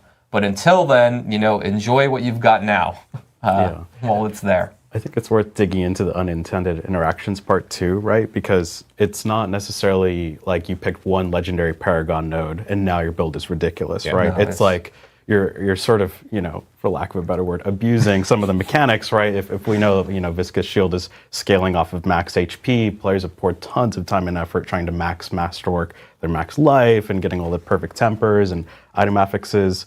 We don't want to take that away from you, right? That's not something that we're trying to necessarily destroy all the time commitment you put into your character by fixing these things. So it's not as simple as just fix the unintended interaction, right? Yeah. But just reiterating, it is those unintended interactions are things that we will look at when we get to Season 7 and we start off with Season 7. So, and obviously with mid-season update, enjoy it through season 6, but come season 7, and you'll see a preview of some of these changes with season 7 in our PTR stream next week. You'll see some of the changes that we plan on doing. Yeah, there's a lot coming there, but this isn't about that. This isn't about that today, but just there's a just lot so that coming people are there for aware. everybody that'll be really exciting. But yeah, so but the caveat to all of this is if something does come up that impacts other players in regards to the game's performance, or you're causing lag for the server or whatever, we will be fixing those types of interactions as soon as possible. Like the evade build is our example, right? We will fix those right away because we want to make sure that the game is performant for everybody. So in the mid-season, though, we are going to be buffing all of the other classes in the mid-season patch, but I want to caveat this a little bit with it's not going to be to the level of Spiritborn right now because a lot of that power is due to bugs and unintended things. So we're really going to be buffing the classes to have more parity and harmony with each other, but then also to kind of where we plan to bring the Spiritborn to after the bugs and stuff has been fixed. So you will be seeing number buffs, but I wouldn't expect to be at the same level as what Spiritborn is doing right now in the mid-season. Just to be clear, because of that, the bugs are actually a big part of the power level. Yeah, and we don't want to create an arms race, right? Where it's like, okay, everyone gets to be pit tier 150, then the next natural ask is like, okay, I guess we're adding torment 5, 6, 7, 8, right? So we don't want to sort of get to a place where you're chewing through 12 different torment tiers. So we're really being cautious about the arms race here. We actually think the rest of the classes are in a really good spot. Yeah, and I think you can count on that going forward too, not even just right now, but this is kind of the way that we think of things in general. It's like if all the classes are kind of in this realm kind of close to each other and then one has something unintended that brings like way up here, everybody is always like, well, let's just bring everybody else to this. Yeah. But if we do that every time, like you start with this difference and then you're here and then you do this and then you do this and you're exponentially going to increase the power level of the game just insanely high really fast, right? And that's not our goal, right? So if there's something that stands out, we'll let people do it for a while, but then we're going to bring it back the next season. Yeah. And that's kind of the way that I think you can mostly count on us doing balance and how the choices that we make and why. Definitely. And the same goes if there's like a underperforming class. It's like 20 pit tiers behind everyone else, right? We have no problems with like bringing that up to where the rest of the classes are. Correct. Yeah. The real goal is to get everything in a pretty good realm of having harmony with one another. And, when something's out of balance, it's okay for a season, but then we're going to try to bring it back, right? That's kind of always our goal. So yeah, let's get into the class updates for all the classes. We're just going to be going through one by one and kind of giving you a preview of what to see. Again, this is only a preview. There's more than what we're going to show on screen. Yeah, way more. Kind of expected so far, everything I gotta say. Within the stream itself. And of course, again, just a reminder, patch notes later this week. Once we get everything kind of sorted, we're abnormal time for a stream on a Tuesday. Normally we do it on Thursday and usually have patch notes then. So I expect the patch notes later this week. Yeah, let's get to it. So starting off with Barbarian, we got some baseline core skill buffs for pretty much all of them, right? You can see here, Also Upheaval, expected. Hammer of the Ancients, Double Swing, and Rend. Basically, we always hear it that they have a little bit of trouble leveling. Their late game is really good, but just getting there, it can be a little bit painful. So we're just going to be squeezing up those numbers a little bit more. So you'll have a better time leveling. You'll also be a little bit 20% damage stronger fire thing, overall. almost. But all the builds will get a little bit better. And then also we have some buffs to underperforming legendaries and uniques. Here's an example with an aspect, Battle Mad. You can see here in the before, kind of what's on live right now, is it's basically just a way to give you berserking, rewarding you for weapon swapping. And now we're adding a hefty multiplier to it. So now this is going to be a real offensive aspect that's going to give you, a bunch of power. You're going to get up to a 40% damage buff when you're doing the weapon swapping mechanic. So we've kind of finding these places where we can input damage or these underused legendaries or uniques, and then adding a reason to make them more compelling. Next, we got Druid. So all of the Druid's key passives are getting buffed. I've given a couple of examples here, but I'm pretty sure all of them, the numbers went up. So Lupine Ferocity, you've got the crit damage going from 70 to 100% bonus, and then the bonus damage to injured enemies going from 140 to 200%, which is pretty meaty. And then the one with Nature passive, that buffs your companions. That bonus damage is going from 60 to 80%, which is a pretty big amount. More companion buffs. And then also instead of legendary fixing the unique bugs. buffs in the same way of the Barbarian. Oh. So here, this is an offensive aspect, even though I'd argue it's kind of more utility, but the Storm Chasers aspect where it makes your tornadoes smart, where they seek This enemies. is not utility. We're just adding a pretty good multiplier to that. So Tornado builds Rejoice. You're going to get up to 50% more damage now just from taking this aspect that you were probably taking anyways. So just making you happier to take the same things. Next one, the Basilisk. This is the Earth Druid dealing with Petrify. So before, it was that first time that you hit an enemy, you'll petrify them, and then every time you petrify them, it deals a bunch of damage. We're just making that a lot more usable, so that way you can feel more comfortable taking it. So now it's going to be when you hit a healthy enemy, you'll petrify them.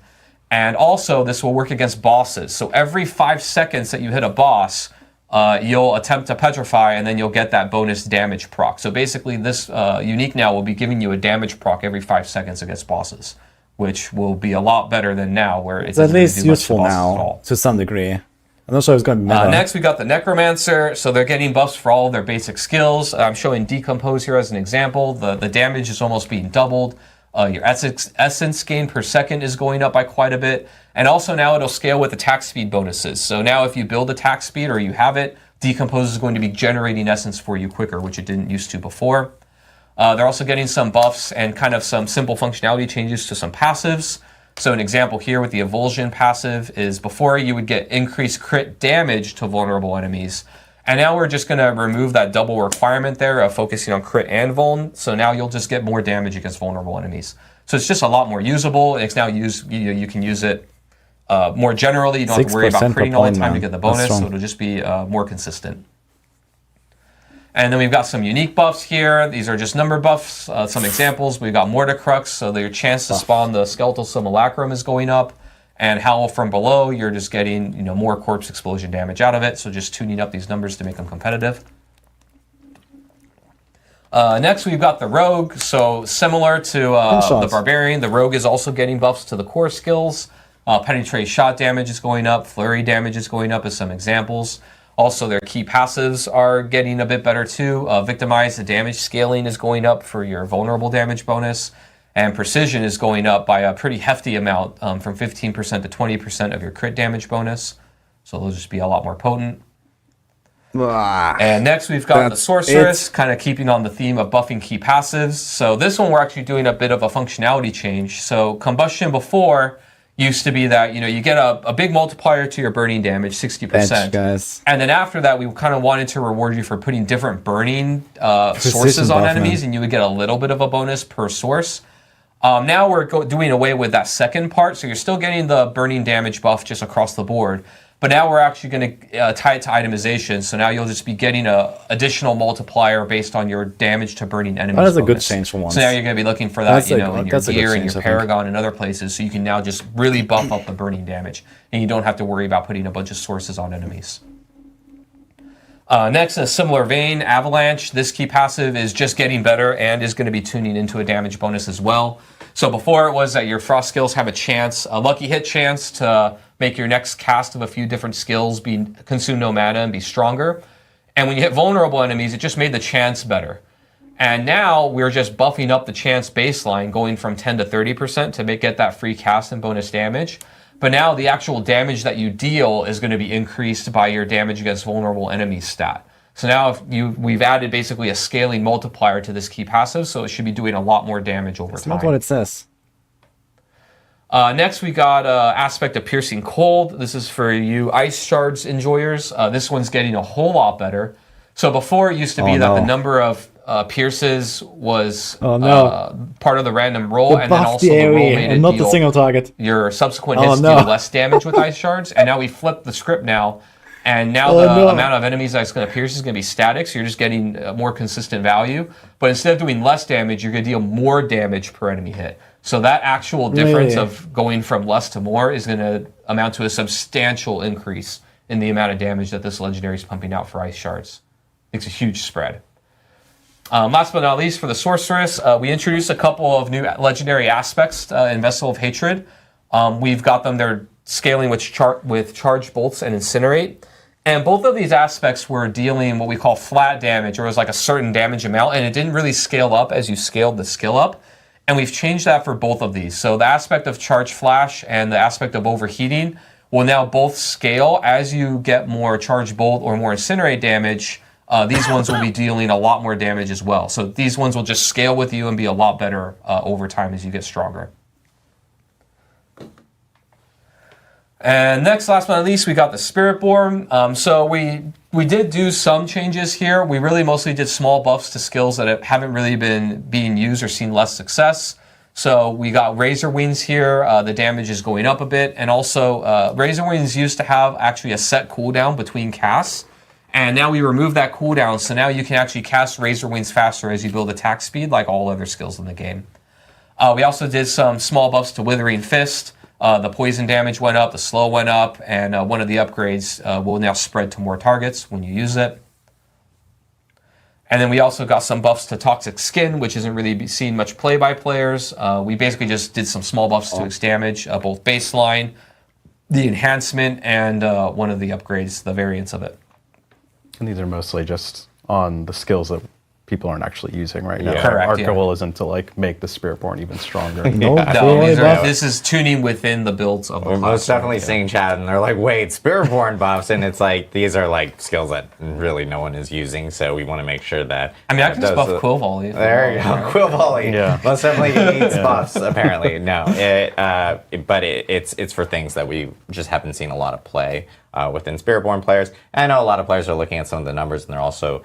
These are just like baseline numbers on some of these skills. Yeah. Obviously, there's a lot of interactions that happen beyond that, from tempering to the gear that you have and everything like that, that will end up obviously enhancing those even more. So we're expecting to, as Adam had mentioned before, we're not expecting to see the other classes jump up to the same power as the Spiritborn, because the Spiritborn, again, is using some unintended interactions right now, but those will be addressed in Season 7. So with these classes specifically, they will get some additional buffs so that they can stay competitive amongst each other. They're staying together as a pack, but being a little bit stronger here with the mid-season. Yeah, the idea with mid-season, this is probably going to be true with most mid-season updates, is that we're trying to move everything a little closer together, and also to set up for the next season where there will be a lot more upheaval. Yeah. Right, so we're like prepping everything to be kind of close. And then, upheaval. Oh yeah. I was like, ha ha ha. But you know, we're getting ready for season 7, which will be a lot. Is that an Easter egg? No. Cool, awesome. Well, I know we have again, Adam had mentioned that this is just a very small. It's a lot more than just that. There's a lot more than just what we showed here. That would be the shortest patch notes ever. But we do actually have a patch notes coming out later this week that will have all the different class changes and everything with the mid-season update. We do have a few other things that are actually also hitting related to rune words, and a thing that a lot of people have been talking about. Which is shrines specifically. Yes. So we can shrines. What's wrong with shrines? What's wrong with shrines? What's wrong with the conduit shrine that I don't purposely ignore? Yeah. You mean the real cursed shrine? There you go. All right, jumping into rune words first. We are doing some tuning changes to rune words. I will tease a little bit that we do have some more impactful changes coming in Season 7, so tune in next week for them. But in the meantime, we did do some rune word buffs to ones that aren't being used as much, mostly by lowering offering costs. Some examples here, we got the Moni rune word. The offering that you get is increased from 25 to 35. The Ahu rune word, the offering is being increased a lot from 10 to 25 when hitting injured enemies. And then I'm just going to butcher it. I don't know how to say it, but the Se rune word. The wolf spirits are now always going to be unhindered. So, you know, we often run into issues where companions and things like that have trouble getting to enemies, but since, you know, they're spirits, so why would other things get in the way? So now they'll always be moving through enemies and getting to their targets a lot quicker. And then shrines, you know, heard some feedback that they don't really scale too well. So the artillery, blast wave, and conduit shrines will now deal more damage, and they're going to scale with you based on your level and your Paragon level. So as you level up, as you get stronger, the shrines will be getting more potent with you. We're going to kind of test it, you know, let us know how it goes, see if you actually enjoy getting them and want to get them now. We do see some room maybe to do some more things to buff them further if needed, but we're going to be trying this as a first step to see how it goes. Yeah, I know we've heard from a lot of people about, like, especially as you get to later levels and you're towards like Endgame and Torment 4 and a conduit shrine appears and it's like, don't touch it because maybe that will make things slower, which it currently typically does for a lot of players, especially Spiritborn players. So it's cool to see updates to these shrines, and then of course, again, like feedback is really important for us to know, like, hey, did we hit the mark? Do we need to do additional things, or do we need to tweak anything? So let us know after you guys get a chance to check out the new adjustments to the shrine. So that'll be really important for us. Some other things that are coming down the line, we do have some in-game specific events and items that will be hitting here in the coming weeks is a little bit after mid-season update. We do Well, it's called actually horror. have another. We're bringing And back another the Red special. Cloak Horror, which is part of the And a Midwinter welcome Blight back event that we booster. had last year, and we'll actually have a blog that details all the benefits and rewards out of this. It's like XP benefits, of course, that do come with this specifically, which is really great to have on top of another event that's coming, which is Mother's Blessing. And Mother's Blessing will also be, we'll have that in the blog. That blog is going to be hitting on Thursday, I believe. So keep an eye out. For Eternal players, we also have a cool little thing, like kind of like a welcome back booster type of event for them, or maybe it's not an event. I don't know how to coin it, but like Colin, what does that entail? Yeah, so we wanted to put together just something to get you back into the action. I know part of X1 ended up sort of marking a bunch of items as legacy, so we just wanted to give everyone a one-time booster to come back. We're going to level you to 50. We'll give you a build that we've made. We've made 3 different ones per class. You'll be able to use it. I'm sure everyone watching probably doesn't care, but we have, you will care about this if you haven't done this, is we're going to unlock all the altars of Lilith as part of that boost. So if you log in and just use it, and you haven't got all your altars, Get your altars for free. Just get it for free. Easy, nice. Yeah, So- and if you're a base game Diablo 4 owner, you'll end up getting, I believe, 1 of those boosts, and then if you're a Vessel of Hatred, you'll end up getting 2 of those boosts on Eternal characters, which is kind of cool. So it's if you want to jump back in or anything, and you know, especially after the changes with. There goes my earpiece. I've been fumbling with it all day, and now it's gone. But I know a lot of players, specifically with Season 6 jumping back in, they noticed, as you mentioned, a lot of the gear went to legacy gear, so this kind of gives them a way of being able to kind of recover some of that, immediately get back into it. Exactly. And then I believe we also have another free trial coming up for any new players that want to check out the Spiritborn. The Spiritborn will actually be part of the free trial, and that will be coming up here in the coming weeks. And so all this will be in a blog on Thursday, which is really cool. And then, of course, as we mentioned at the start of the show, we have another stream next week. We'll actually have a date for the stream later this week for players, so that you guys can keep an eye out for that. But that is our patch 2.1 PTR stream, and that one will be pretty beefy. We have a lot to talk about regarding patch 2.1, and of course everything that's going to be coming with Season 7. We are super stoked for that. The stream again will be a little early because of the Thanksgiving holiday, so a little bit earlier than when PTR is going to start. We do plan on having those notes available for players before the Thanksgiving holiday, and then I would expect that PTR to start after the Thanksgiving holiday, so when everyone is back in post-holiday and is able to monitor and see how everything is going with PTR and taking the feedback. So we'll have a stream next week. You'll see, of course, some of us back on stream next week for that. And I believe we'll be joined by Mr. Dan Tangway again, who will be in Albany and chiming in on all the stuff that's coming with Season 7 and patch 2.1. So lots of big changes coming specifically with that. I know we do want to jump into some Q&A really quickly. So if you guys have any questions, we have chat enabled on Twitch, so twitch.tv/Diablo. If you're watching on other channels and stuff like that, that's where we do take in specific questions, but feel free to drop in any questions. We'll try to get through as many as we can here. Again, this is just kind of an abbreviated stream for the mid-season update, and then we'll be back in a week. Next week, yeah. I get it. We took a little bit of a break from streaming, so it kind of makes sense. So that we'll be back pretty quickly. But I know our first question that we have is related to ancestral items. We get a lot of questions about ancestral items. I've seen a lot of questions. Oh, this earpiece is driving me nuts. Question number 1, Adam, fix your earpiece. There's a plant right here, which you guys can't see, so I'm like having to read the screen. Any updates to ancestral items? Do you guys have any updates or news to share regarding that? Yeah, I know we saw a lot of confusion in terms of maxing out a lot of the Codex of Power. In X1, we actually added roughly what we call 5 ranks to a lot of the legendary aspects that were ancestral only. And I know that caused a lot of confusion.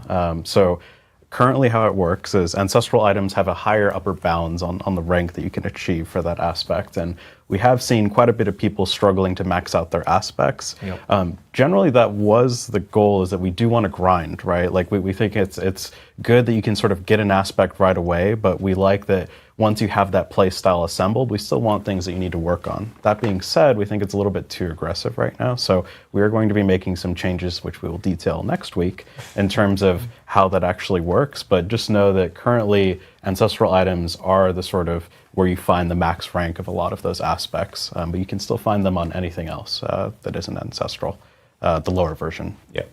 I know, and we'll be talking more about ancestral items next week, specifically. Yeah, the drop rates. A lot of stuff regarding that. Is there any plans? This is I'm taking a few questions from the forums and of course chat, because we did post this on the forums beforehand. Sure. Urza from the forum says, can we get boss materials to stack like runes or maybe even higher? Are there any plans for something like that? Yeah, we are looking into it. There's things on our side in terms of like storage and duping that we're a little bit worried about, but we're looking at making a change sometime in the longer future. Question from a couple people like Archangel 890 and I'm not gonna Dragonage says any chances that you guys will potentially change like XP gain, maybe the growth to Paragon 300? Is there any plans on maybe making adjustments or tuning specifically on that end?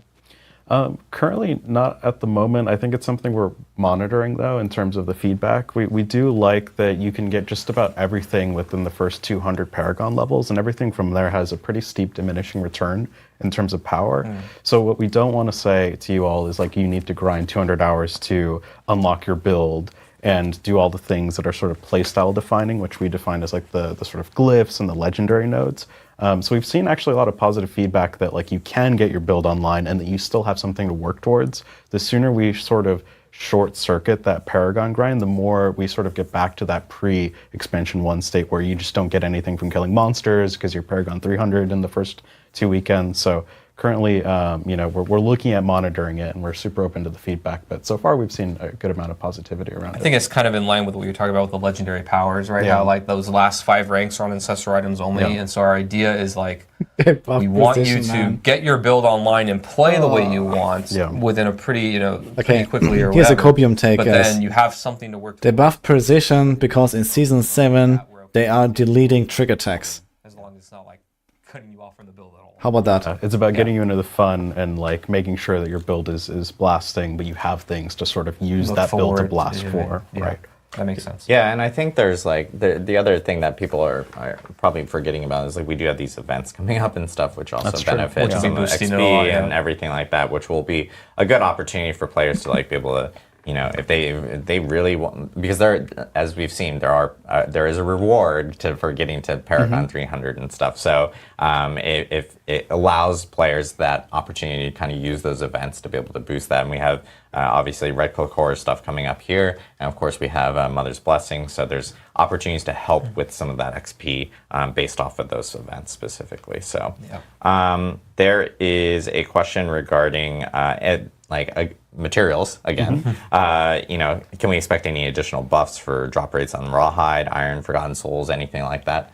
Yeah, so actually it is in the mid-season, but we did buff Legion events. I know that was a personal favorite of a lot of folks. For the mid-season, for Season 7, we're taking a look at just sort of buffing the various sources and also really drilling down on like what are the bottlenecks players are having and iterating towards that. There's no major changes coming in Season 7, like we're not going to quadruple the amount of materials across the game, but it is something, again, in the spirit of like tightening the things that we have. We are actively looking at a lot of the material inflows and outflows, and we want to give you the tools to sort of get the materials that you're looking for. We're sort of what we're trying to do is ensure that there are things that you still care about, right? And you still want to grind. It's still in that spirit of like, it's walking that fine line of there are things to work towards without it feeling super tedious. So that's what we're trying to tighten and work towards. There is a question regarding this from Remsterma says, do you have any plans on start bringing in new mid-season mechanics?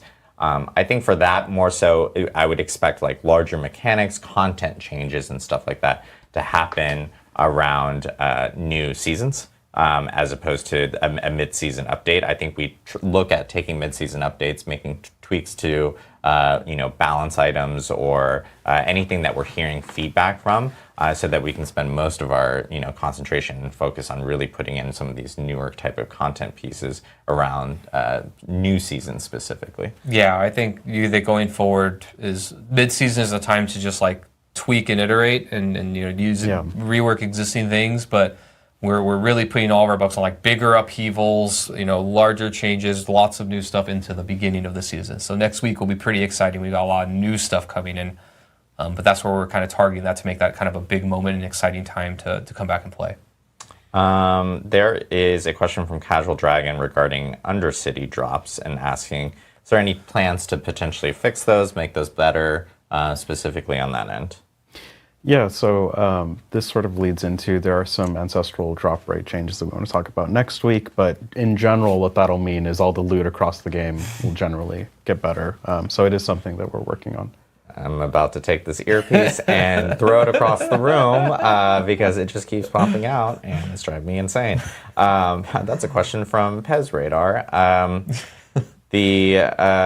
Any question from Finamdar says, Diablo, any stability fixes coming? Been seeing a whole lot more crashes since the last couple patches. I will say that we've been monitoring. We can actually see whenever a play. The series. We can actually see whenever a player actually crashes. We know it. We get logs from it on our end. I know that the engineering team here has been doing a ton of work on working to get the game more stable. You've probably seen a bunch of different small client patches go out. We actually just re-enabled like DLSS in a client patch that went out yesterday.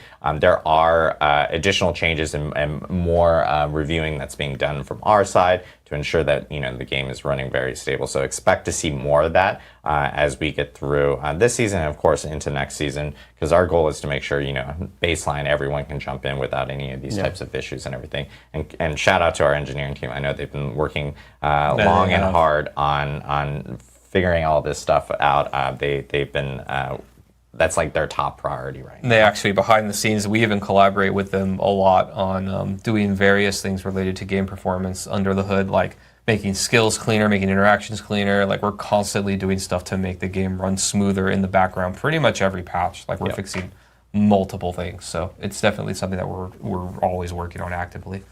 Why so Blue Panda Bear? Any chance on tempering skulls can be used more than once? Investing time to finally get a rare drop and it bricks kind of doesn't feel too great. Any thoughts on tempering scrolls, how that's been going?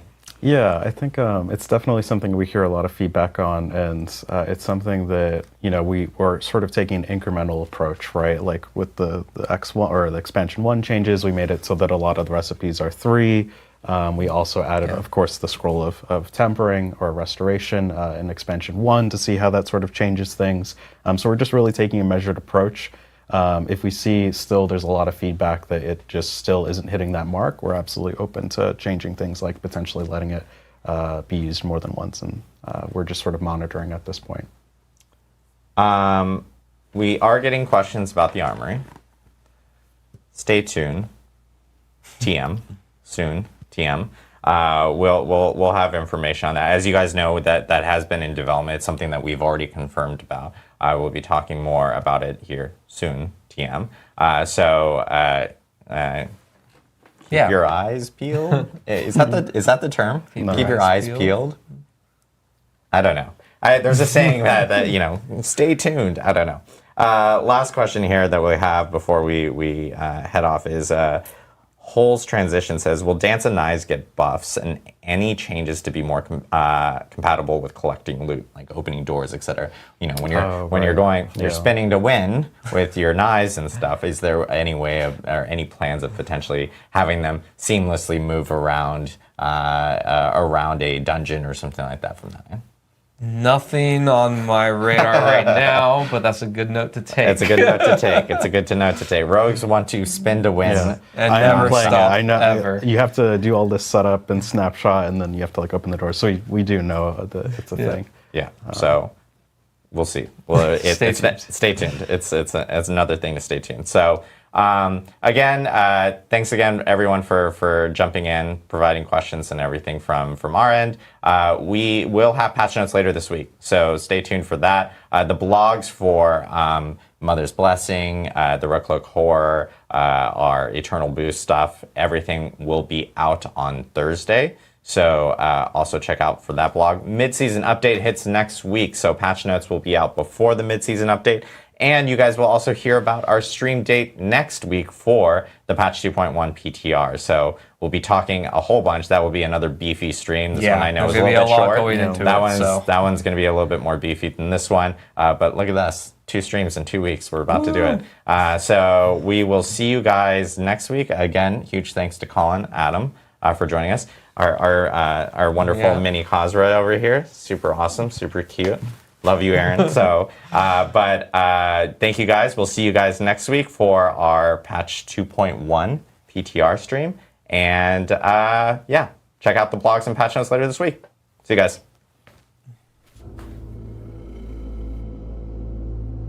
Ugh, yikes. Okay. That's a yikes, man. Okay.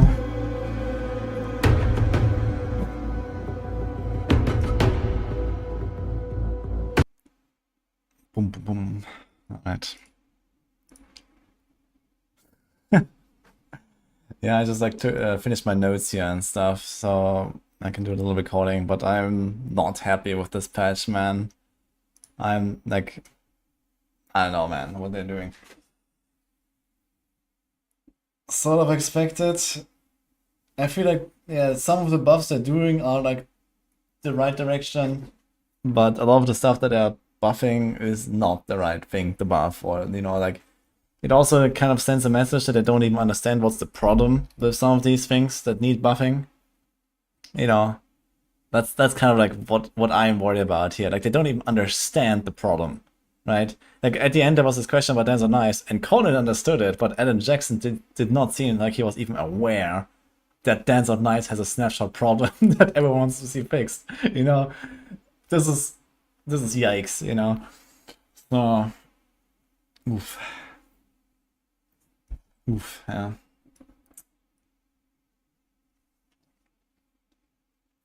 Yeah, we did get buffs, but aware. Not aware, man. Is that like a not aware emote? Rob will be happy. Will he be? Like, about what? Wait, what is he gonna be happy about? Because his Hoda does 20% more damage, so it's only like 17 tiers behind Mighty Pharaoh and not 19? Or like, what is he happy about? I don't know.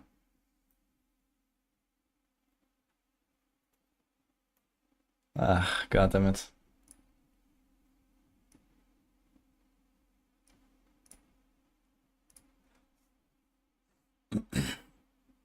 Spiritborn, Rob. Ah, I'm talking about Spiritborn. Yeah, okay. Duster will get buffed. Bomb learned to fly, meanwhile Spiritborn is in space. Yeah. I mean, okay, to be fair, the Spiritborn buffs are pretty irrelevant. It's like, okay, better than Fist. I agree with that thing. Toxic Skin, okay, like right now it's like used in this like Chinese meta build. But realistically, I think this is not something that we're really gonna see in Season 7. Razor Wings, I think that's just fine to buff. So that's okay, you know. I would like to see more for Razor Wings. I think like a 50% buff to Razor Wings is not really nearly enough to make it like a good and fun skill. There needs to be like some cool unique for Razor Wings in the long term or something. But at least you can kind of like mess around with it for now if you want.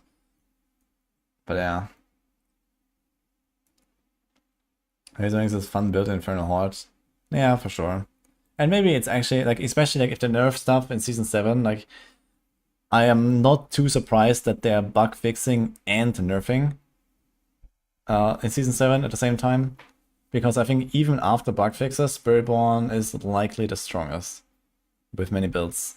And, you know, the fastest farmer and everything. So I would not be surprised to see some nerfs on top of bug fixes.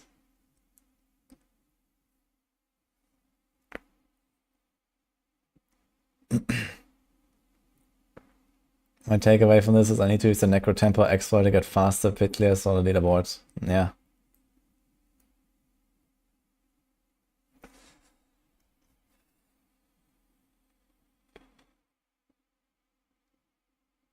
People better be buffed to the moon. Yeah, it's gonna be buffed 1.5 pit tiers. Enjoy, Bearset. I mean, to be fair, all these like Barb core skill buffs are extremely expected. And I think they are fine. I think the Barb buffs are fine. This is okay.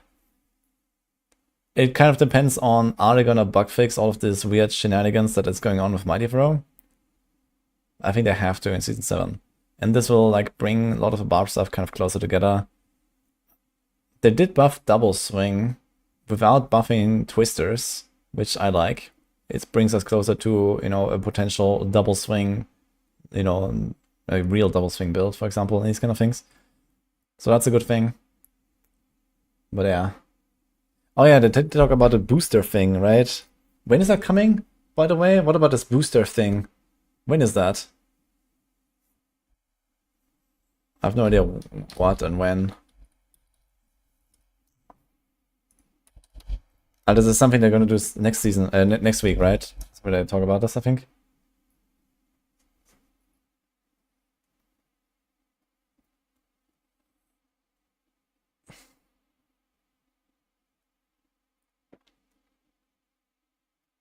Sometime around Christmas, okay.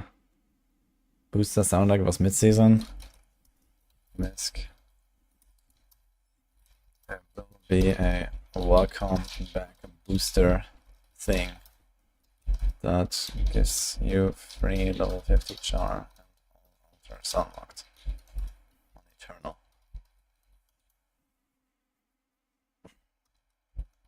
That should transfer to season though. So that's kind of interesting. They really don't like Renown, huh?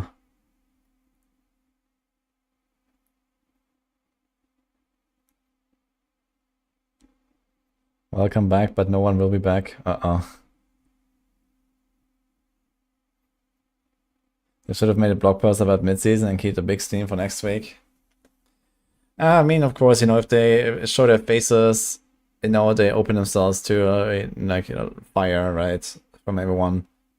But at least they're doing it. So I don't really want to blame them for making the stream, even though I'm not happy with the changes or something like that.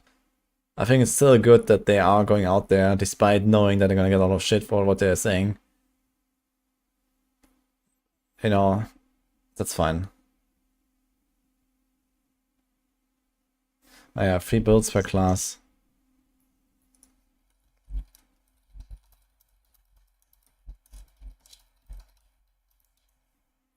But it's only Eternal.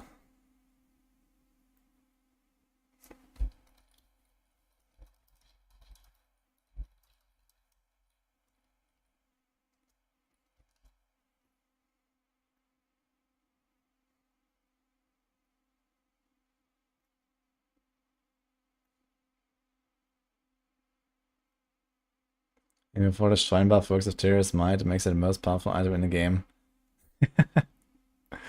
I mean, you never know, but it sounds unlikely. Material, I mean, it looks like the shrine, but it's not the shrine, so who knows.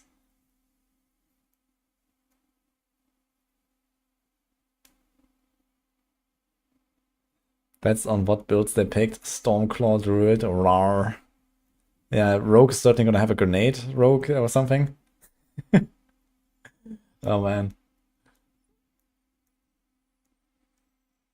Remember to mention the shrine, okay. Yeah, I mean the necro stuff seems like very whatever. For some reason they're buffing the bone skills. I mean it's like a very minor buff to be fair, but they are buffing it. Kind of whatever though. I feel like the bone skills is all about critting, right? Like even in low level, on like a Bone Spear Necro or something, you have a lot of crit chance, right? You sacrifice your Skellies, you get a Bone Storm, you have a bunch of passives, and you have like ridiculous amounts of crit chance. So I'm not sure why they removed the crit requirement, because that's just like a bone thing, I feel. So they're kind of like diluting the class fantasy there. But okay, whatever. Calls Explosion, I guess that's fine. Pen Shot buff is definitely needed, but I would have really preferred, you know, like a real solution to the single target damage of Pen Shot. You know, I want something like, you know, you hit a target, and every time you hit it, you do like 10% more damage the next time, you know. Stacking up to 20 times or some shit like that, you know? So I can actually kill a boss. Like, Pen Shot cannot kill bosses, that's the problem. And then they buff Precision Man with, you know, the strongest rogue builds out there already being precision based. So this could tell us that they are aware of the trigger tax problem and they're gonna fix trigger tax at some point in the future. But then why would you buff it now before doing anything to trigger tax, which makes no sense, right? So what it tells me is that they don't know that Rapid Fire is the strongest build by far, and they are probably not doing something about trigger tax, which is an even bigger problem. So, that's the yikes. Victimize, they're just buffing the damage, and they're not doing anything to its clunkiness. Like I suggested, at least make it proc twice as often or something like that. That's what already kind of smooth it out, without really having any risk of impacting server performance or some shit. But they're just buffing the damage and call it a day. You know, and it's gonna feel just as shit as it was. Like, it feels awful to play Victimize. I've played it this season. It feels awful because it has this cooldown. They need to make it less cooldown. Yeah, Flurry doesn't really need a buff, but okay. I mean, all of the Sorg stuff is okay, but doesn't really save the class or something. They're buffing only like the worst shit possible on the class and nothing of the good stuff. And well, let's see what the Season 7 stuff brings, I guess. Yeah, this is kind of whatever. This is all like they're buffing the key pass, like they're buffing companion key passive, man. I can't believe it. It's not that companion is too powerful, but man, fix the fucking bugs, and then companion is gonna be ridiculous. You know, they don't need to put even more numbers on the companions. You know.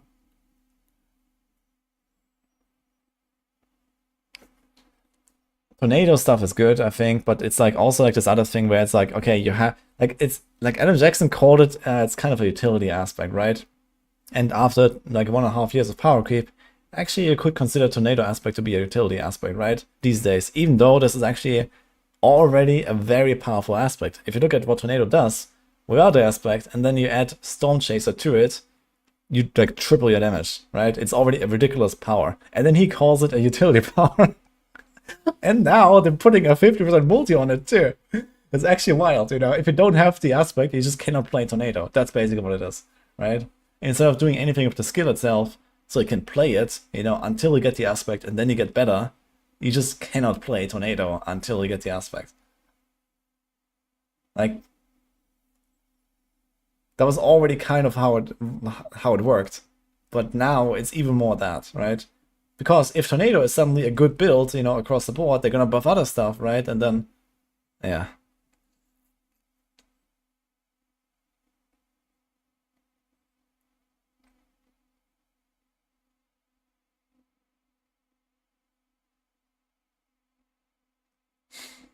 But more buffs are in the patch notes.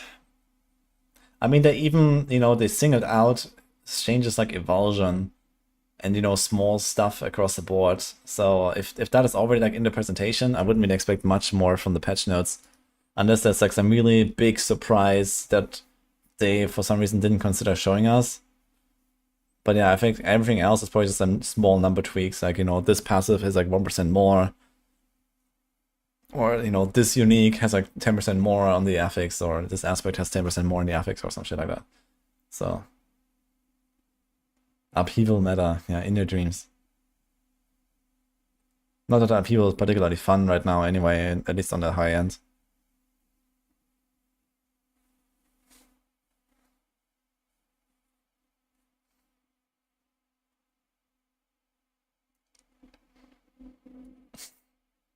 Basilisk changed the Pokemon almost decent when it sure isn't going to do much of anything. Yeah, I don't expect the Basilisk to suddenly become like a meta choice. But at least it's like an item that has a purpose to some degree now. So that's something, you know? Like, I think playing with the Basilisk in like, let's say, a Torment 4 farming build or something could actually be pretty cool now. So that is something, you know. You just walk around, everything gets insta-petified. That has a purpose, you know. Not for the pits, but for everything else, it has a purpose. So that's something.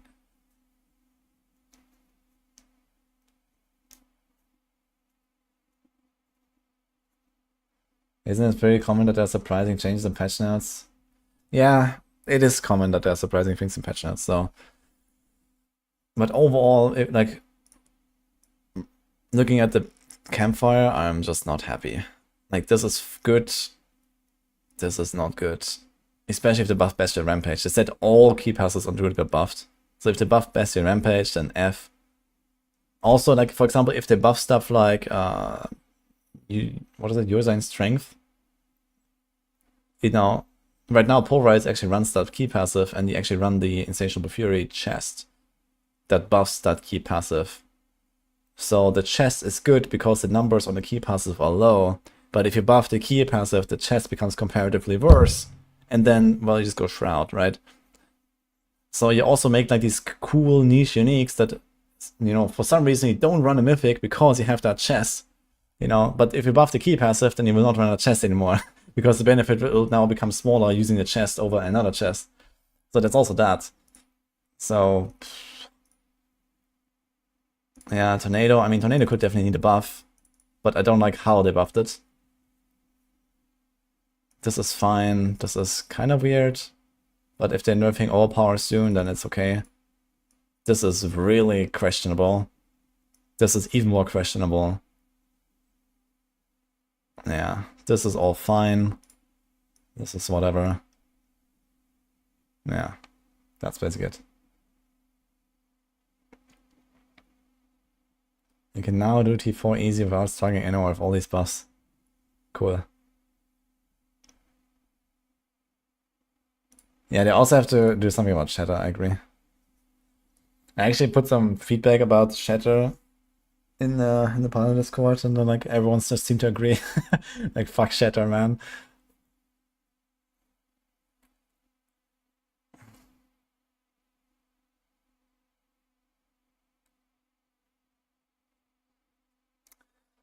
Alright. Time to enable Twitch chat. It's your chance to say hello. I'm gonna record.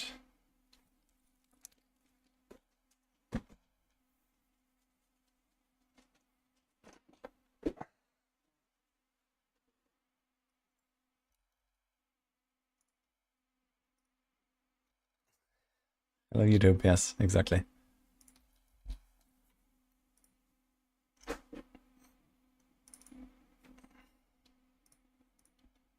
Alright, let's do this here. Let's do this here. Can we do this a bit smaller? Okay.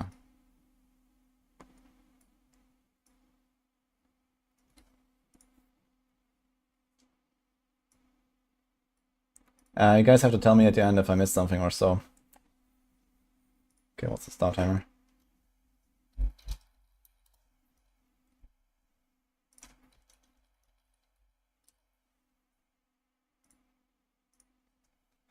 YouTube, you are not prepared.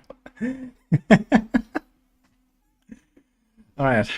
Hi YouTube, we just got the Campfire chat, we just finished watching it, and I have some notes here and some screenshots that I want to go through. I do have to say, starting off, that this was not very impressive, but there are some, there's a light at the end of the tunnel, I guess. We're getting another Campfire next week that talks about Season 7 and the PTR. So today this was kind of a short thing. I'm just going to summarize it in like a few minutes, I guess, and talk about my feelings, what is going on here. So number one, the mid-season patch is going to go live on the 19th of November. This is going to be in basically exactly 1 week as of the recording, 1 week after the Campfire chat. This is the expected date, so everything seems to be fine there, and it's just not really such a large patch. However, everything that we see here is not the final like full patch notes. They said that they're gonna show them later this week. So I guess something around Thursday or so. I'm probably gonna have an update on this. I'm gonna talk through the patch notes. There might be some more surprises in there. It's not very unlikely that we're gonna see some, weird changes that they just did not talk about, potentially nerfs, potentially, certain small tweaks that have a big impact. So we'll see. But yeah, overall, I do have to say that it was just not really too crazy with the mid-season patch. Also, about Season 7, they did talk about a few things here. So this was kind of like a big topic at the start. The Spiritborn bug fixes that many people either expected or hoped for are not coming until Season 7. But then we can expect them all to get fixed. And we can expect nerfs for the Spiritborn on top. Which does sound like this is actually the right direction here. Because at least judging from my perspective, even post-bug fixes, Spiritborn likely would end up on top by a noticeable amount. So I think this is generally fine. So I would expect stuff like maybe Rod of Capreleke to get nerfed. I would expect maybe some other like mechanics to get nerfed like Jaguar Hall and so on. But they have not given us any specifics. This is something we're going to see on the Season 7 PTR and in the Campfire next week. So get ready for that. And PTR is going live after Thanksgiving. So this is like end of November, probably like start of December, something like that. We're going to be playing the PTR basically just in time before PoE 2 early access, where I will be spending a lot of time in the next like 1 or 2 months basically. So hopefully we're going to get that done before that, and then we can go blast PoE basically. So that's my perspective here. But yeah, for now, we don't know what will come in Season 7. As I said, this is going to be next week. For the mid-season patch, so there will be buffs to all classes in the mid-season patch. So summarized a little bit, I can also show this here on the side. Barb, all the core skills are getting adjusted. Also some little aspect changes, like Battle Mat aspect gets a buff. That seems like somewhat useful for something like Mighty Throw, for example, and other weapon swap builds. Druids are getting buffs to all key passives. This seems a little bit questionable here. So I don't have any problem with the Barb buffs, I gotta say, this is fine. I expected something like this already, but not really too much here. Mighty Throw will still be like the number one thing.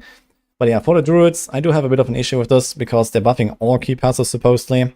At least that's what they wrote here, but they only showed like those 2 changes.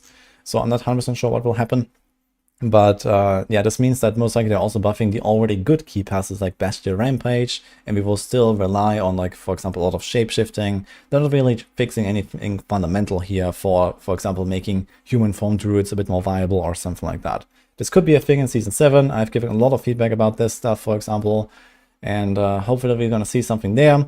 For now, we're just getting more numbers thrown at stuff, which leads us to the first problem, for example, one with nature, the buffing companions. Not that I mind like a buff to companions or something like that, but they don't really seem to understand the problem, for example, that companions just has tons of bugs, which makes it weaker than it should be, which don't seem to get addressed. So with another numbers buff, with season after season after season, they do numbers buffs to companions without ever fixing its fundamental underlying issues. And we see like a similar pattern with some of the other stuff here. So this is kind of what upsets me the most about this change. Not that I'm worried that companions are suddenly too strong or something like that. So I'm going to talk more about the underlying bugs and problems here for some of the other class changes. But we see the first part of this pattern already on the druids, and that makes me unhappy. However, there's also this here. We got a tornado buff, so mostly the Storm Chasers aspect is getting a huge damage buff, so that is a ridiculous number buff here. That's like probably the single most powerful aspect in the game, at least for druids, I guess, at this point. If you compare like Tornado without it to Tornado with it, I guess. So it also shows that we're probably moving more in the direction of power creep and just throw big numbers on stuff. I really dislike this change, I gotta say. I would have liked to see something else for Tornado Druids here. Tornado Druid is really weak, and Tornado players will be happy with this, I guess. But, it moves us further in this direction of something very unhealthy for the game's future. So I really hope that they will eventually reconsider and fix stuff in proper ways, at least. But yeah, we have this. We also have a Basilisk buff. That is actually kind of interesting. I don't think that Basilisk is getting into meta territory or so, but for like a Torment 4 Earth speed farming build or something, that sounds really cool. You can now continuously apply Petrify automatically using the weapon against bosses. So this was kind of like the big problem that this weapon had. It was not used for any purpose at all since last season, and well, maybe now we might see someone use it at least. So that could be something at least. Then we have the Necromancers. Very small stuff here. Necromancers are the best performing class overall outside of Spiritborn. So I wouldn't really have expected very much. We also don't see any bug fixes that bring Necromancers down, because there are some builds based on bugs. For example, the Blood Artisan's Kiras is very bugged right now, making at least the Spirit Wave build very powerful and these kind of things. We're seeing some small, somewhat irrelevant changes in my book, like Decompose and Evulsion is getting like 1% more on its passive. I also don't really like, for example, that they're diluting the class fantasy a little bit. So we see this here, like bone skills on Necros, for example, are, you know, very crit based. It's very easy to get a lot of crit chance, for example, but somehow Blizzard still felt compelled to remove the crit damage requirement and just make it like, you know, against vulnerable, for example, which is a bit weird, I think. But okay, I guess it doesn't really change anything in the big picture, so who really cares, I guess. And then we also have some unique buffs. Mortar Crux goes from completely useless to still completely useless. And then we have Howl from Below that buffs Corpse Explosion. That actually seems like a pretty decent change. Yeah, I'm not 100% sure about the exact power, you know, where it lands Corpse Explosion wise. But I know that it's not really that great, and it could definitely see a bump up here. But I can't really tell exactly if this is enough or something like that. At least it's something, I guess. Alright, then we have the Rogues. I gotta say, I am somewhat happy with something and mostly unhappy with these changes. So first of all, we get a pen shot buff. That is cool. Pen shot is definitely quite undertuned these days, and it's somewhat on the weak side. It's getting a pretty juicy buff actually, so yeah, you can notice that. Flurry is getting a buff as well, which is a bit surprising since Flurry is actually performing relatively well. It has gotten like rounds of buffs, patch after patch after patch, and it's actually like one of the better builds right now. The bigger problem that I see here is that we don't have a real solution to the pen shot problem, which is it can't kill bosses. And I think just buffing the number, like, you know, raw damage buff is not the solution here. I would really like to see like a better, you know, like boss killing ability in some sense. Like, for example, like a stacking, you know, damage buff that you apply to a boss when you pen shot them or something, so that, you know, it ramps up a little bit so that single target just doesn't feel completely awful. So this is really what I wanted here, but maybe gonna see something like that in the future. Overall, yeah, would it make me play pen shot? Well, it becomes a bit better, especially for the early game and for leveling, but it will have exactly the same problems later on. So nothing was really done about its fundamental issues. And kind of similar with these changes here. So we have a victimize buff and surprisingly a precision buff that, well, in a world where rapid fire is already by far the strongest build on the rogue, we're getting a buff to that build. And also other pretty strong builds, like, you know, Barrage can basically be done similar to Rapid Fire. We have Rain of Arrows that also uses Precision. So all these already really strong rogue builds are getting a buff, which is a bit surprising. And it also makes me kind of despair thinking about, you know, that this becomes even more the meta on the rogue, because there are some fundamental problems with Precision. It has double dipping on some glyphs, for example, and it has double dipping on trig attacks, which is something I talked about a lot in my recent rogue feedback video. And it seems also, again, that Blizzard is not really going to address these fundamental problems that make certain builds, like, you know, either overperform, underperform, or just generally unfun. And we have exactly that problem with all of the position builds on the rogue right now. They are extremely reliant on trig attacks and having a Call of the Nameless, fully masterwork to trig attacks. And for example, the difference between fighting a boss with adds, where you can trigger trig attacks, versus having a boss where you don't have adds, is ridiculously large. Like, we're talking about 1 minute kills versus 10-minute kills in some cases on like high pit tiers. And it sounds like we're just not really getting a solution to this bug fix, but, or not a bug fix, but to this problem, I mean. Maybe something is happening in Season 7. Maybe this is why they're buffing Precision already, you know, in advance of like a trig attacks nerf, but it also feels kind of odd because they, you know, why would you not do it at the same time, for example? But yeah, this is how it works.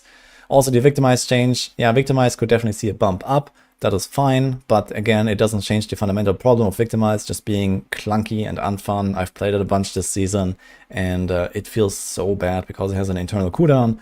And I suggested to, for example, cut that cooldown in half. This would not overbuff it. and it would just make it feel all better to play without really getting into server issue problems or something like that. But they just throw some more numbers on it and call it a day. So I'm also unhappy with this change, I gotta say. Yeah, Sorceress. Sorceress got generally some pretty good buffs, I gotta say. It doesn't really solve, you know, Sorceress just feeling generally weak, but it does solve at least some of the weak builds feeling extremely terrible. So one example here is Combustion. I think this is actually one of the good changes here. So they're making it scale with your damage to burning enemies bonus.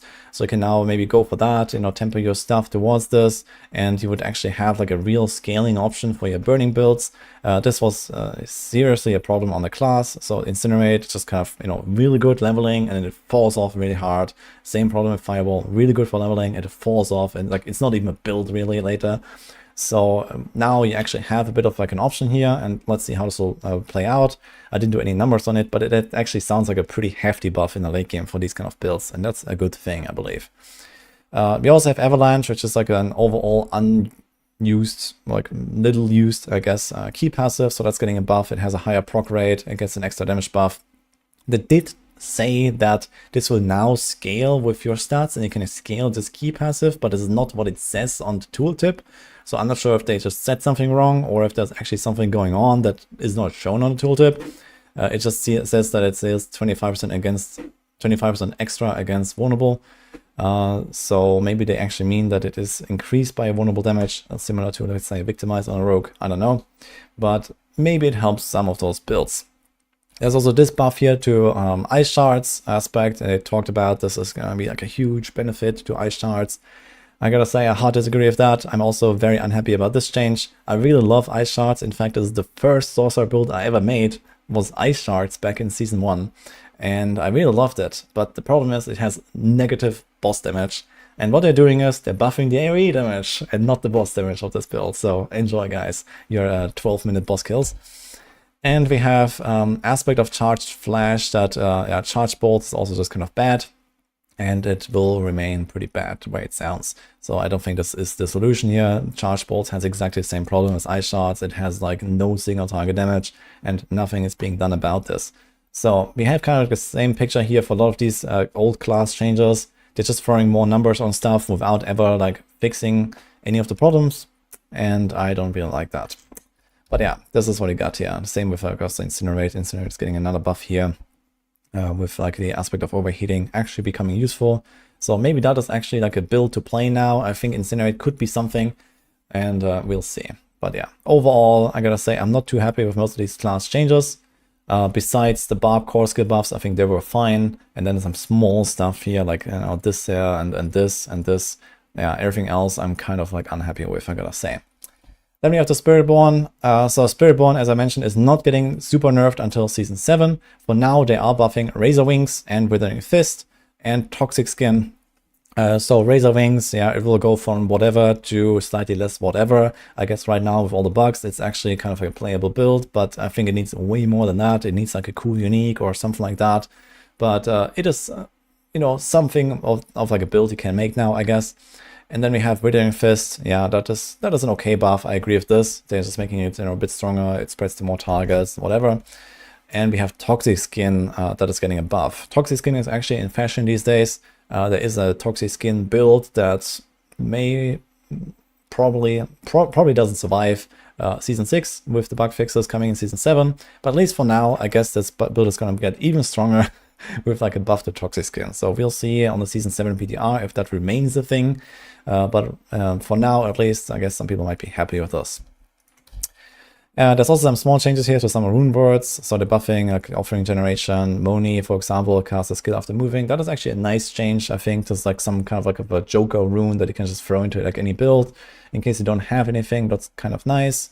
Some other small stuff here that doesn't really matter, I think. And some shrine updates. So we have this here. A lot of people are complaining about, you know, especially Conduit Shrines, but also Artillery Blast Wave. They're just gonna like fall off really hard because they changed them in the expansion to now be weapon damage based instead of monster level based, since monster levels don't exist anymore. So now they're basing it on player level. Who knows what will happen with this, to be honest. It might make them ridiculous when you're high level. It might make them still useless in the higher pits at least. We'll see exactly, but they might at least be somewhat more useful. And lastly, this is something that's coming up for the future. The Red Cloaked Horror, like the mid-season event, the midwinter event, is coming back. So this is like a Cure Shard or like a Fractured Peaks. Like, you know, there's like new events and then like these Christmas monsters basically popping up.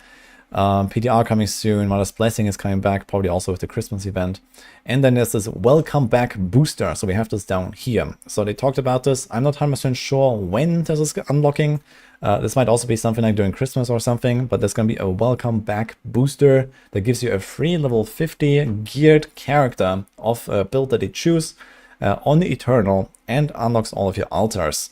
The good thing is, if you get the altars on Eternal, you'll also get them in Season, so you can basically just use that booster, get the altars, and then play the Season, I guess. So that's like really what you want to do with this, I believe.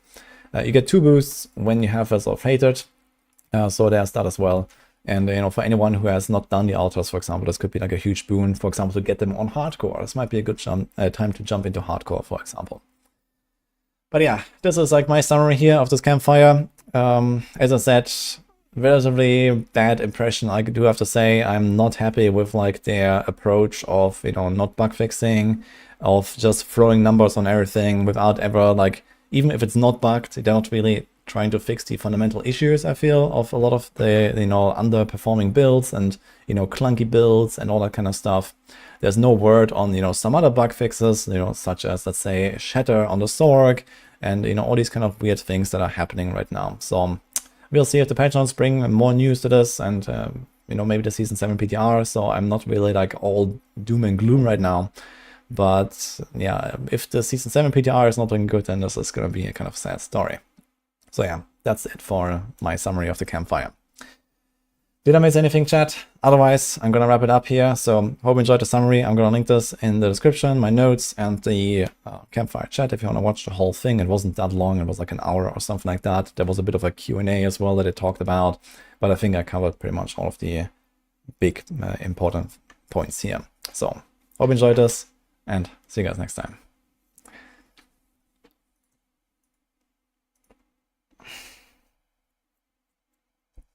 All right. That was it.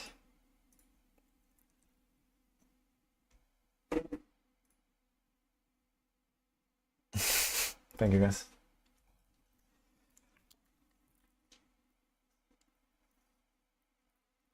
So now that that's over, hardcore WoW when?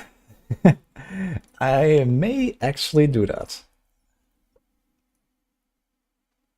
Maybe I'm gonna join OnlyFans, guys. Maybe not. We'll see.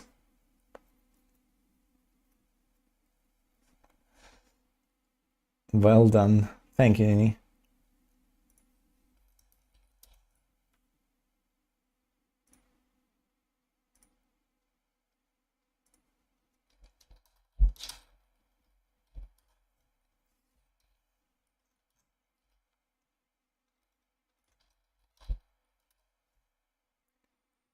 Well, what do you guys say? Back to Infernal Hordes prison.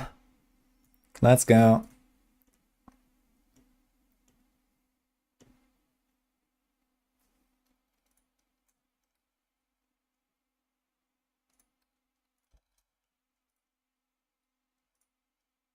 Where?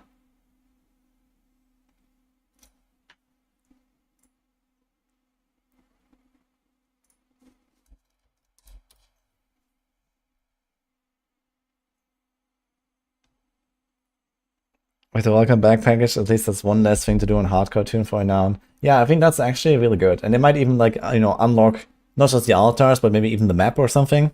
So you also don't have to do that. So it's something, you know, it's something. This might actually be like the one thing that might make hardcore a lot more appealing to people, right? Because I hear that a lot from people that are like, oh man, I have to do my renown on hardcore, I have to get the altars.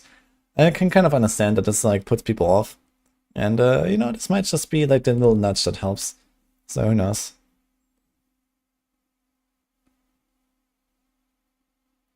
Inf, I'm ready. Are you happy to go back to Infernal Hordes?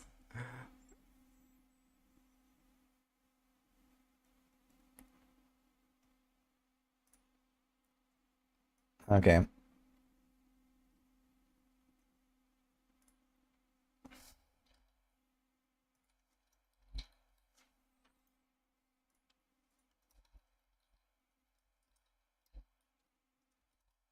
What was that again?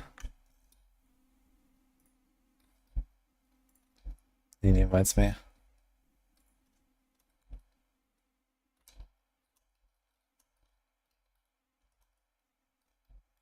He's starting a pit run. Oh no. Back to pit, I guess. I want to do more Infernal Hordes though. But okay, pit works there, so for now.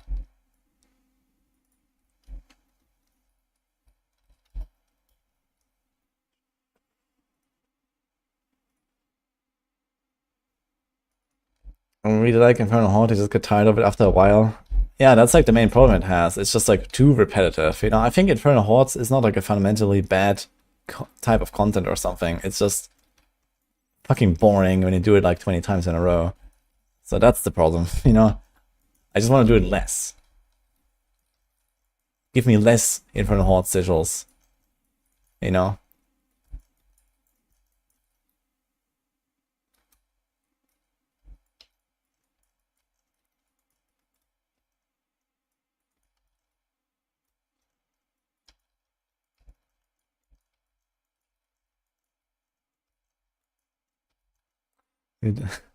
Me and OnlyFans would be amazing. I actually did watch like the OnlyFans like hardcore stuff, and you know, like the rap, the avatar videos, they were pretty cool. And you know, I've been like somewhat following this a little bit, I guess, on the side when it was happening. That was like 2 years ago or something, right? But yeah, I found this pretty cool. And they did like some funny stuff. And yeah, I don't really have much to do with most of the WoW streamers or something, right? I haven't really been playing a lot of WoW in the last years. And I've not really streamed WoW very much and these kind of things. But I did play a lot of WoW, and I really like classic WoW, and I like the hardcore classic WoW. So it is really fun. And I've actually never finished my character to level 60. I still like my level like 42 rogue, I think, or something, on the hardcore that I never finished. That was cool. Like hardcore classic WoW is actually such a good gaming experience. It's amazing. And if you have like nothing to do for the next few weeks, really, besides, of course, playing the mid-season patch, guys, why not, to be honest? Yeah, I know they're planning something.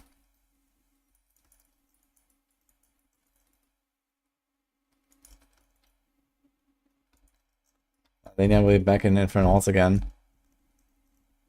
Yeah, join.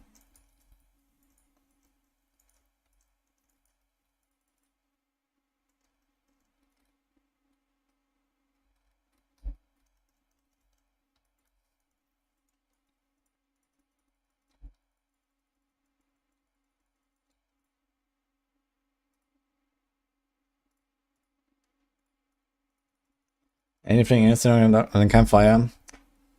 Yeah, it basically says play Spiritborn or log out. The song is Faces, Electric Youth.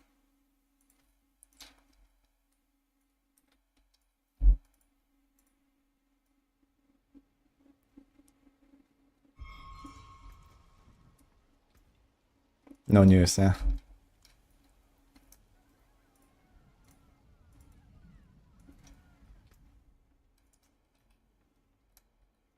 I can't find you. And this one. How do you say this? N changes? It's offline for me, by the way. What about Malenia?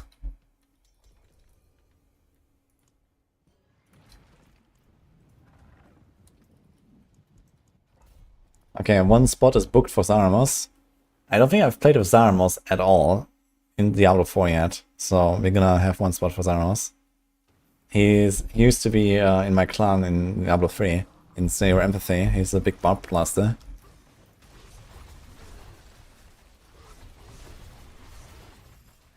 Finally. Okay, I'm gonna hold one spot.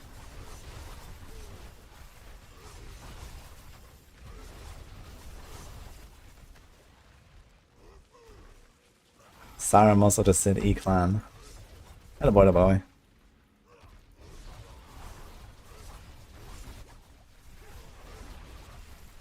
They said you should abuse bugs because that is the intended way of playing. Yeah, basically, actually.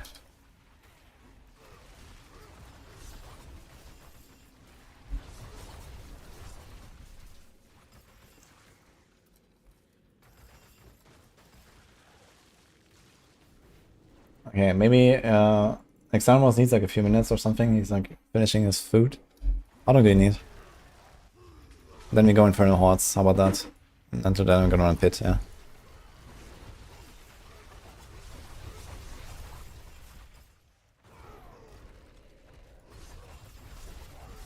Buff the Victimize will change how That's Nice works. No, this has no impact for That's Nice. Victimize is like way behind for That's Nice, I think. Like they removed the double hit temper.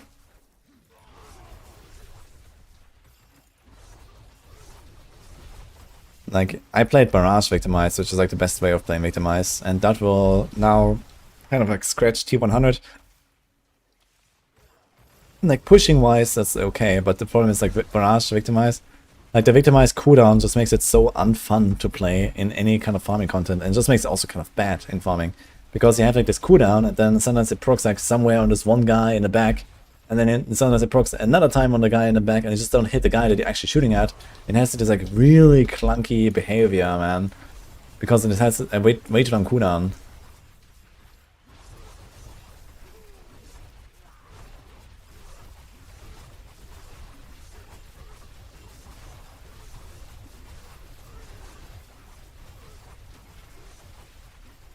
I'm gonna get this guy.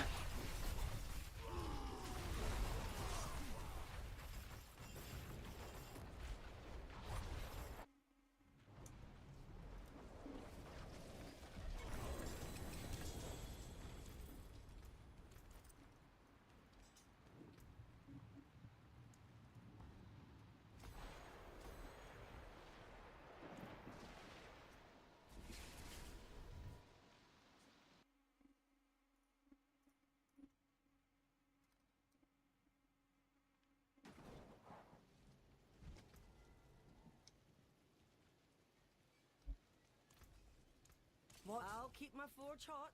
Return. Okay. We have too many people asking for our spots, guys. I'm sorry.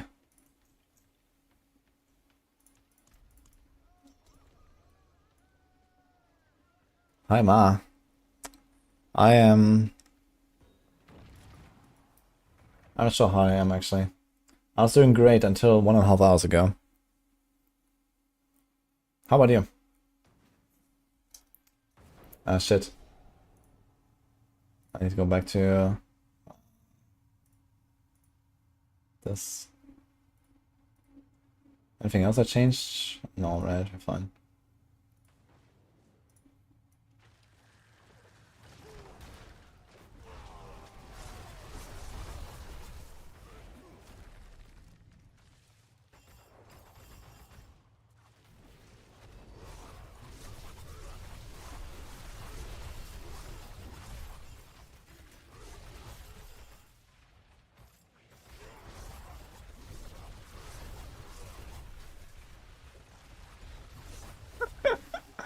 Okay.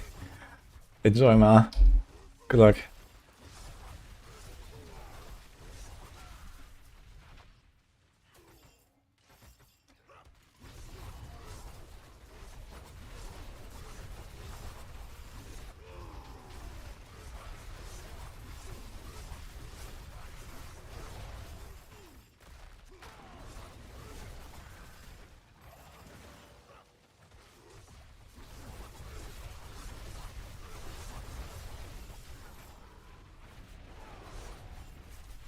That's a lot.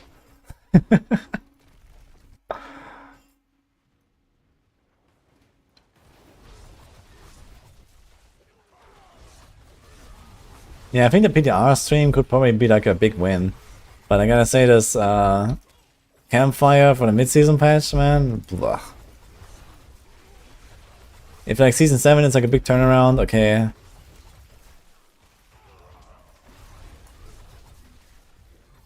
How about I just call the boys and see what happens?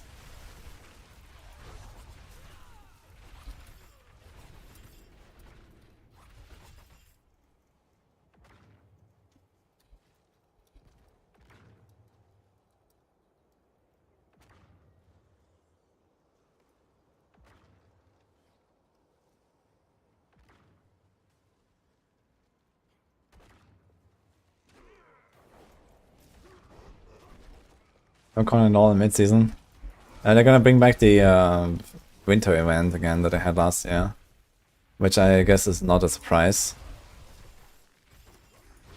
Doesn't sound like they improved it though or anything.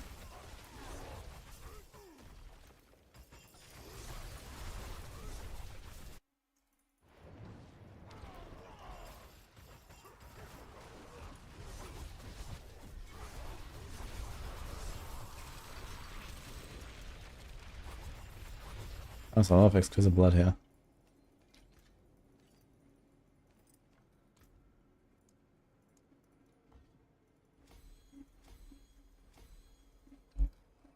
The completion bonus is a maxed aspect. Okay.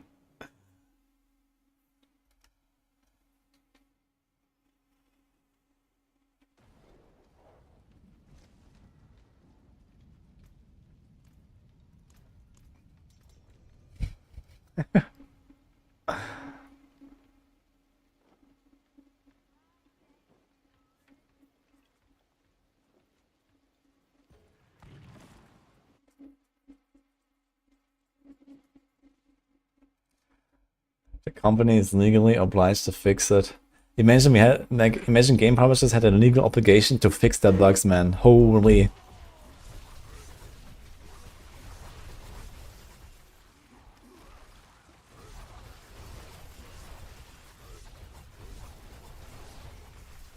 I think we should make that thing. Wait, isn't Elon Musk now in the government or something soon? What if they actually create a law, man? Game companies need to fix their bugs.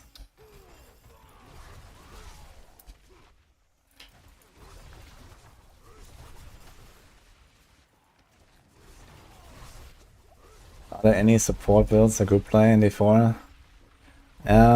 You can play support, but there's not really a reason to do that.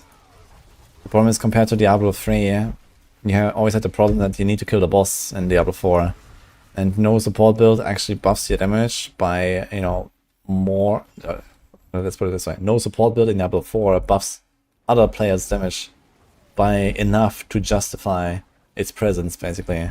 You don't have like very powerful support buffs. You can do some stuff like pulling and, you know, generally some damage buffs and, you know, CCs and maybe some damage reduction or something. But basically, the more people you add that don't do damage, the longer the boss fights will take, and you can't make the boss fights any longer because boss fights are already by far the biggest obstacle in a run. So yeah, support meta like in Diablo 3 just basically does not exist in Diablo 4.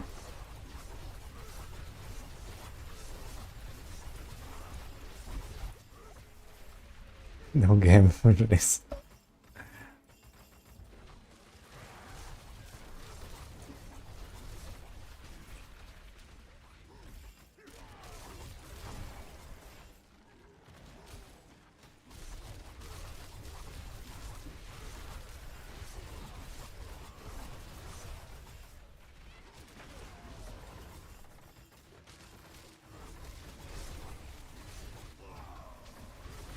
If you don't need support in D4, they just don't feel fun like they were satisfying in D3. Yeah, I agree with that. Like certain support builds in D3, like a support barb, support monk, like it was actually, you know, kind of interesting to play these, right? He actually had like, he actually changed everything and like the team, like how you approach the run, how you approach the strategy and so on. Like here, what you do is just like run together and you like, okay, you sit on the pack and you press your buttons, like, I don't know.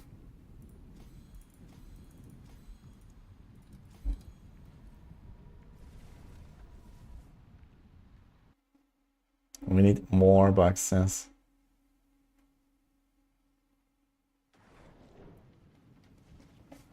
Season 7, 2 Seneschals. Oh no.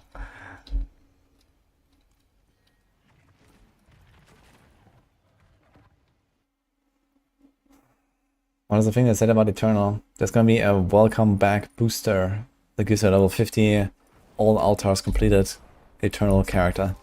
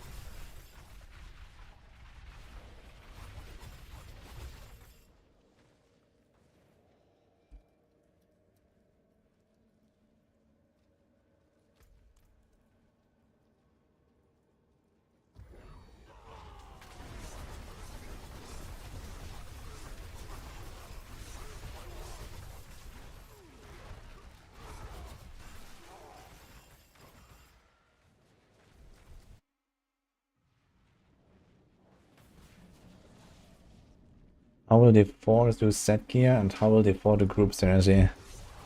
Well, frankly, I hope they do neither of those two things.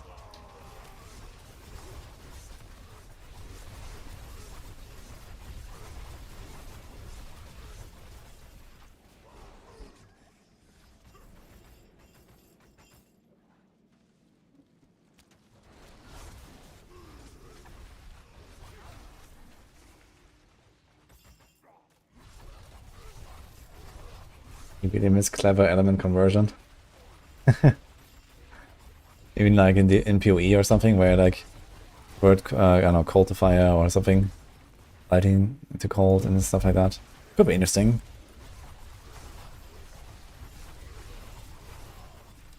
I mean, we're already seeing something like that. They actually added elemental conversion this season with the Ugly Bastard Helm on the Barb.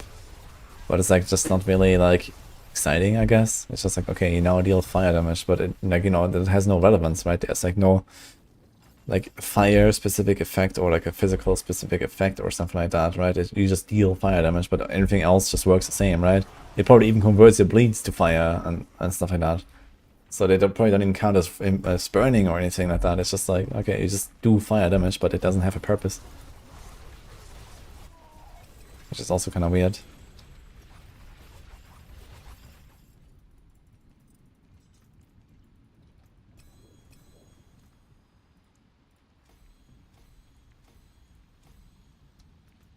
Now Boiler is here too.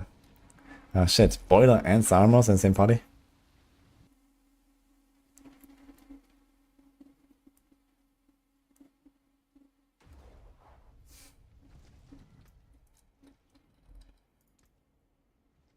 That's already in the party.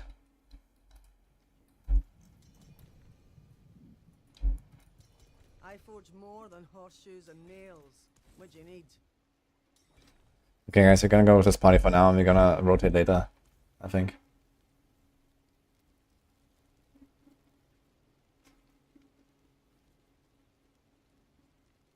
Experience the free sea buffs, can enjoy Seagrass in D4 to great effect. Yeah, Seagrass is pretty strong. But they still have that problem that, you know, adding a support is usually a downside and not an upside, right? Which, okay, maybe it's not even a problem, right? I wouldn't really like party play being massively superior to solo play. How it was in Diablo 3, for example. And, you know, the main reason to do something like that is like for shatter shenanigans.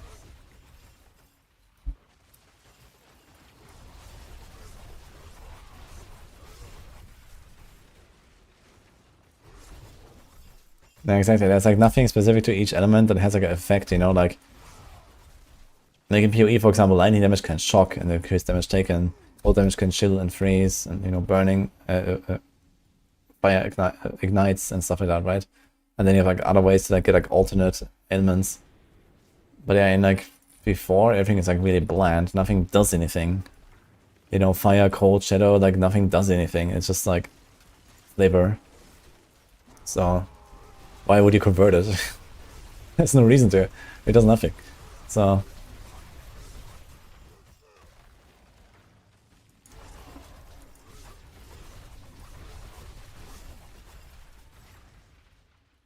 like we have two limited storage recipes that they can tempo on your weapons. All of them, like nothing, like, all of them are the same, right? There's no relevance.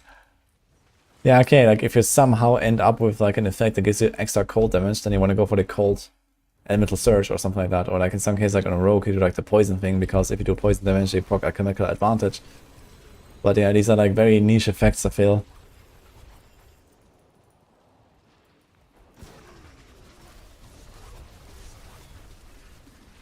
Is this guy buffed by the pit here? It seems so. That's funny. Sarmos is playing Lightning Spear, let's go.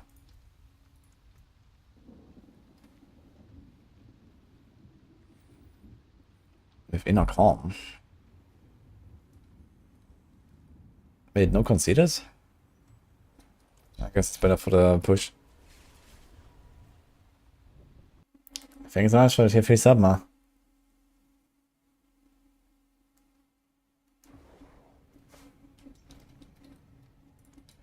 Pit 90, oh boy, let's go.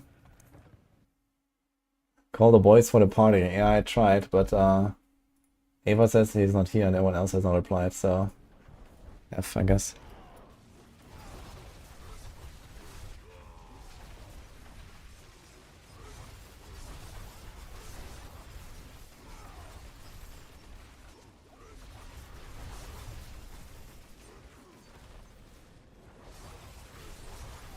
Yeah, I think the bigger problem that comes with like making Diablo 4 into like Diablo 3 group play is that a lot of people will not have access to that, right? You already have the problem that there's like this like, you know, entitlement. Oh man, everyone needs to get everything and, you know, have all the best loot and farm the highest torment difficulty, you know, all that stuff, right?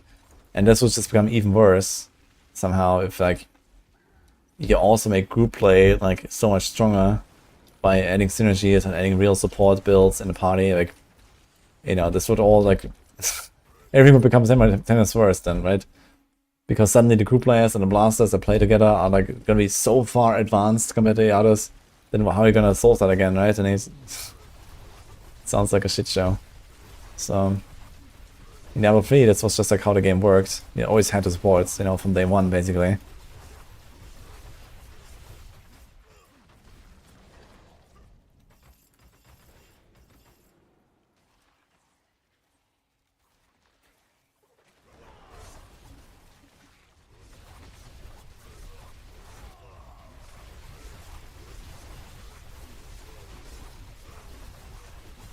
Don't know why we have 2 PvP zones. Yeah, once upon a time, PvP wasn't actually just like a one-shot fiesta, I guess, when they made the game. And it was actually fun. But yeah, then decided, fuck that.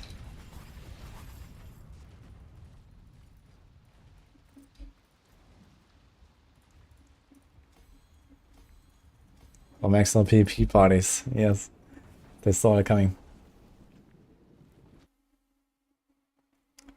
Is it true that the other 4 streamers are crying in their sleep because they are forced to stream the game?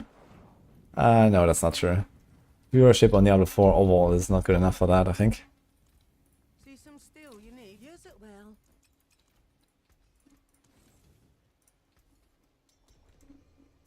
Vasily's... Oh, well. Hello, Vasily's ghost. All finished, are you?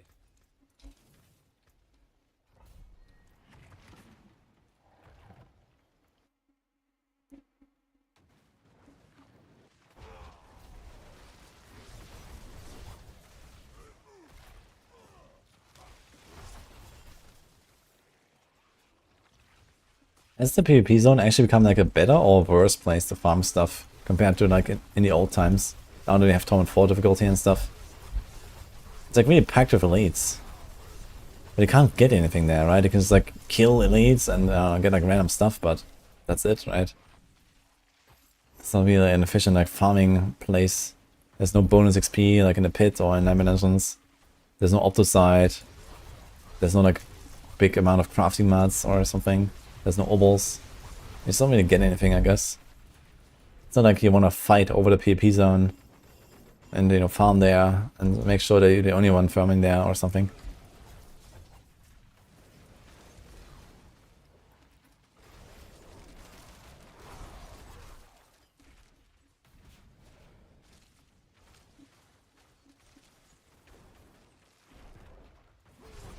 Campfire is actually over, by the way, Nash.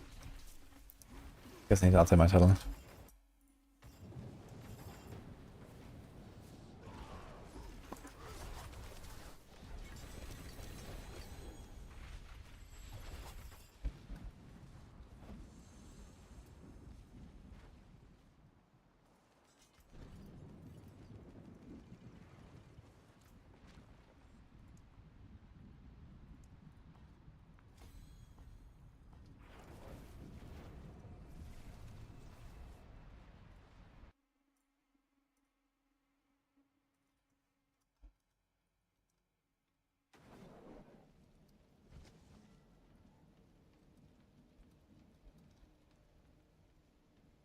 Yeah.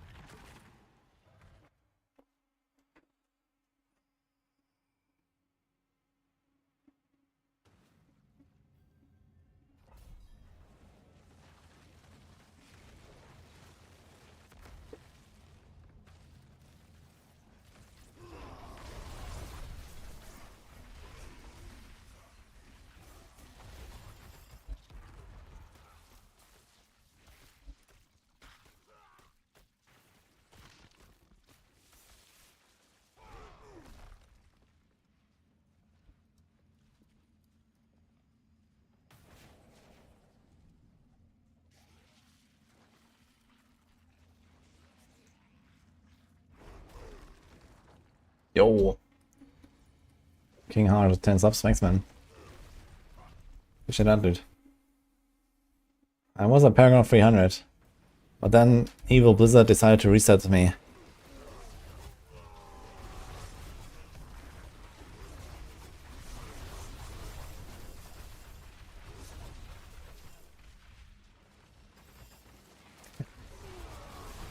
Sweet.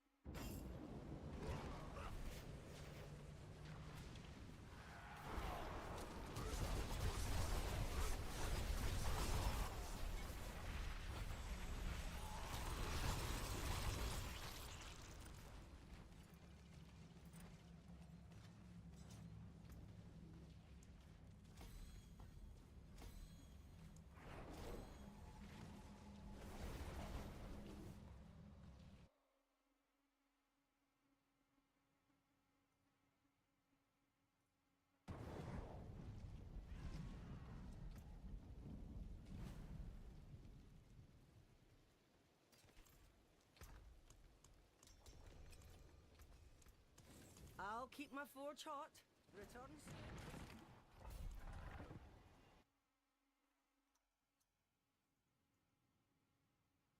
Like No Man's Sky at launch to make it believe it's a PvP zone, but you actually can't see anyone in there.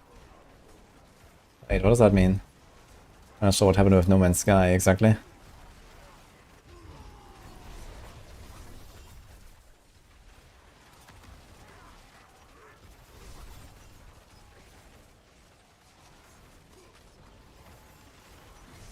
Look at this party, by the way. We have 4 different classes. Nuts.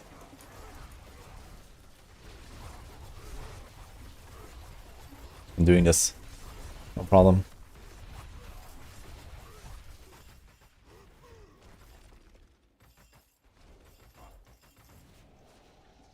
Yeah, they can't get your rogue stiffs to 100. And you can respec. Get your glyphs to 100 and then respec back. That's an option. There's a bunch of builds on rogue that can do 100 without too much trouble. Rapid fire, rain of arrows, flurry, all power builds, but it requires quite a bit of investment. But the other two are pretty powerful.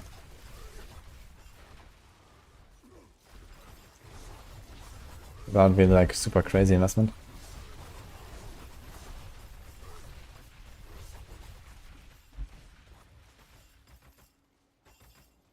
At launch, DevStat could match people randomly in No Man's Skies, but the PvP feature wasn't even implemented. I mean, why did they say that then? What? Actually, it sounds very fun if you like randomly meet someone in something like No Man's Sky.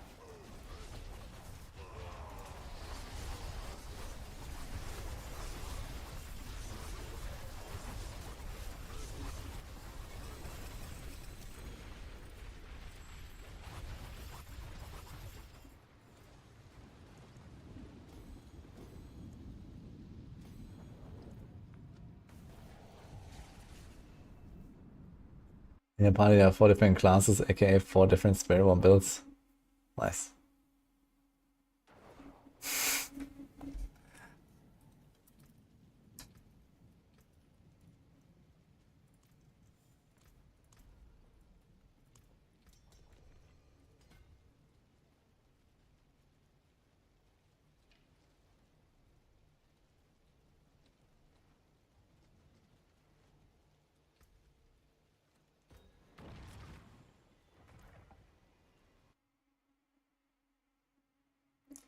All these class wars in a patch will be getting a couple of pit tiers higher. Yeah, something like 1 to 2 pit tier buffs for like small stuff, like the barb core skills, for example, and pen shot and so on. I think something like Incinerate, that might actually be kind of a thing now, I guess. It might be interesting to make an Incinerate Sorc. I actually really enjoyed Incinerate Sorc when I played it in Season 4. Surprisingly, a standstill channel build was fun to me. So I might do an Incinerate Zork and see how that goes. But we'll see.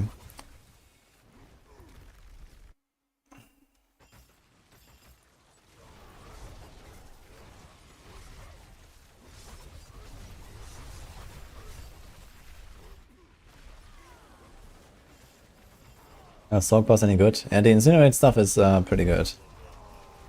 But that's probably about it. I don't really trust this charge bolt shenanigans. I already have my Incinerate Zork ready. Nice. How far did you get with that so far? I'll be curious.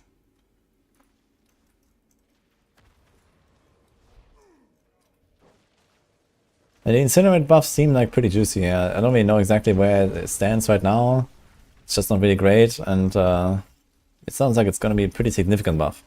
The aspect is getting a lot better, and the key passive is going a lot better, so that could actually be something now. They also buffed the Incinerate size temper lately as well, right? So it actually works with the flamethrower aspect. So yeah, Incinerate is going to be a thing. It's time, guys. I'm finally going to force Nova to ride it.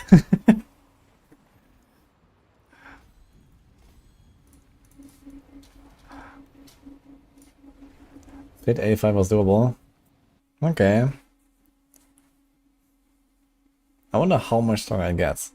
But it sounds like probably something like at least like a triple or maybe more or so.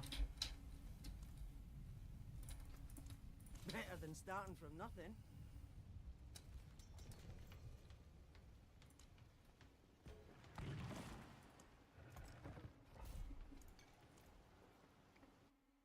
Campfire that happen, yes.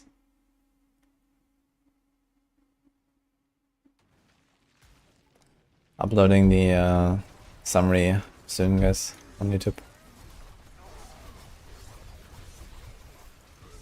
Can't wait to hit the 5th target, the ice shots pass through for 25% increased damage. Yeah. It's actually 50% increased damage. Okay.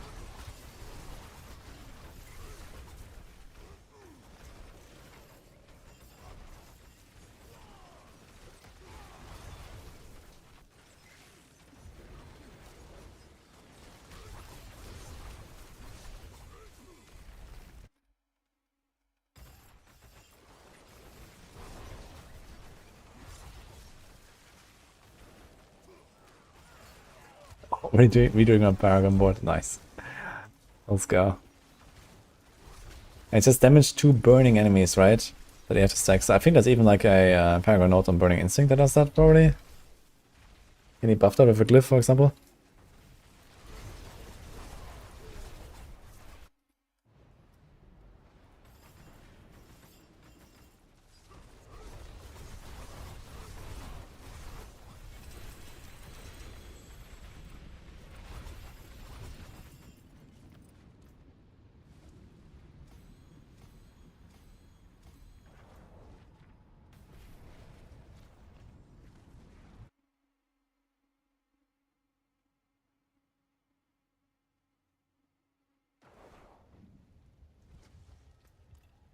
Yeah, I think it's hard. It's a bit harsh to say that season 6 is a huge fail.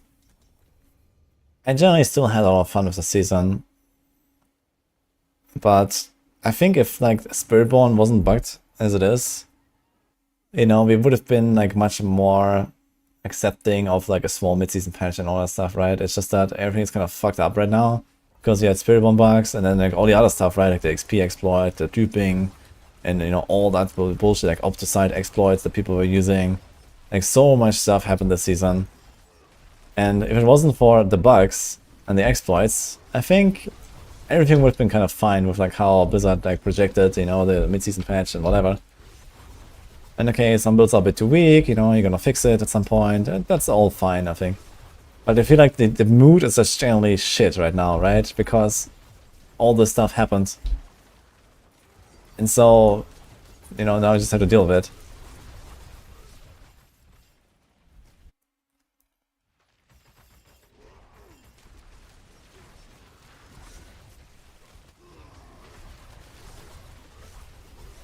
Snapshot works, rebinding interact key to not drop the snapshot. Yeah, you can do force interact that allows you to open doors and click shrines and loot. But especially for looting, this is like, oof, yeah. But, well, luckily, like, you know, boards or something you don't loot, and in pits you don't loot, so.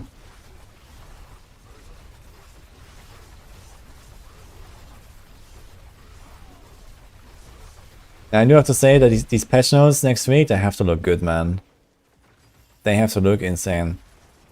So there has to be some good stuff in there, I think.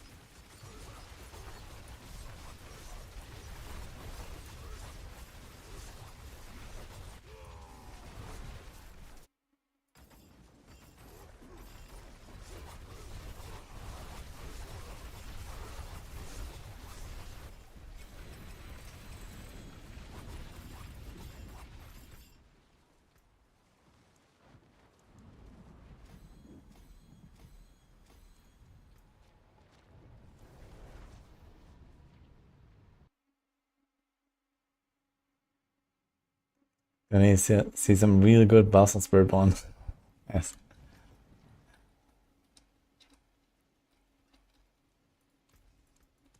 What's left? That's the spirit. Give it a look. Not a Vaseline. Hello, shiny. Not a bad pull, that.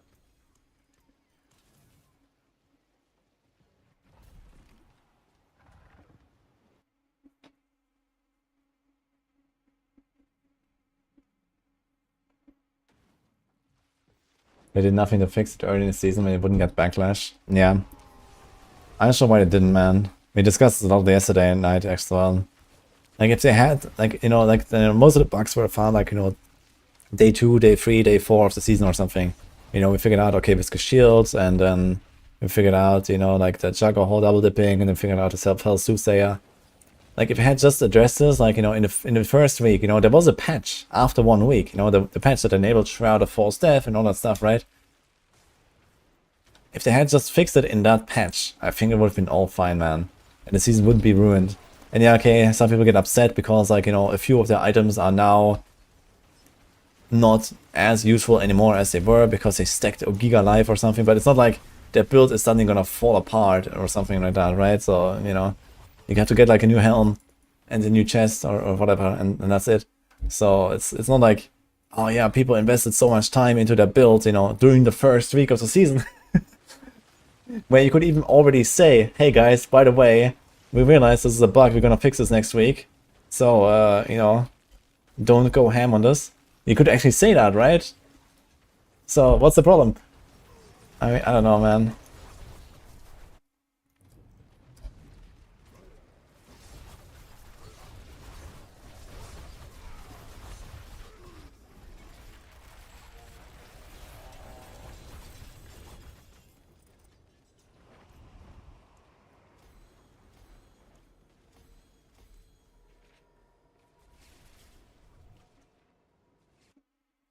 It's the months consumed, all the farming for nothing at a point. Yeah, what farming are we talking about, man?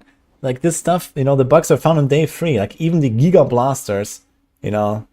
Okay, most of the Giga Blasters are in Torrent 4 at day 3. But they're not like mega invested in, like, you know, masterworking their shit like crazy or something like that, you know. At that point, who the hell has even done, you know, significant amounts of masterworking? You cannot have done that because, first of all, you have to start at 1, do the fucking campaign, go through Torment 1, go through Torment 2, go to Torment 3, you know. Like, what materials are we talking about that, you know, now become obsolete or something?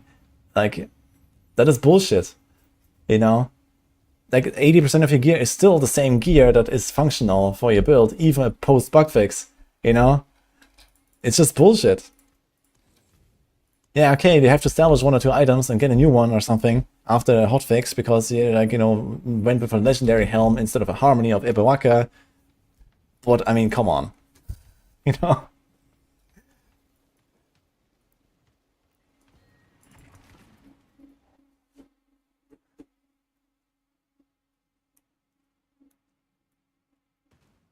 You even get 60% of your mats back when you establish the item, by the way. In case you didn't know that.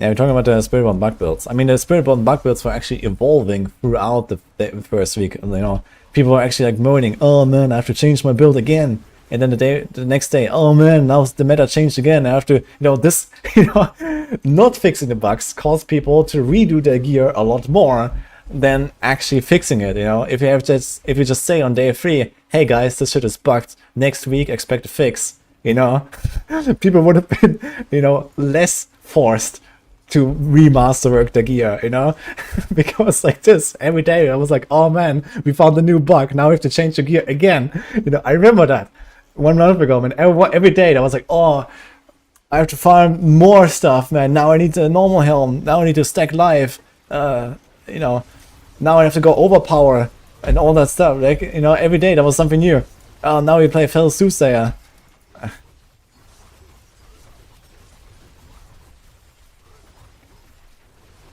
Now we have to like triple masterwork resolve. Ah shit, now I have to triple masterwork resilient. You know? Like, this was the real problem.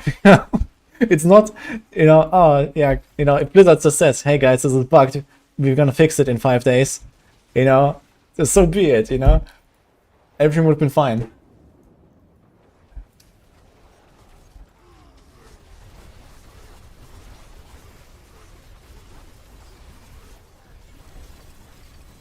Ah.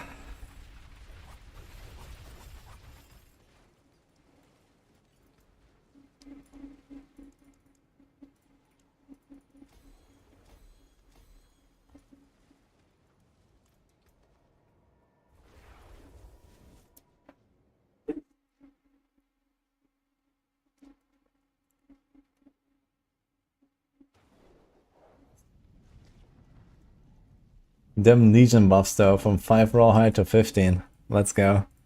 Use it well.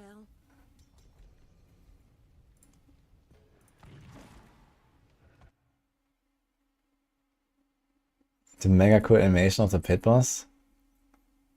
Wait, what?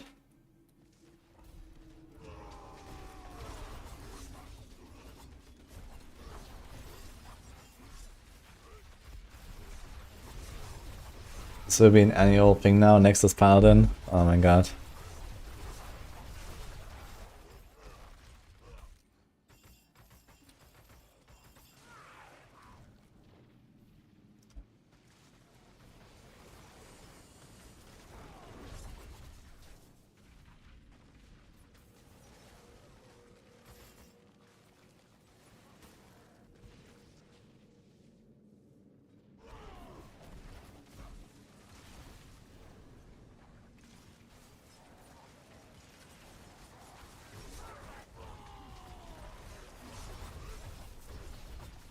I should log on my Spiritborn, farm some barb gear so I can do the barb next week. When are you gonna play, Blue Skies? Are you hyped? Log in on barb?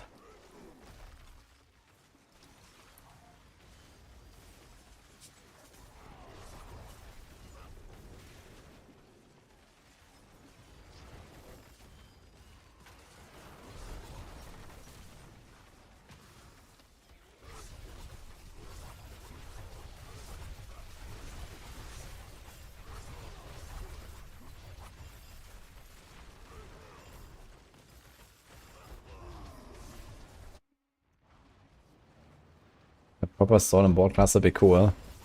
Yeah, maybe with a bunch of holy spells. Could be pretty fun, I guess. Maybe I should make that.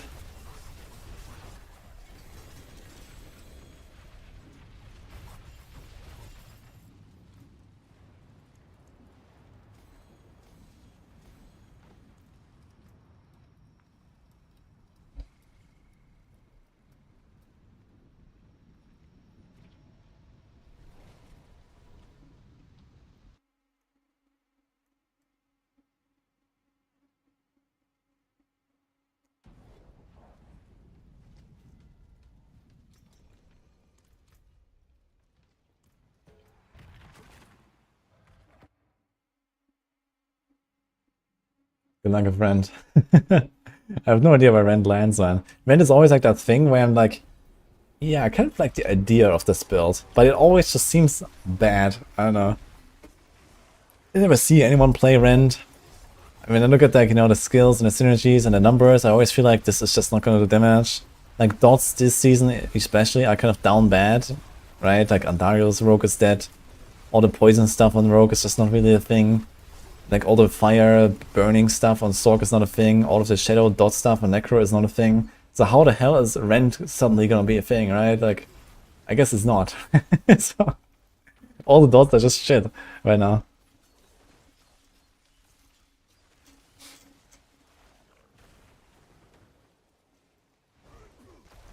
It was not incredible.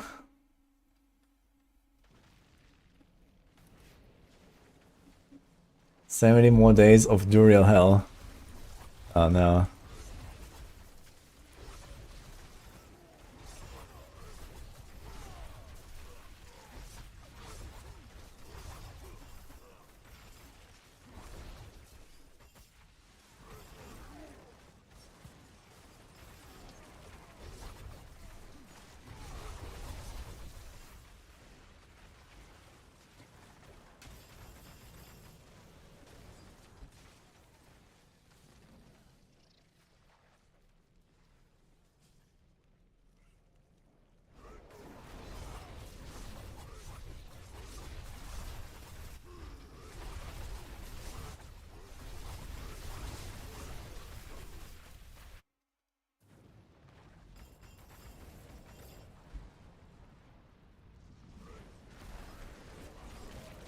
For instance, yeah. Cool.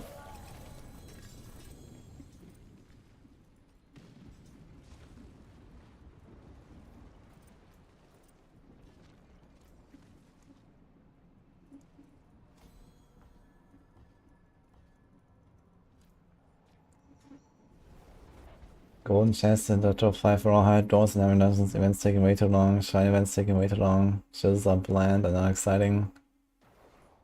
What do the loading screens do anything? Whisper catch stopping hardly any GAs. Yeah, there's a lot of stuff that can balance a lot better.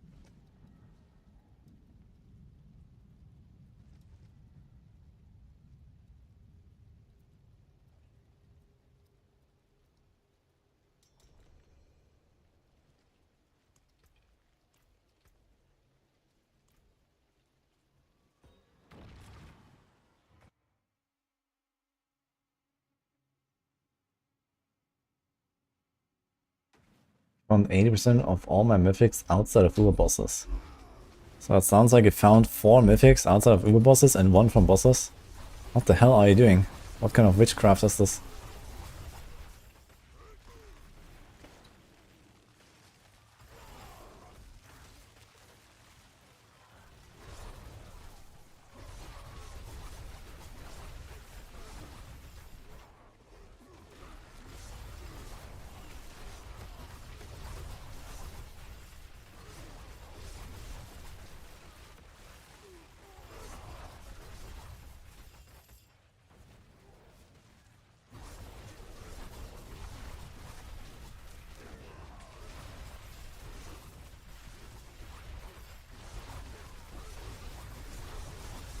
Ah, true. Teleport doesn't break your inner calm, I remember.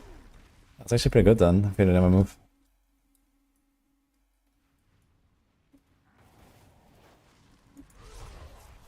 Yo, holy shit, man. What? I didn't know that. And I'm glad that I could be a positive influence for that. Hope you're better now.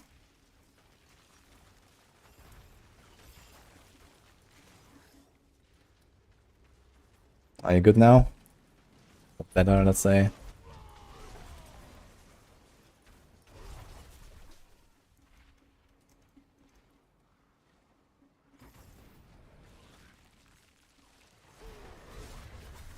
Yeah, okay.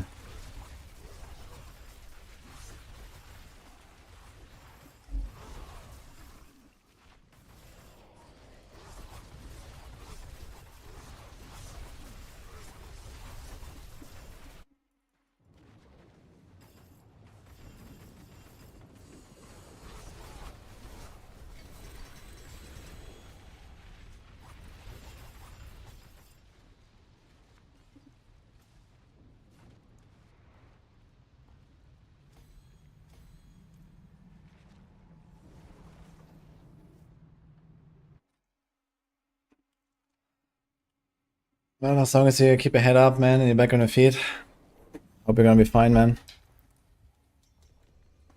Cannot imagine, like, something like that happening. This is crazy. I'm not sure, like, how I would react, to be honest, to something like that.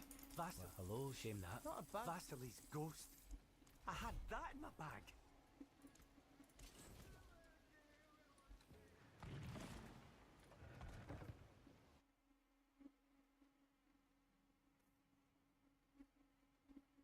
You got winning from hordes, like getting open world. Yeah, it's roughly a 1 in 2,000 uniques chance to get a mythic. You get a bunch when you do Infernal Hordes, and there's also a bunch of, like, you know, let's say boss drops, I guess. You know, like, you know, there's like specific boss table or, like, you know, the Infernal Horde table, right? So I don't think that those have a chance to drop a mythic, but like a random, you know, a random unique that is not part of the Infernal Horde loot table has like a roughly 1 in 2,000 chance to be a mythic, I think. So if you find, like, I don't know what, like Penitent Griefs, you know, in Infernal Hordes, or Mother's Embrace or some shit.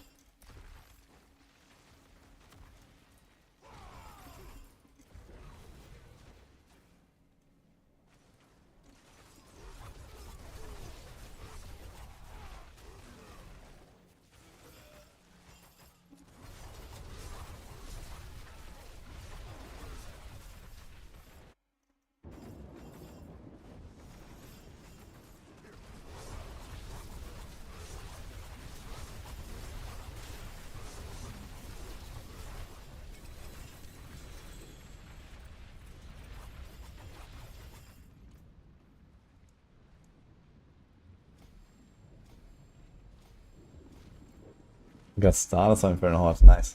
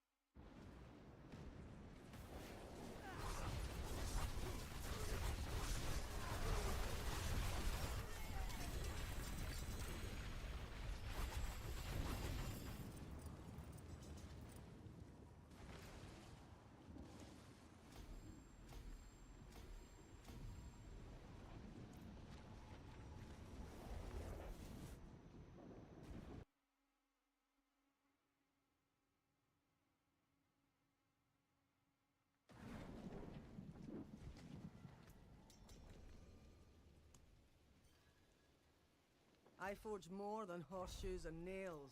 My hammer sings on your return.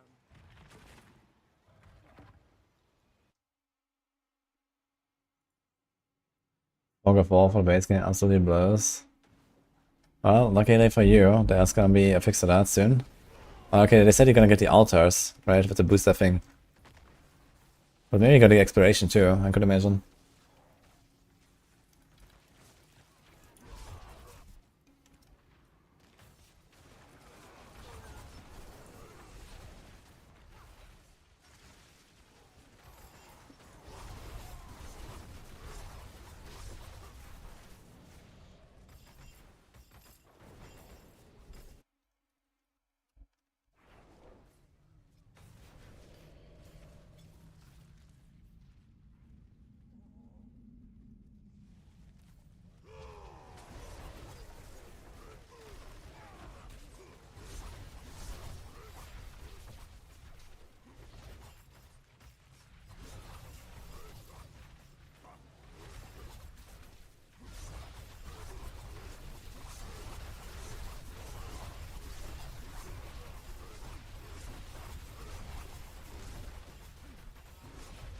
Thank you guys only.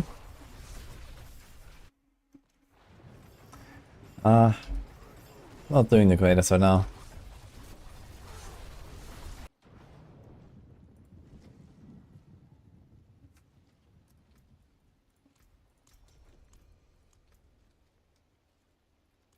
Summary. Spiritborn is not getting bug fixed. All the buffs to the iron classes are kind of whatever, or potentially harmful. Because they're not fixing any underlying problems of any of the classes.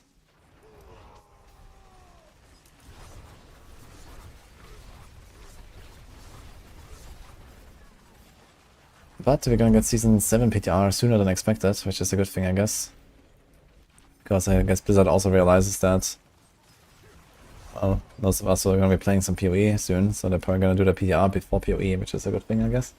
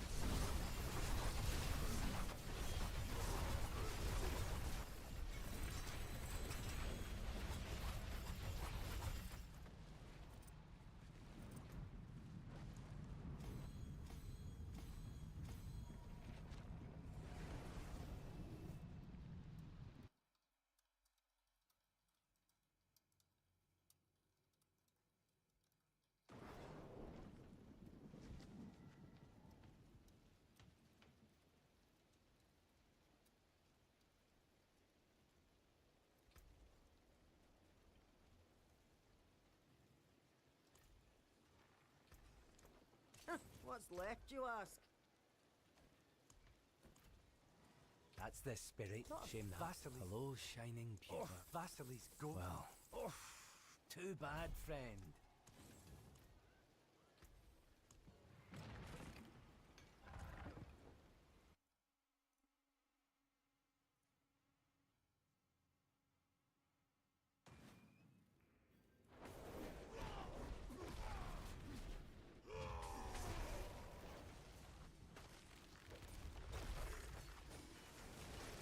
Say anything about buffing TB?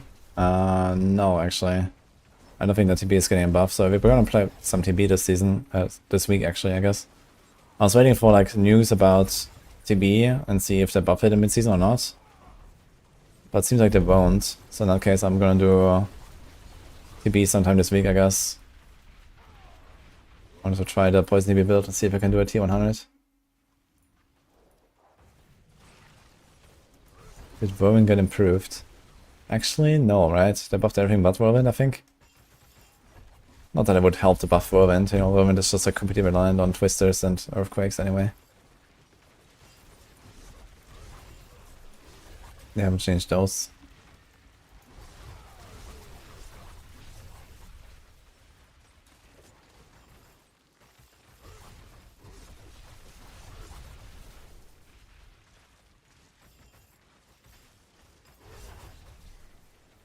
Can I email them? I can email them, yeah.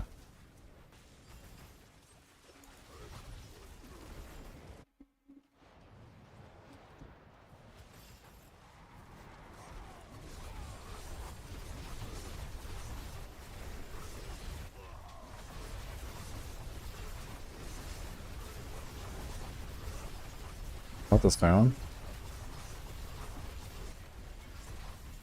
Wait, Nini's toying with us.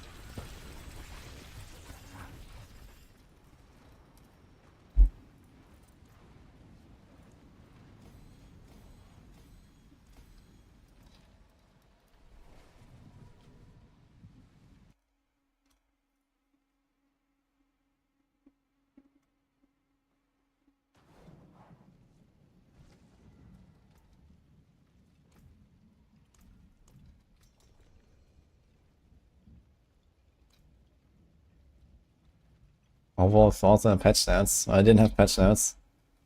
But looks like a logout angle. Until PTR. Use it well.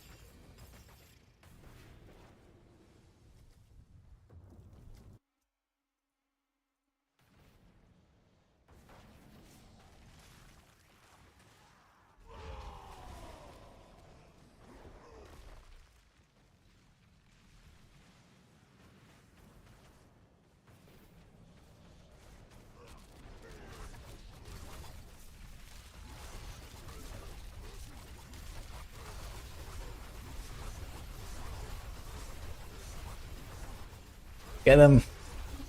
I got this, guys.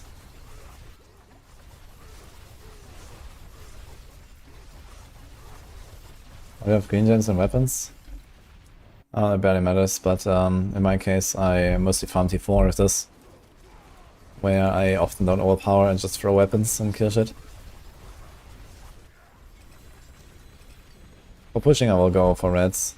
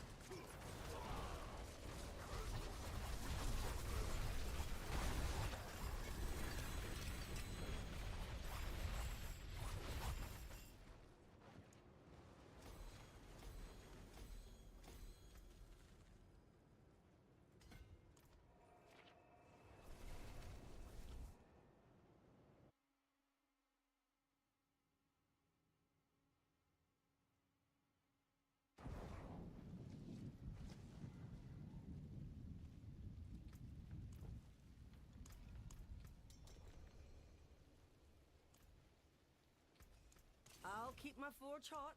Return soon.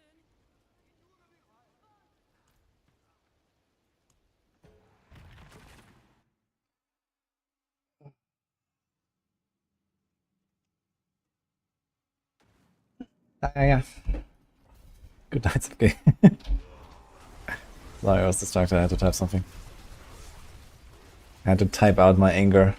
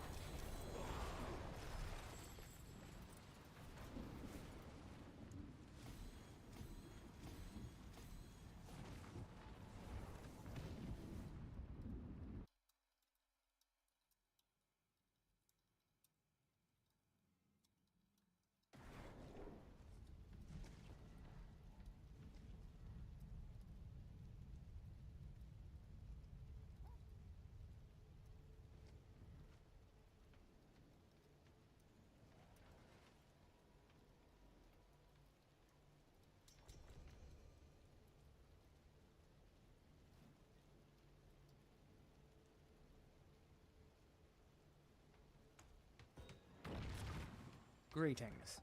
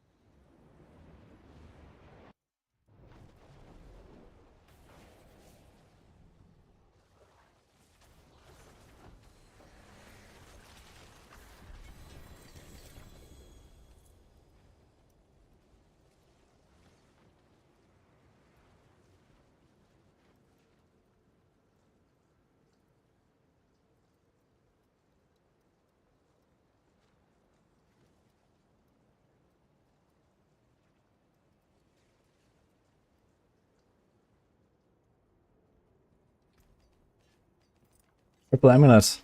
Uh-oh.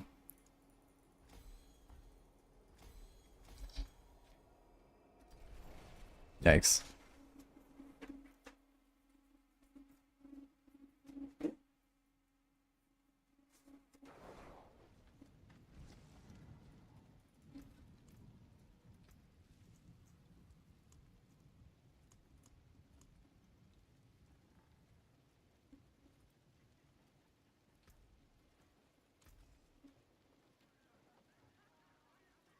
What's still got some good in it?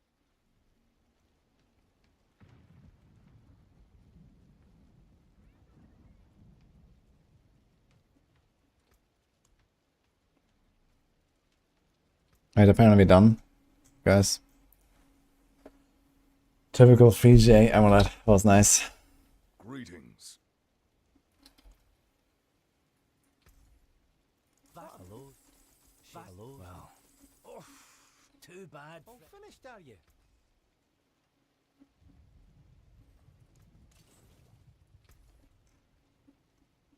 Hello, Vasily. Well, hello, shining beauty. All finished, are you? What's left, you ask?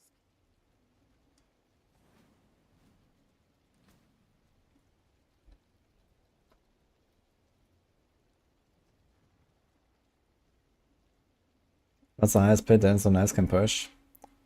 Maybe has done 100 of it, but that was 3 weeks ago. Maybe it's a little bit higher now. With like Korean gear. You can maybe go like, I don't know, maybe all the way to 105 or so. If you're like a gold gamer with all the snapshots and stuff. But yeah, I wouldn't really expect higher than that.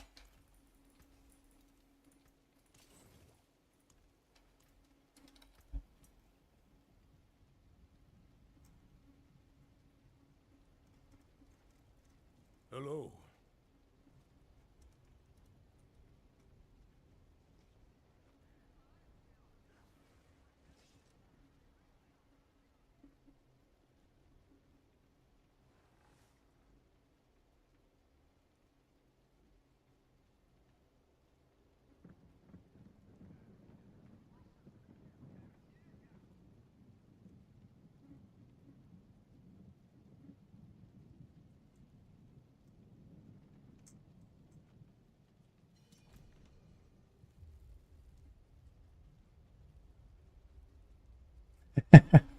Okay, we're gonna meet tomorrow again with Sarmos and Nini in Border.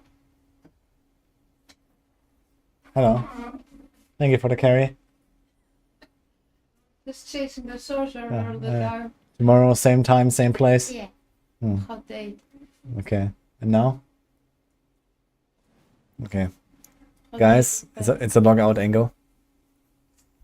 Yeah, I just wrote some angry feedback as well. I couldn't hold back. Oh, imagine would it be hungry. Mm. Yeah, this campfire was shit. Yeah. Anyway, I'll see you guys tomorrow. I'll default this shit. Okay, who do we rate? Border, are you streaming? Can I decide? Well, decide. Macro. Macro? Yes. I think I rated him like 2 days ago though. It doesn't matter, I decided. Okay, Nini decided. Tell him it's from me. Okay. Macro it is, guys. You can hear Macro rant about the campfire chat now if you want. Yeah, let's do more of that. I'm not too helpful in these runs, but I'm trying. Warcraft 2 tomorrow, man. Log in. Yes. Yeah, tomorrow there's like the Warcraft update. I'm kind of excited to see what they announce. So I'm gonna watch that probably. Anyway, have a good one, guys.